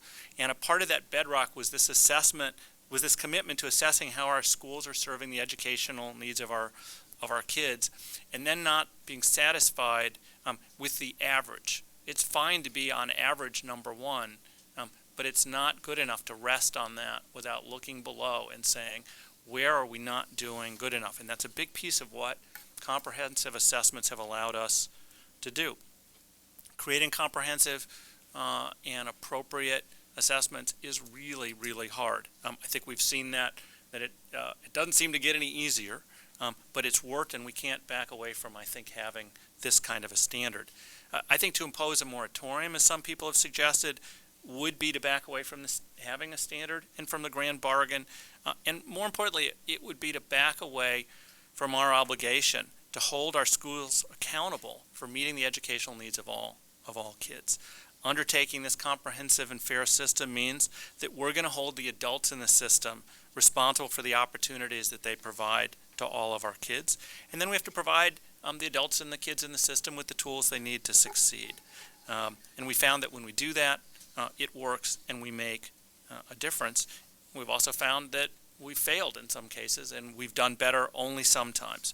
And so we have to find a way to finish closing the rest of the gaps. And I hope that data is right, that maybe we've made up half the distance, but that's a long half that's left. So I think we have to keep holding ourselves accountable, frankly, till we have the really high quality problem that we're in Lake Wobegon. And the bottom quarter is still the bottom quarter, but it's all above average. And the one thing I know is it isn't yet. So we're going to do better, and we can. It's a matter of civil rights and equality, and I think that's why we're here, to finish that work. It's what we have to do to keep our communities vibrant and to keep them competitive in a world that's getting more, not less, competitive. And we do know how to do this. We see it in so many classrooms across the state. And I think the question for us now is, do we have the courage to keep doing it when it's so hard to figure out sometimes the path forward? A long time ago, we started this process of having assessments, and we figured out what was good and what wasn't good enough. And we didn't rush to judgment then, and we haven't, I don't think, today. I think we have spent not just weeks or months, but several years figuring out how to measure a few times, and now we're being asked to cut once and make a big decision, and I think we're up to it, and we're ready to hold firm to this commitment of assessments, to compare the results, the good and the bad, across all the schools in our towns. I think we now know that we have an improvement in the tests that we could administer through the collaboration with PARCC. It's certainly not perfect. We've heard lots of anecdotes where it isn't, but no test is. And we shouldn't forget, and I'm going back and ask people who were here 20 years ago, MCAS wasn't back then either. There was a lot of criticism. We never got it perfect, and then, frankly, we stopped even trying to keep it up or being able to afford to. Fortunately now, due to the changes that actually happened just in the last couple of months with the consortium, we can approach the best of PARCC in a new way. We can use it as the foundation of our test going forward without the fear of losing control going forward. That was a fear that many could articulate without pointing to what it would mean. I don't think we have to worry about that because we now know we can keep control of it. I think we do need to move with as much speed as we can to ensure that all of our schools are ready for digital learning opportunities and age appropriate for all young people. And it's going to take a while, and it's not going to get done quickly. I think we've heard that we can get to being ready to do assessments online faster than we'll be ready for full digital learning. I think we've also heard some things that made me question whether it's as important to get there for assessments, in third grade as it is in middle school and certainly in high school. And we should look at that and understand how are we really testing kids in each grade and where do we need to push this first. On the other hand, digital learning and being online, it's not a fad. It's here to stay. It's not going to replace book learning. It certainly doesn't replace the relationship between teachers and students. But we have to move in this direction and find a way to make the assessment modern and affordable. Speaking of affordable, one of the things I like about this proposal from the commissioner is it takes advantage of close to $200 million that's been spent developing a next generation assessment. That's money we do not have to re-spend, and I want to make it clear that by supporting your hybrid endorsement, I don't think anyone on the board who will support it is not suggesting we do what some other states have done, which is throw it out and spend tens, or in one case apparently $100 million starting over. That makes no sense to me, and I think it's unnecessary, and we're not going to do that. I also do want to comment on a couple of other areas of criticism that we've heard. First, that the amount of time that our students spend taking tests is too much. Clearly, overall, it's too much in some places. That cry is loud and clear, but I don't think the culprit is the state assessment. We've reviewed the data on that, and it appears that in most, if not all places, although we've heard some wacky exceptions, but on average and even past the average, it appears that time is already below even the new time frame that the federal government has now articulated. I think the issue is all the testing in combination, and I think it's actually incumbent on us not to say that's a town problem or a district problem. I think that's something the board and the department does need to look at, but it's a separate issue than this test decision. And we should ask the department to keep looking at this. Second, and I'm really struck by this, that some of the strongest support and some of the loudest criticism that we heard from PARCC came from teachers in schools with students with many special needs or with the biggest economic disadvantage. How do we get such different experiences in similar settings? It's really perplexing to me. And so I'd like us to understand as we go forward, what can each of these groups teach each other so that the joy of teaching and learning won't be squeezed out of some of these classrooms, but be so vibrant and thriving in others. And I think this is something where the department has to help and help these schools and teachers talk to each other and understand how we can hear from some vibrant teachers who say the new frameworks and this test has brought joy to their classroom, and from others they're almost brought to tears by being so despondent about the same experience happening so differently. And I think we can help those teachers and their principals learn from what's working and not repeat the frustration of what's gone wrong. This point was made, but I want to repeat it, that so many of the opponents of this change kept saying that if MCAS ain't broke, why fix it? Well, the evidence we've heard is to the contrary. MCAS no longer can do what we need it to do in a lot of places. Way too many students get over the MCAS bar, and then they run right into the wall of remediation. And that's not good enough, and it says to me that's not the right process. Fourth, this board, I am sure, I think it's been reinforced by the discussion today, does not plan to make an outbox this decision. And so if we vote to accept the commissioner's recommendation, I will ask members here to form a special committee of the board on assessment to monitor and work with you to answer both the timetable question and more that will come up, and to make sure that the special committees are heard and that the input is actually translating into the right change, and that inertia doesn't set in when the calendar just says, I got to get something done. So in sum, I support your recommendation. I'm prepared to vote for it. I wish we could just jump to the magic single test this spring, but that's not in front of us. But we're going to get there quickly with determination. So I believe we can't wait any longer. There are too many young people who will be cheated if we delay anymore.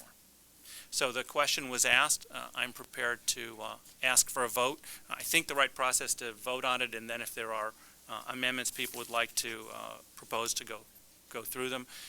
There is a motion to accept the commissioner's recommendation. It was seconded. I would ask now for a vote, unless anyone feels there's a need to say anything else. All those in favor to raise their hand and say, no? Oh. No, the motion was made and seconded. At the beginning. It was. Yes, it was made by the vice chairman and seconded by, So I yeah. want to make a motion. Motion? Yeah. And, Hold on one second. I just want to ask my counsel on before you voted, you need to amend. on process. I guess the question is, does it depend on what you're going to propose or not? And I'm happy to have any discussion and understand. First, and then vote on the amendment, and then vote on. Mr. Chairman, Yeah. if a member wants to amend the motion that's pending, that is in order now. Mhm.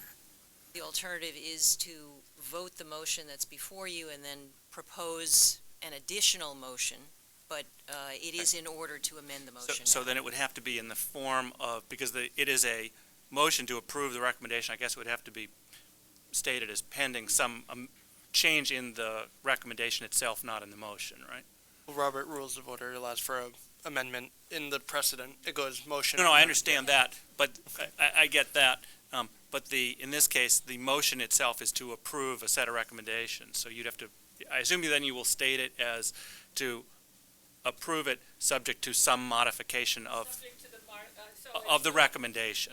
Yeah. Subject to, modification that new test be effective in spring 18, and that instead of just being held harmless 2016, harmless 2017. Sorry. So. Start over. Yes. So the amendment would be to, that the recommendation be amended to the test be effective for accountability purposes in spring 2018, and that the districts would be held harmless in 2016 and 2017. I want to make sure we go slow enough that first council can note it, so we understand what the record has.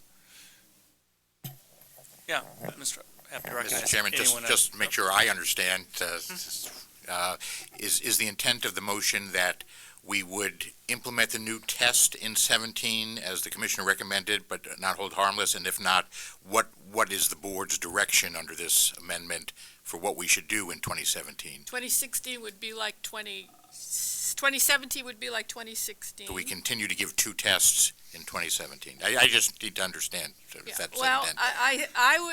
what I would suggest is that the new test be 2018.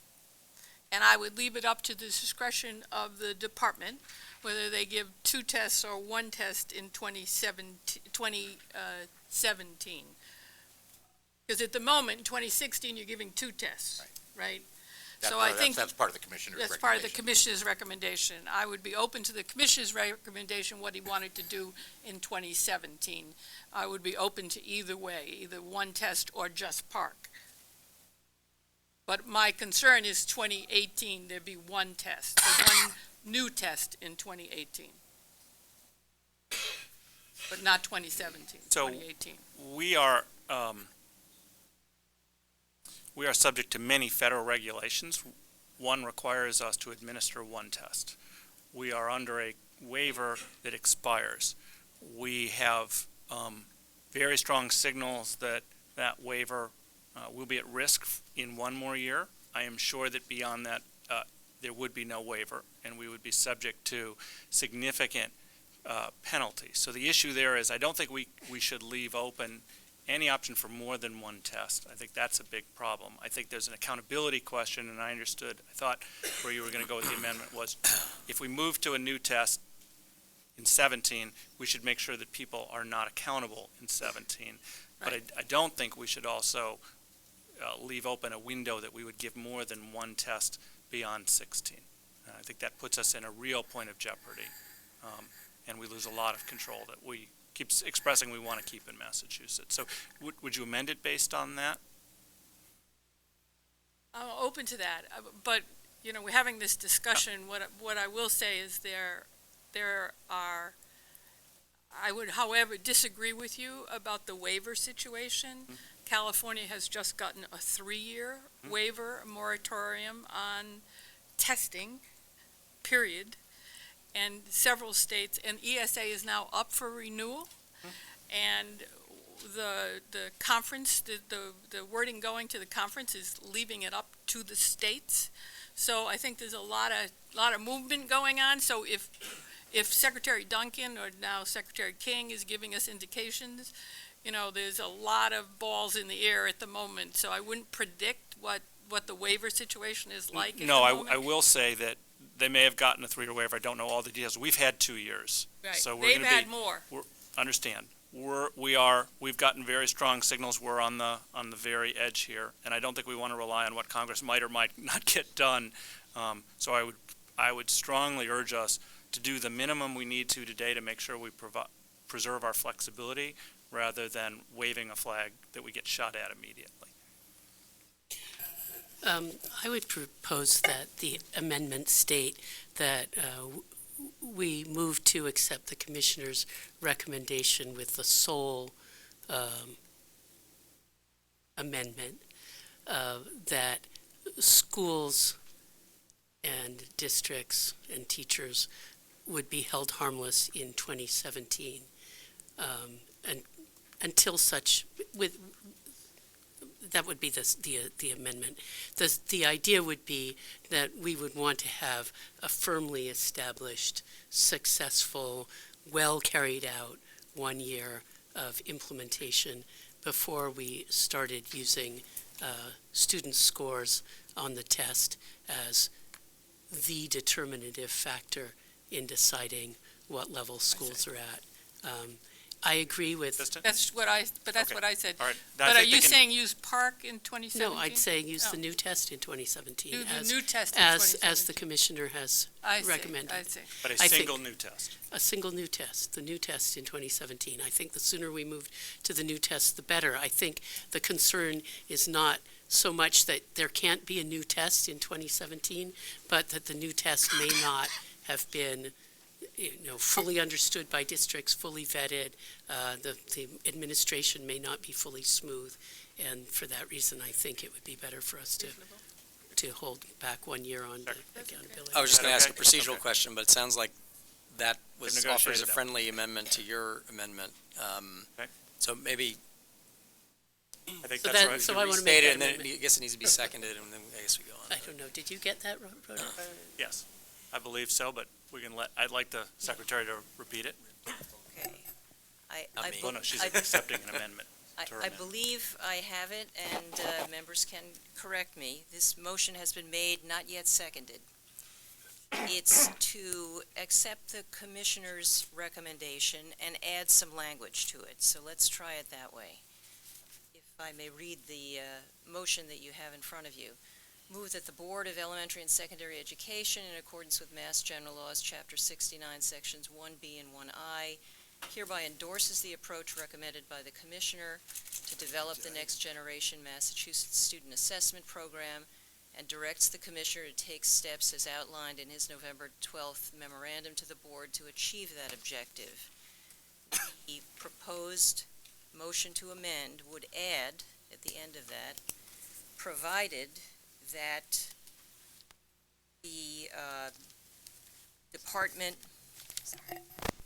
provided that the department shall hold schools and districts harmless in the accountability system in 2016 and 2017. Does that capture the motion that was made? I accept the substitution. Okay. Is there a second on that before we keep discussing it? Because if there isn't, then we shouldn't keep discussing it, I think. I'll second my colleague's motion. Okay. Now that there's something on the table, Mr. Commissioner, it's not exactly a recommendation anymore, so I'd like you to comment on whether you find that supportable or you'd prefer not. I definitely am not supportive of this. For reasons I stated before, I worry quite a bit that we have schools that we've been watching and working with for years now that are struggling and in some cases not making much of any progress. And if I will ask a clarifying question, but it sounds to me like our ability to become more intentional in the next 2 years with those schools in terms of intervention is basically, we're basically handcuffed in our ability to become more interventionists with those schools in the next couple of years under this amendment. And for the reasons I stated before, in some cases, these are schools where young people are being harmed without seeing these schools absolutely change the trajectory they're on. Young people their future is being harmed. I feel very strongly about that. I also, and I don't know, Margaret, in an earlier comment that you made when you first broached the idea of the hold harmless, and I may have misunderstood this, so I'm looking for clarification. It sounded like you were only referring to putting a school in receivership. So the intent here is that it's more than just in terms of putting a school in receivership. So I'm saying hold harmless, which means hold harmless. So let me just make a couple of comments. And as the chairman said, and I quote you, it's really hard to create a comprehensive test. Secondly, we've already agreed at your recommendation that there'd be a moratorium for 1 year. We're just adding 1 more year. But you've already suggested a 1-year moratorium. So this is not like out of the blue, it's 1 more year. Secondly, we're not talking about a test. We're talking about 19 tests that we're creating. We keep talking about MCAS 2.0. It's 19 tests we're creating. We keep forgetting that fact. It's not just one. So we need this time to do it right. And I think giving us this time to do it right and give a breather and do what the right thing for our students is the right thing. So, and it's only 1 more year. It's not 2 years. It's 1 more year than you suggested. Jim, did you want to say something?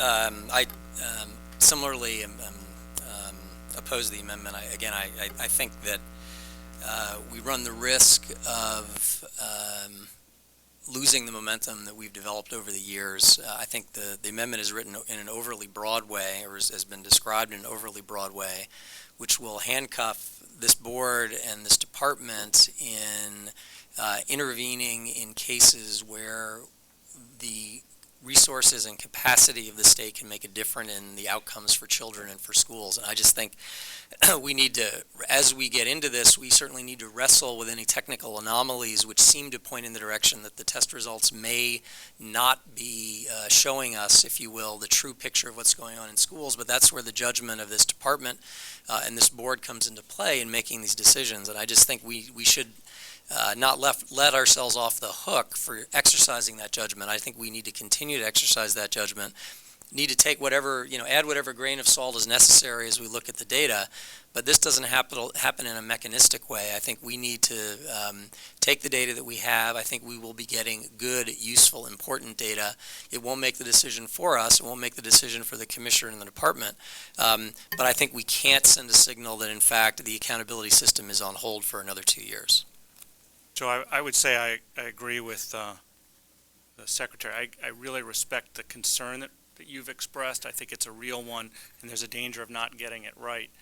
But I think we can be careful without taking the pressure off, because what we're talking about is the most at-risk kids, where they're most underserved, and I don't want to signal that there's a path. And I think our experience just in this year of the receivership in Holyoke said it wasn't just about one test data. We got comprehensive reports before we made a careful decision. So I would also oppose the amendment because I think we have time to come back if we find over the next 6, 9, 12 months that we're not ready, or the results come back in a way that's confusing. to say we need more information before we act, but I don't think we should slow down that process. Anyone else? Donald? I mean, unrelated to the actual motion itself, which, I mean, I'll support Margaret's amendment, just our competency determinations are still set in stone until 2019. For high school? You mean high school? The competency determinations is, to me at least, the graduation requirement in 10th grade, the high stakes in 10th grade, if you will, that we've been saying. We would have to be giving that anyway until 2019. So would that be affected by the waiver expiring before 2019 that you just said? Because that would be more than one test. No. I don't believe that. I was just Yeah, the commitment of this board is that the competency determination will remain our old MCAS test through the class of 2019. Yeah. So they'll take it as 10th graders in 2017. It'll be offered for retest purposes for some year or two after that. But that would still be None of that is affected by this discussion. Member Farrar? Just ask one clarifying question. This is a tough position. We use words like handcuffs. So can we describe what the handcuffs are? It is 2 versus 1 year, so we're talking about a marginal year. Could you just tell me precisely what the constraints are for that additional year as imposed by the amendment so that I can even have an opinion? Sure. So again, as I understand the impact of this amendment, our accountability regime is set up with sort of a graduated classification, what we call those levels, 1 through 5, and movement into a higher level triggers additional authorities, intervention possibilities, in some cases grant opportunities for school redesign grants and so forth. And the system is set up so that at each level it's a more intensive intervention. So the goal of the system is that before getting to level 4 or level 5, districts will, with support from us, will figure out how to move schools to better places. And more times than not, we see pretty good success in that regard. But we end up inevitably with schools where, despite getting to the next level, we turn around 3 years later, 4 years later, and just no evidence that kids are better off. And so my understanding of the impact of this is this would take out of our hands for another 2 years the ability to use that graduated system and elevate the consequences. So it would take out of your hands an additional year relative to the year in your recommendation. And is that Secretary Pizer, I thought earlier, I may have misunderstood, said that for level 4 and level 5 distinction, that's more at your discretion than this amendment is about, is it not? Well, I mean, I guess my understanding of the amendment is schools are held harmless. There is no administrative discretion here. And just my last question on this, do you have a sense of the number of schools, I don't want you to name them, but the number of schools that are at that margin that you'd say, hey, that additional year, that's X amount of schools with, X thousand kids in them, so I can get a sense? Yeah, I mean, I think of two classes of schools to answer your question. One are schools that are currently in level 3 that we've been watching for a while, working with the districts, that we would be considering moving into level 4 status. And at level 4 status, the district would still have the opportunity to develop a 3-year plan, implement a 3-year plan. Some of the stuff that you experience in Springfield, for example, and in that class of schools, there's probably 15 or 20 that we're particularly concerned about based on their track record up to this point in time. There's also a smaller set of level 4 schools that, despite a number of years in level 4 intervention status. That number may be it's probably south of 10, maybe 7 or 8. I'm very concerned about them. Despite the district having more leverage and so forth, I don't see much evidence that they're in a better place. Member Morton, Mr. Vice Chair. Thank you. Commissioner, let me ask a question. Going from one level to the next, my understanding is that it's not solely on the basis of test scores, but a multitude of factors, right? Is that correct? Yeah, the one place where test scores are determinative is in identifying the level 3 cohort, which by statutory definition is the 20% of schools most lowest performing in the state. That 20% of schools then becomes the pool from which we think about level 4 status and ultimately level 5 status. Level 4 and level 5 are made on the basis of a whole range of criteria that we look at for those schools, including test scores, but not limited to test scores. But the first gate then becomes without the scores, you can't put someone in level 3. Correct. So I guess I was wondering if there were some other modification of the language. You could put them in level, if they're already in level 3, you could then put them in level 4 or 5 because it's not a test score issue. The issue is without the test score, you can't go from 1 and 2 to 3. Right? But just to clarify, so the bottom 20% we do on basically a quantitative analysis of the data. To go into level 4 or 5, we go beyond quantitative analysis, right? We look at what's happening in the schools, we actually visit and so forth. But my understanding, so maybe I'm concerned needlessly, but my understanding of this amendment is regardless quantitative or qualitative judgment. So could we ask for a clarification? I thought it was just an amendment that the test scores could not be used. Yeah, this is, your pool of potential level 4 and 5 schools have been determined by this year's test scores, except you already have some schools which have been held harmless from this year's school. My understanding is that hold harmless means you can't go down an accountability level based on this year's test scores, right? So if you're starting in level 3 and it's a school that you're concerned about because when you go and look at it, there's not good instruction in the classroom, there's a lot of turnover in the leadership, you can't figure out where the money's going, I don't see that holding the school harmless based on its test scores would prevent you from saying this school needs further intervention.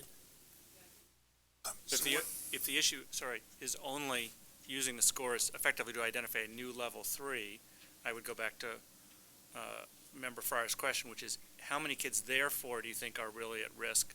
Because if they're already level 3, you can move them to level 4 or 5 based on other determination, and I think we now have agreement that the amendment did not intend to limit you beyond the test scores.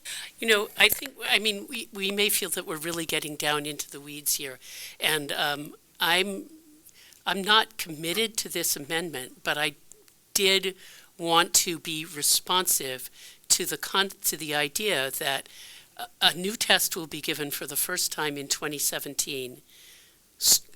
Even schools, we don't know what that test is going to look like. Even schools that have elected to use PARCC for 2 years don't know what that test is going to look like and won't know what that test is going to look like. We don't know how smooth the implementation of that test, how smoothly it will go, whether there will be, if we have a new contractor. I just got an email saying measured progress completely failed in 3 states with their balanced assessment implementation, so that only 25% of kids in one state could take the test. We don't know what will happen. We don't know what kind of glitches there will be. I feel that we could garner goodwill among the educators of this Commonwealth without them thinking, without them deciding that this means we can just sit on our laurels for another year before we have to think about how to improve.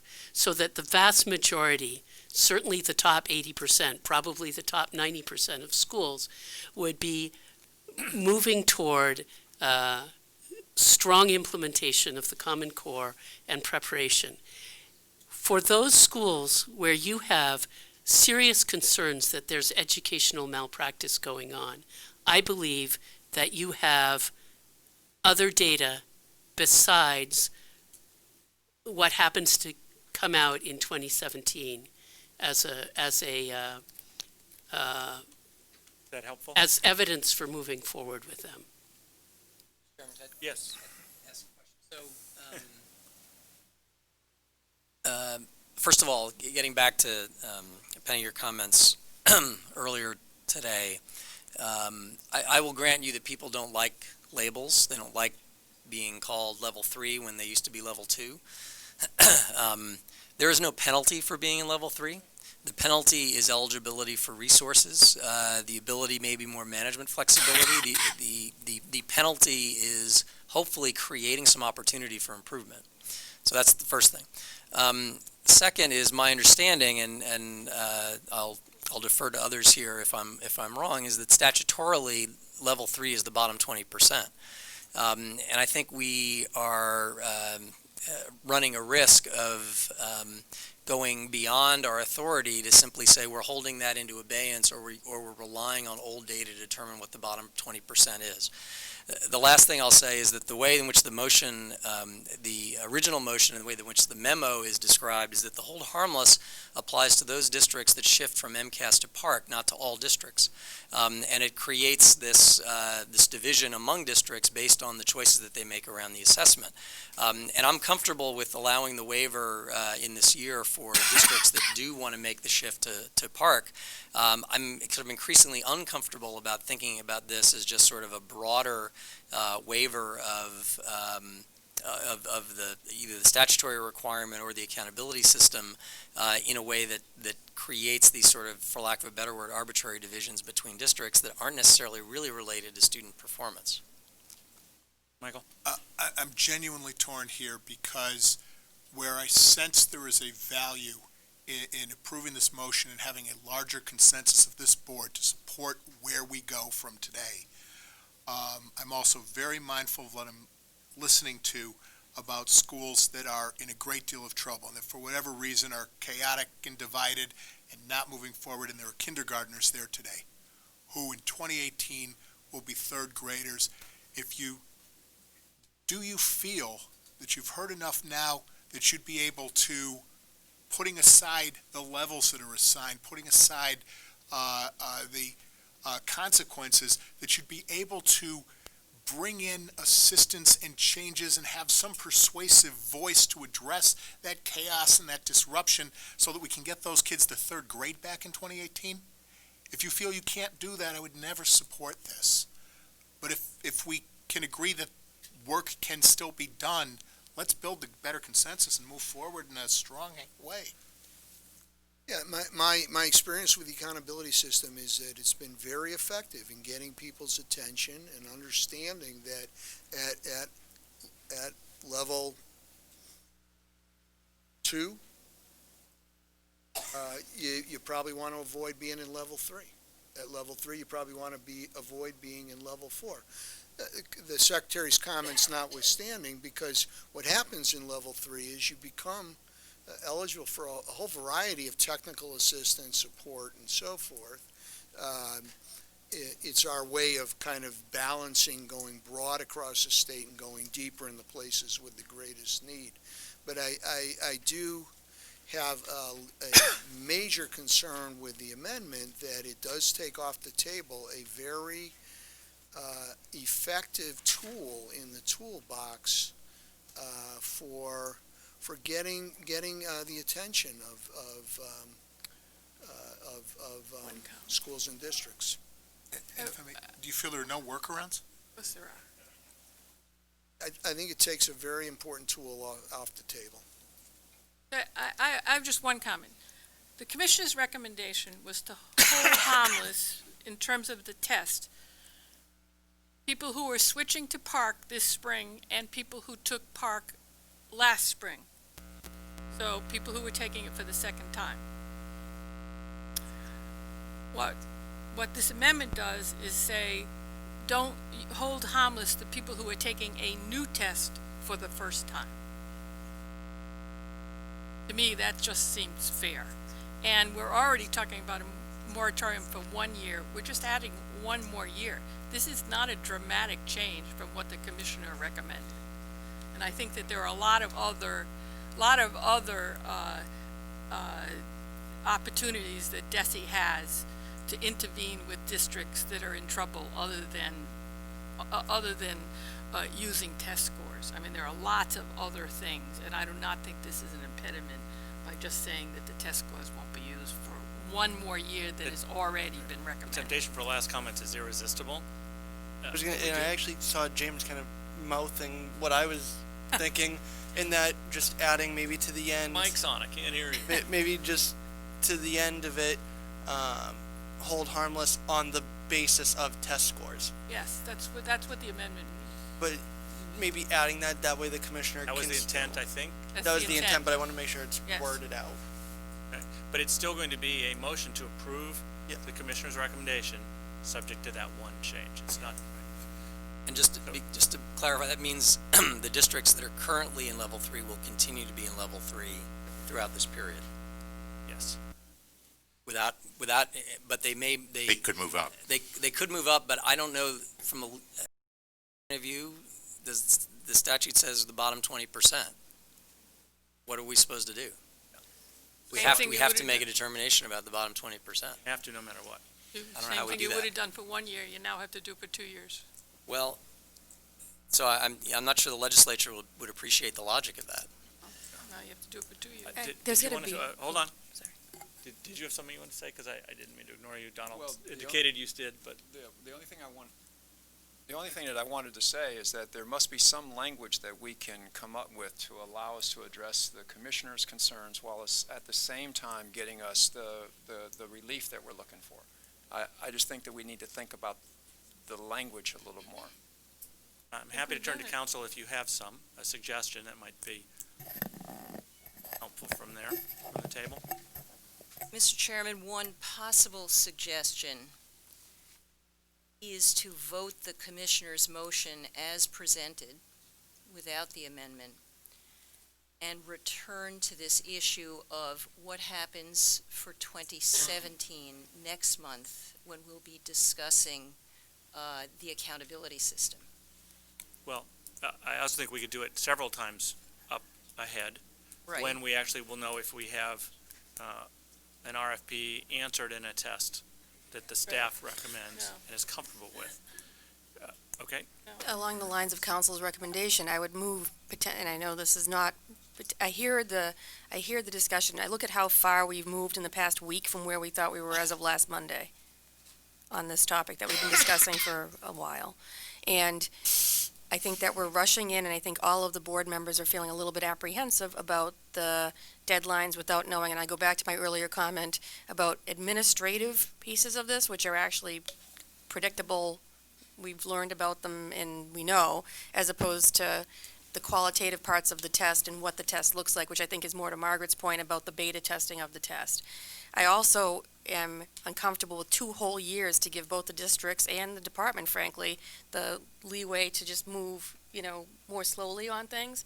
But I also think that we're rushing in, so to Rhoda's point about potentially amending the amendment to look at, however the procedural working of this could be. But why are we making this determination in the absence of such good data right now when we meet next month? So we have I'm going to call this vote. We have a amendment which is to accept the commissioner's you can vote or you have a question or a statement. I'm waiting for you to finish. Oh, okay. To accept the commissioner's entire recommendation, subject to the one modification about holding School's harmless. If I may, Mr. Chairman, I please. think the motion that's on the floor Yes. is to amend the motion that has been presented. It's not a vote on the substantive motion. But I thought it was itself. presented as to accept the entire recommendation and to modify. It wasn't just to modify. An amendment to the amendment? I It's- didn't hear a No, motion no, and a no. second. No, it's not an amendment to the amendment. It's the amendment itself has to be voted on. But my understanding is the amendment is to accept the commissioner's recommendation with this one change about hold harmless based on test scores for a second year. Yes. It's not just to amend that one paragraph and then come back. So a vote yes will accept all the rest of the commissioner's. That's how it was made. And that That was may my be understanding. how it was made, but I do believe parliamentarily, if a motion was on the floor, which it was, then an amendment was made, Yes. we have to vote on the amendment first, On the main motion. and then on That's the, what I'm doing.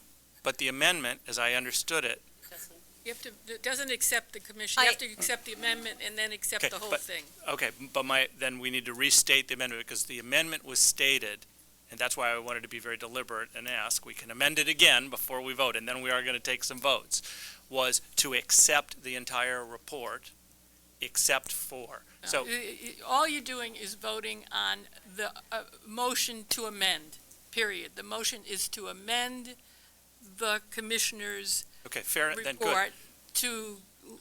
That's helpful it. because that's That's not all how we're I heard voting it. on. That's all we're And that's voting not on. how it was said a couple of times. So I'm happy to do it. That's all that- you can vote with on an amendment. Except that I thought the amendment was stated differently. So that's fine. I want to be very clear. Voting on the amendment, and then you vote on the main motion. I understand. Right. But what I want to clarify is that the amendment was not, the way it was stated, at least the way I heard it, Yeah, no. was that yeah. we would accept, because then we would be done.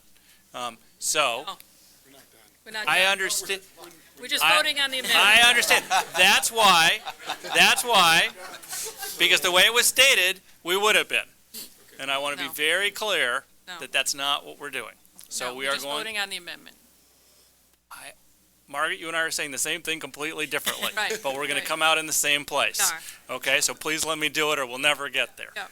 We are going to vote on the amendment, and the amendment is going to be restricted to changing that one clause Exactly. around hold harmless. Exactly. That was not the way it was stated before, so if you accept that as a friendly amendment to the amendment, or the fact of the way it was said first, that's the vote on the floor. Right. So I'd like to see a show of hands on the Can you read the? amendment. Yes. And I will call on the secretary to read that amendment. And apologies if anything that I Just said read it. Stop confused apologizing. further. Wait, Okay. I swore we'd be done on time, and I'm going to be called proven a liar. So just Yes. read the amendment. Thank you. The motion on the floor Yes. is to amend the pending motion by adding the following language at the end. Provided that districts administering the test in 2016 and 2017 will be, in grades 3 through 8, will be held harmless for any negative changes in their school and district accountability levels. Based on test scores. Based on test scores. Thank you. Clarify, you said administering the test? Not all tests. It's in 2016, those who administer Who administer PARCC in, and in 2017, well, New test. the new the new, test. The new test. We're not exempting MCAS in 2016. Okay, so So moved. seconded, I think. So, That is the second. and spoken in opposition by the secretary and the commissioner. So, those in favor of the amendment, please raise your hand and say aye. Aye. Hope I'm voting on Those the right opposed? thing. That will carry 7-4.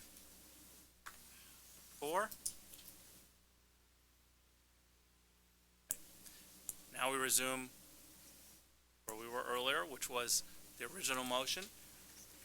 And I'm prepared to call for a vote on that unless there are other amendments to be offered. Okay? So I think the original motion, which we have, is to accept the commissioner's recommendation, except as now amended. as amended.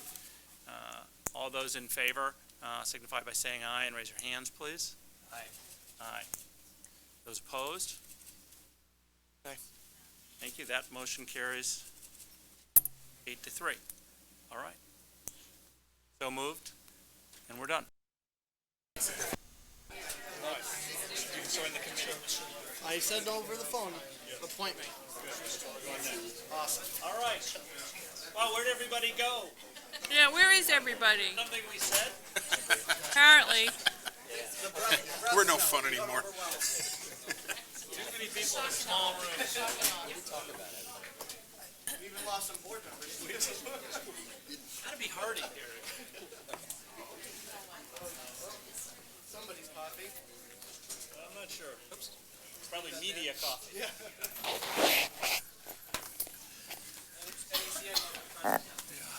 Yeah.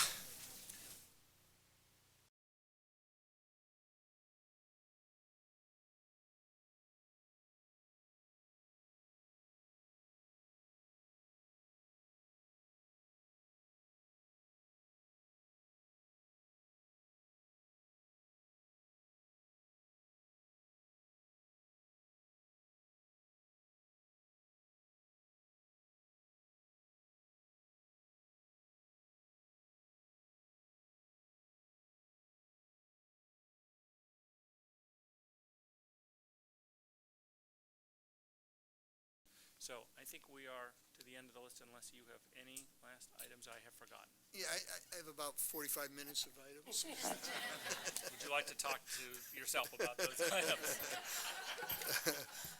I hear you. Again, just thank you for a very terrific, engaged, thoughtful meeting today. Thank you all. Meeting is adjourned. We'll see you in December. Have a good Thanksgiving.